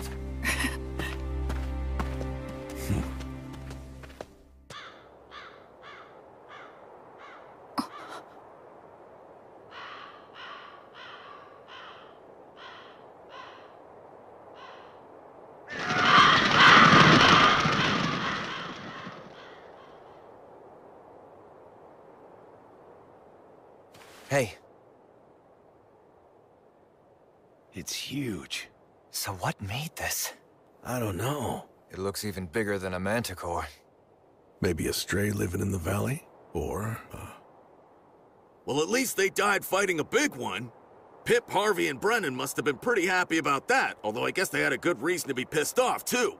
Yeah, like, we didn't get to kill it. They died a good death, worthy of adventurers. Go on, drink up. Virtuous gods, please grant rest to their weary souls. Gracefield, goddess of light, I beg you, please, grant them peace and guidance. Will, there's a head missing.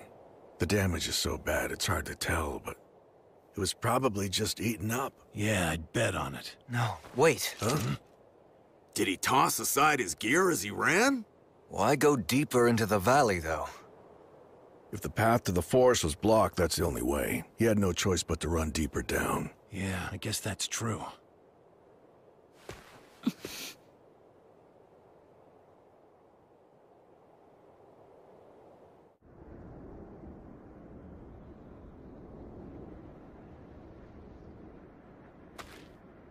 How strange. Yeah. Feels off. What do you mean? What's wrong? The footing here. It's very poor in this valley. Even if they fled, getting this far would be... It's a trap! Retreat!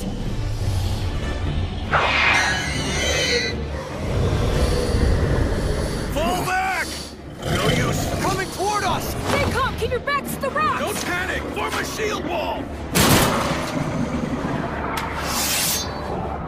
We have to get past them. It'll be fine. We should be able to handle these guys. Hey, Metal! Yeah, what? I'll help us with magic and the blessing. Goddess of Flux, repel the poisons that rain down upon us. Fortis, Vita, Ut, Omnis. Appreciate it. Yeah, thank you. Gnomes, oh gnomes, guardians of treasure, guard us against our foes. Sylphs, sylphs, maidens of the winds, send a gale of protection for these warriors. Nice, thanks! All right. These beasts may think they've trapped us, but now let's show them which one of us is truly the prey that's going to be hunted down.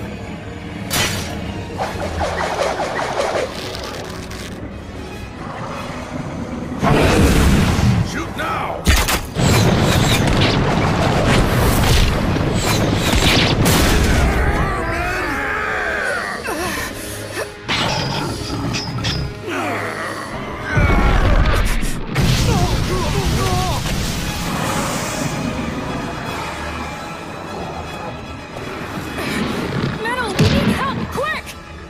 Gnomes, gather to us, build a fortress, surround us with fences! If you can just buy me some time!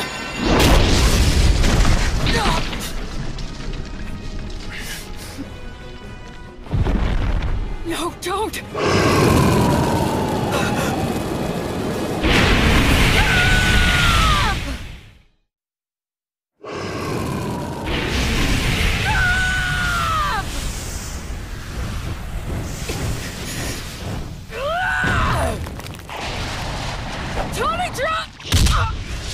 It stopped me from finishing my words! What happened? Misfire? Why? Everything was going so well up till now. And yet, where did I... What did I do wrong?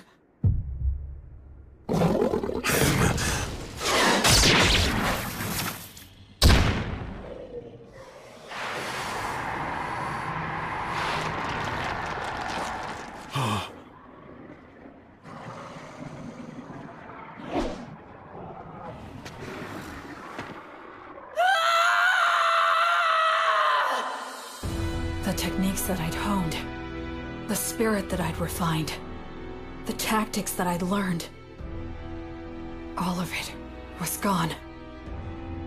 All I could rely on was blind fury and the abilities of my demon blade. As I hacked away at the enemy again and again, it was an ugly, unsightly battle that just made me want to cry.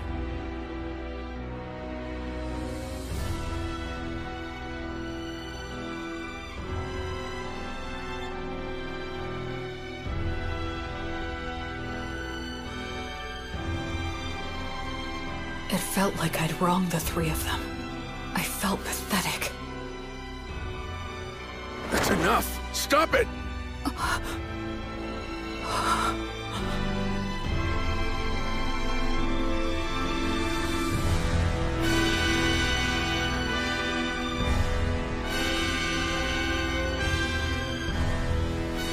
Go!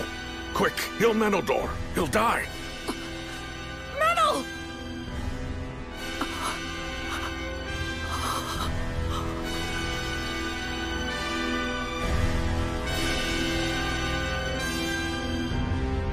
Gracefield, goddess of light, I entreat you, please shine this healthy soul's light down upon these wicked wounds and banish these shadows. Please, please just open your eyes. No, don't go. No, please don't leave me. My head feels fuzzy. Is it 'cause I used the demon blade's power? But I have to heal Menel. William! Snap out of it!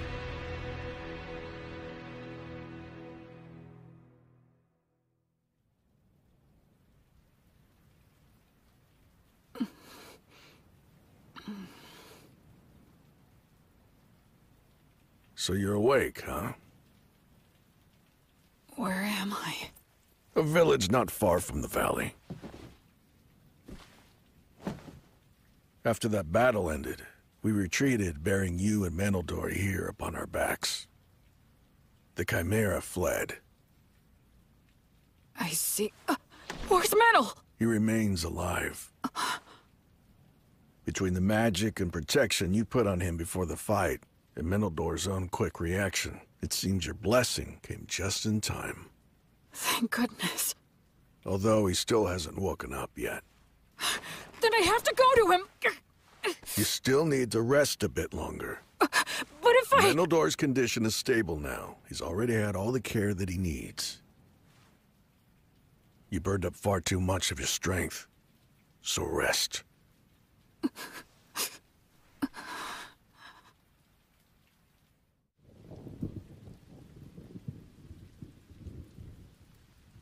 Where did I screw up? When I left Menel to handle the Chimera?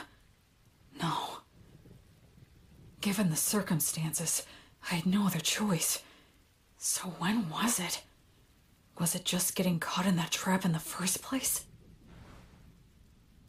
If I'd been more careful, and took the time to send out scouts in every direction, we wouldn't have wandered blindly into that valley. We had plenty of people at our disposal. Up until that point, we'd been successful. And we were rattled by finding some of our men dead. Maybe all of that led to a simple lack of caution. No, I think I'm missing something. Some kind of fatal flaw. So they retreated, huh? Really? The Wyvern Killer and the Penetrator? I heard they ran into some absurdly huge mixed-up demon beast called a Chimera. Wonder what they're gonna do. Also, that elf mix was hurt bad, wasn't he? Yeah, he's really got it rough. When you're stuck with a monster like the Wyvern Killer, no amount of lives is ever gonna be enough. Yeah. A monster? Yeah, guess I am.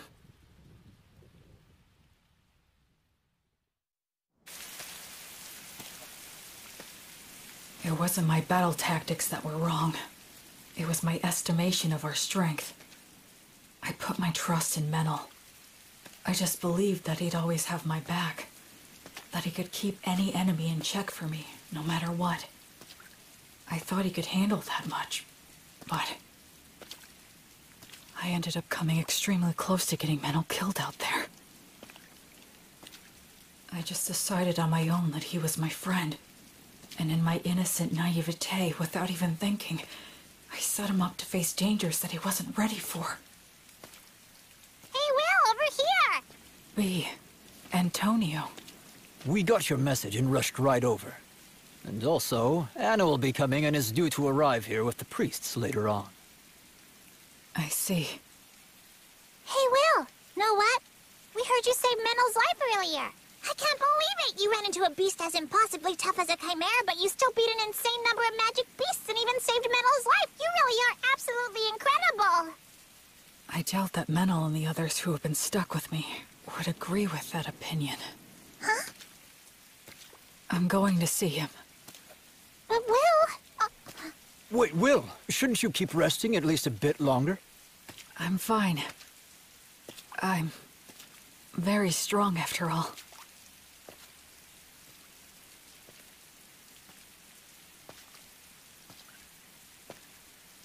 Ever since I left the City of the Dead, people have said things like that to me, touting my strength in no uncertain terms. But every time I've just laughed wryly and shrugged it off. I believe that subconsciously, I was trying not to think about it. But the fact is, I can't avoid it anymore. Because in this world, my strength is simply far outside the norm.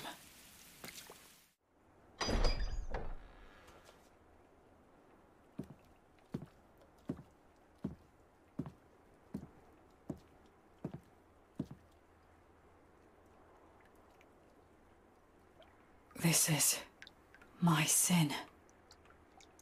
Menel, I'll fix you up right now. Gods, please take pity on Menel and heal him. I'm sorry, Menel. I just wanted a friend who could be my equal. I wanted what the three of them had. Comrades who had each other's backs, supported each other, and respected each other. But maybe I was just trying to force that on you without even realizing it.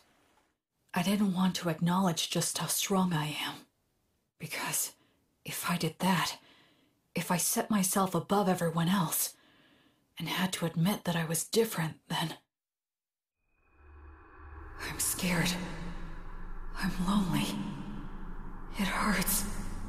I hate this. Oh, of course. It really is just as simple as that. I was afraid to be alone. I couldn't bear not having someone beside me. That's the reason why I tried to see the people I should have been protecting, the people I should have been saving, as my equals. I was averting my eyes from the truth, when really, I was just scared. And for that despicable reason. Because of that, I almost got you killed. But I finally get it now. I just couldn't keep going on that way.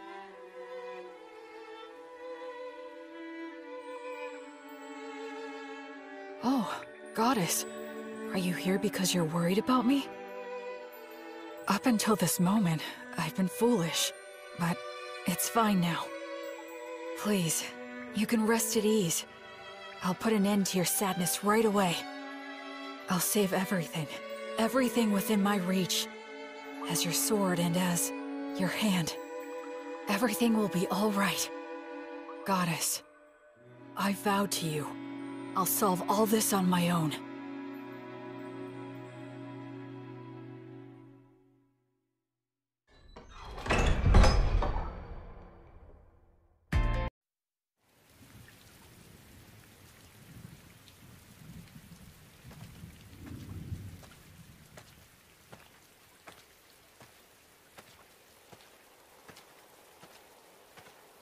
Hey!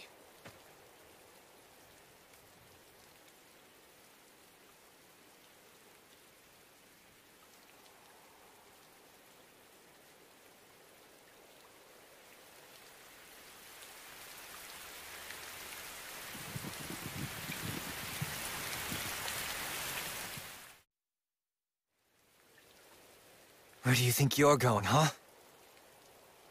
Where am I? To kill the demon beasts, of course. Alone? Yeah, that's right. I doubt you can keep up with me. Which is exactly why I need to protect him. Look, don't worry. It's okay. I'll take care of everything.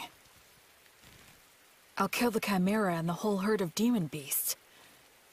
And if there are demons controlling them, I'll kill them too. You see, that's just the kind of monster I am, apparently. Look, Will.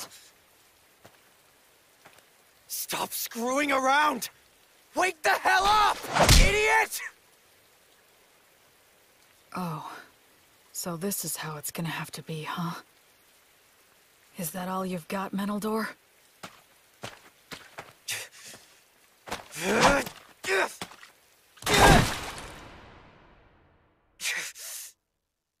Damn it!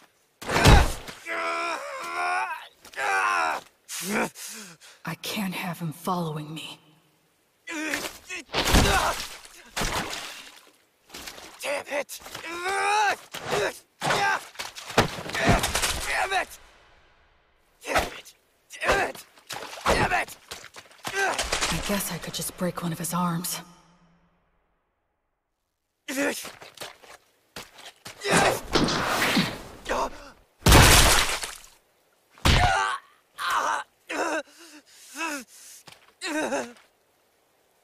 Just go and get someone to heal you. I'm not done. Oh, yeah? You're more resilient than I thought. What should I do now?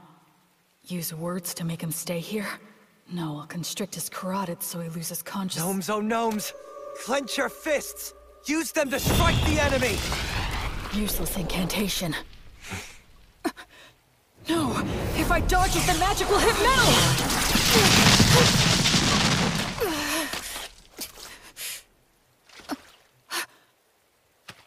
What's this crap about fixing everything alone? You're only being a coward!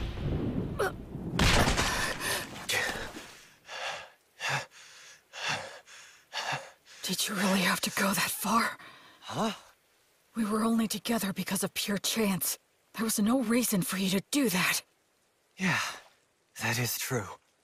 I have no reason at all to go out of my way to stop an emotionally unstable coward who's completely lost it just because he got his ass handed to him one time. So then... But still, you're my friend. And friends stick together. If my friend goes nuts, I want to do something to help. Menel... You don't know much about your own origins, and you're clueless about the world overall. At times I've thought you seemed suspicious. But still, you're a nice person. I know you're trying to do things right and do your best.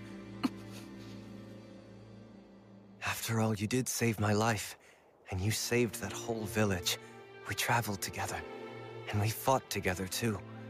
I enjoyed spending time by your side. I'm grateful to you from the bottom of my heart for sending off those villagers. Look, Will, the fact is you're my friend, and I don't abandon friends.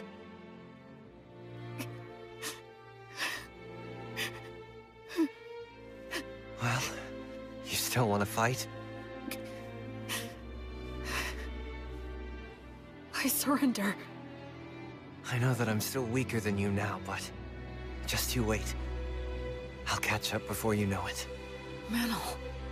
And soon enough, I'm going to prove that you are no monster.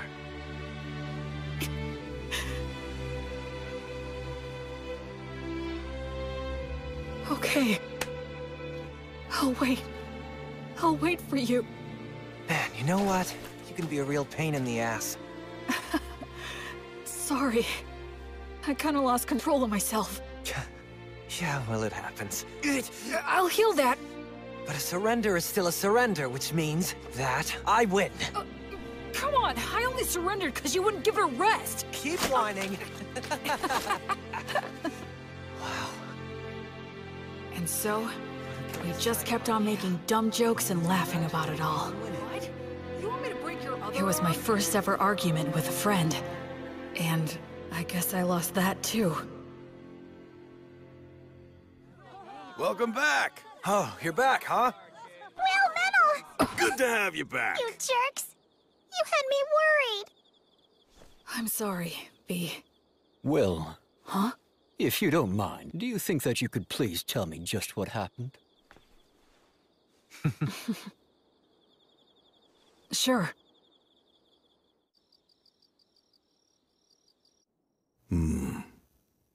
That's an illness of the strong. And the stronger that you are, the harder that it can hit you. Depending on the severity of the case, it can even kill you. I'm so sorry. I really didn't mean to make all of you worry. Anyway, I'm all right now.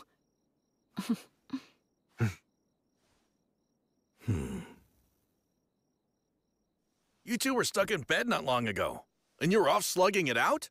We even set a trap for a surprise attack. That Chimera's got no chance.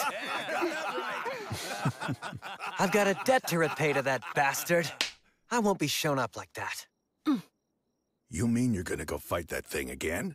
That's right. We're gonna have a little rematch. I won't get beat up and just leave it at that. I'll split its head open.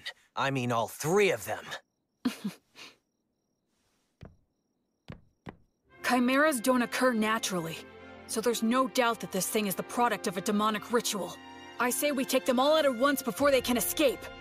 You want to go after it this soon after it roughed us up? I won't just give up and leave it like this. Let's bust them up good. All right. Guess we should round up some help, huh? This'll be a good, fun, stupid-as-hell adventure. A silver coin for a demon beast's head. And 10 gold coins for the demon bosses!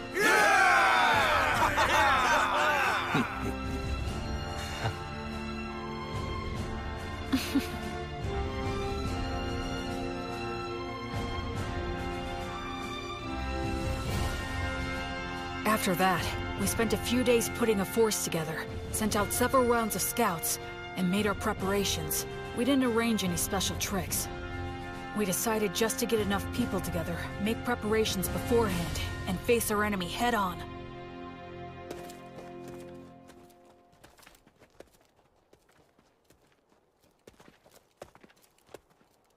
Let's set up our formation and our gear here. Anna and all of you other priests, please support us from here. Yes, sir! When we're all ready, we'll send our front line to the battle zone!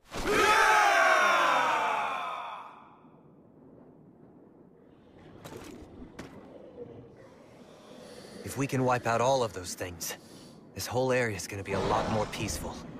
Yeah, let's do that. Huh? Sometimes you propose the wildest things so casually. Here they come.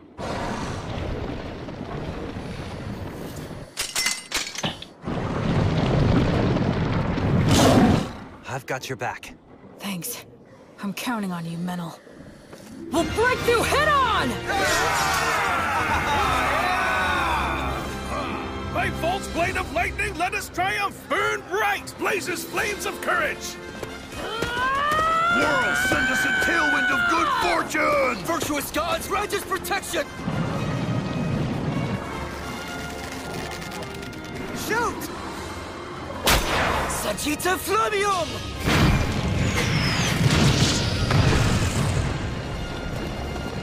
It's war! Ready! Oh goddess of flux! Repel the poisons that rain down upon us! Let's go, Fortis Vita!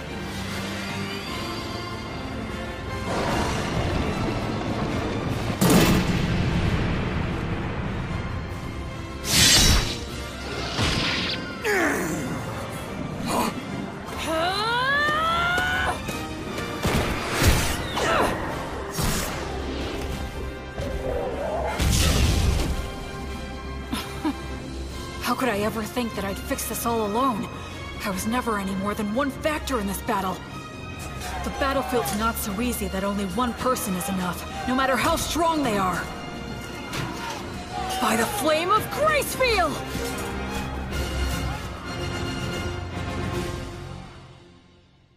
According to the reports, the campaign to eliminate the demon beasts should have started by now. I wonder, will these great wyvern killers actually be able to succeed in a new heroic feat for the bards to sing about? The temple is practically bent over backward in our attempts to facilitate that novice boy. If he fails to succeed in this enterprise, he won't be worthy of our backing any longer. Oh, by the way, Bishop, I understand that you entrusted your daughter Anna and many other brilliant priests to the Paladin to support him on this endeavor, or so I've heard. Losing valuable talent to the philanthropic exploits of a novice has been causing nothing but trouble for me.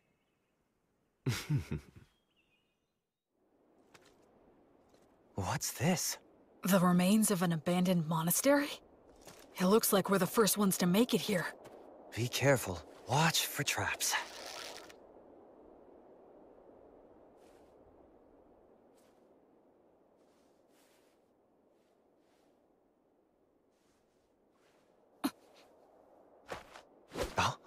Omnia, Vanitas, Erasus.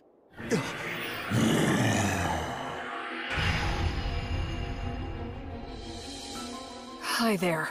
It was laying in ambush with invisibility? Be careful, Will. This thing's pretty damn smart. Do you think that maybe it's got some demon in it? You're after the High King? Oh? You know the High King's seal, do you? Are you a warrior sent by one of the gods, then? That answer, I'm certain now.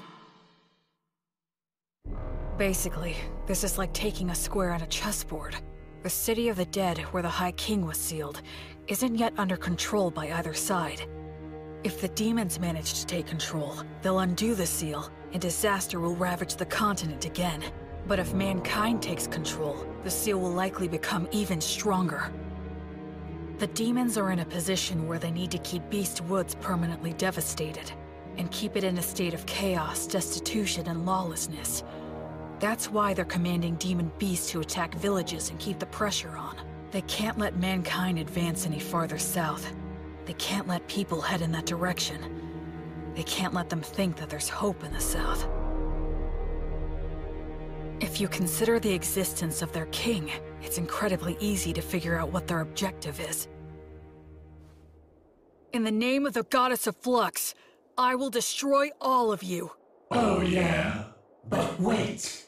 There seems to be some sort of mistake or perhaps a misunderstanding. A misunderstanding, huh? That's right. That's the truth.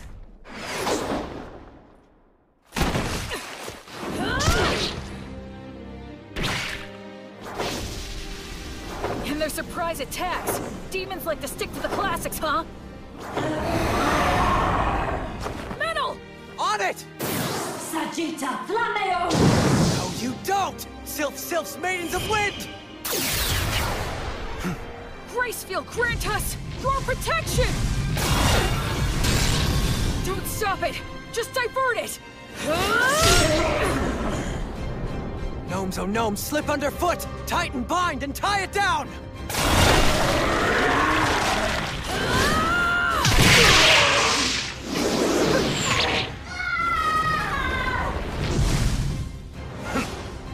It has 3 separate heads. If each one reacts differently, they're bound to end up becoming confused. This demon beast is unnatural. It shouldn't exist! I don't need to score a clean victory in one strike. I just need to fight it the right way and win by being better. I don't need to use a flashy secret technique. I'll just use all 3 of their teachings and do what it takes to win! That's the fighting style that works best for me! Maidens of Wind! Bless this arrow with your kiss!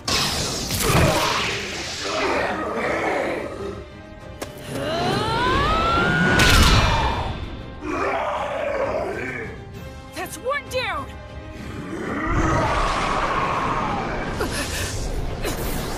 You give me no choice. Although I detest this dragon's power, I must use it! Dragon? This one too? Metal, step back and give me a little room. I'll strike it down now. I was raised on Mary's bread, and my arms bear Mater's stigma, which means poisons don't work on me. I'm sure you'd like some glory of your own too, huh?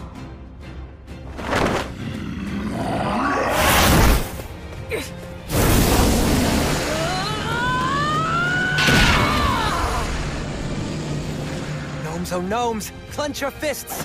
Use them to strike the enemy!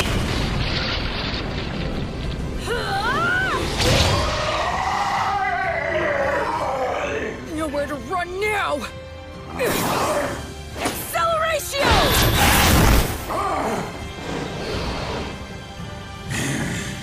Now gnomes! Oh gnomes! Slip underfoot! Tight and bind and tie it down!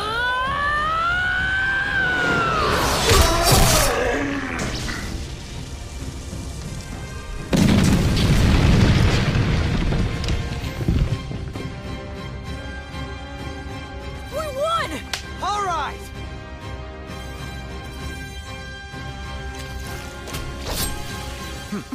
On to the next one. Yep.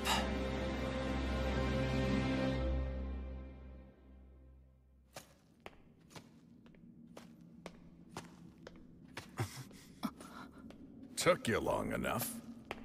Rastov? I'll be taking those 10 gold coins you promised. What? No way! He beat us to it? You're kidding! How'd you do it? Came from the side. Since you two guys were busy taking care of the Chimera for me, it was actually pretty easy. Well, that's Rastov the Penetrator for you. He's too good at getting ahead of people. You have to be if you want to get to the strongest opponents. Careful. There could be traps here. Haha! I guess we're the first ones here. Those 10 gold coins are ours. Huh?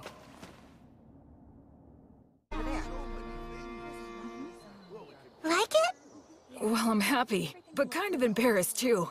I feel like you embellished it too much. Oh, come on. This kind of song is supposed to be a little embellished. You see? He gets it. So next, I'll write a song about you, Menel. Ah? Who I know? Maybe I'll give you the nickname Meneldor the Beautiful. The one who walks the hero's path alongside the faraway paladin. Hey, wait. Isn't that gonna make people think I'm actually a woman? And you could be Will's girlfriend. No, don't! It's fine. It's not! After his vehement objections, Menel's nickname was revised from Meneldor the Beautiful to Meneldor of Swift Wings. It's so much more lively now. And it's gonna get even more lively from now on. I hope so. What are you talking about? Of course it will. Look, the demons and demon beast threat is gone. So all of the people searching for new lands are gonna flock to the south. There's probably gonna be problems too, but that's how it goes. Yeah, I guess so. Also, I'll tell you this since you'll find out anyway. It seems that the villagers have been building a shrine. What, a shrine? They talked about it back at the meeting hall. They made an altar to hold votive candles, and they've decided to turn it into a shrine to Gracefield. To the Goddess of Light? That's the first step towards once again increasing the number of followers she has. By the way, what are you thinking of doing next? What? Next? Well, I don't know. There's a lot of cleanup and... I mean after that. After? Maybe Lord of a domain. Huh? A lord? Of what? The villages of Beastwoods, of course. Wait, who is... You. Oh, come on now. Give me a break. I'm a knight, but I'm just a single-generation one with no land. I'm basically no different than an adventurer. Wait, is that seriously what you think? Huh? For real? You didn't even know what you were? Huh? Listen, just so I'm clear. If you wanted to do business in this forest, then who would you go talk to? Tonio? But didn't most of the funds come from you? Well, yeah, I guess, but... Listen! First off, you're a paladin with the Goddess of Light's divine protection. And you have the approval of both the country and the temple. You have all kinds of power. You also have the military authority to gather adventurers, and by arbitrating for the villages, you effectively have jurisdiction over them. So, you mean... In the process of exterminating the demons, you took control of the flow of goods, magisterial power, military force, judiciary, and every other kind of authority. If you now turn around and say you don't want to do all of that, that'd be the real tragedy. You mean, you really didn't realize that? I just hoped I could do something about the demons. And improve living conditions in the villages. I mean, at least a little bit. After that, I guess I just thought I'd make a slick exit like Blood and the other two. Menel? Hmm? So, what do I do now? Should I start by gathering people? You've already got a merchant and priests who know the law. If you need more, just have the Crown Prince set you up with somebody. Oh. How the heck did I ever end up in this situation? Please tell me, Goddess. Although... Hmm? Actually, that sounds like it might be a goal worth pursuing. Maybe I should. But you know, it's gonna be hard work. Yeah, but as long as I have all of you, I'm sure it'll work out. I mean, you will help me, right? Okay, fine. I'll stay by your side. First, we should figure out what the demons are plotting. Who cares? Just grab the bastards and crush them as soon as you find them. That's so violent. Hey! Will! Menno! Huh? Stop hiding in your own little world and get over here! If more people come to the area, and everything goes well, maybe we'll be able to return to that city. Maybe we can transform the city of the dead into a regular city, where living people can laugh together. Up on the hill where Mary and Blood's graves are, the laughter of children will fill the air, and the sounds of people working to make a living will return. And the thought of that seems like such a wonderful thing to me.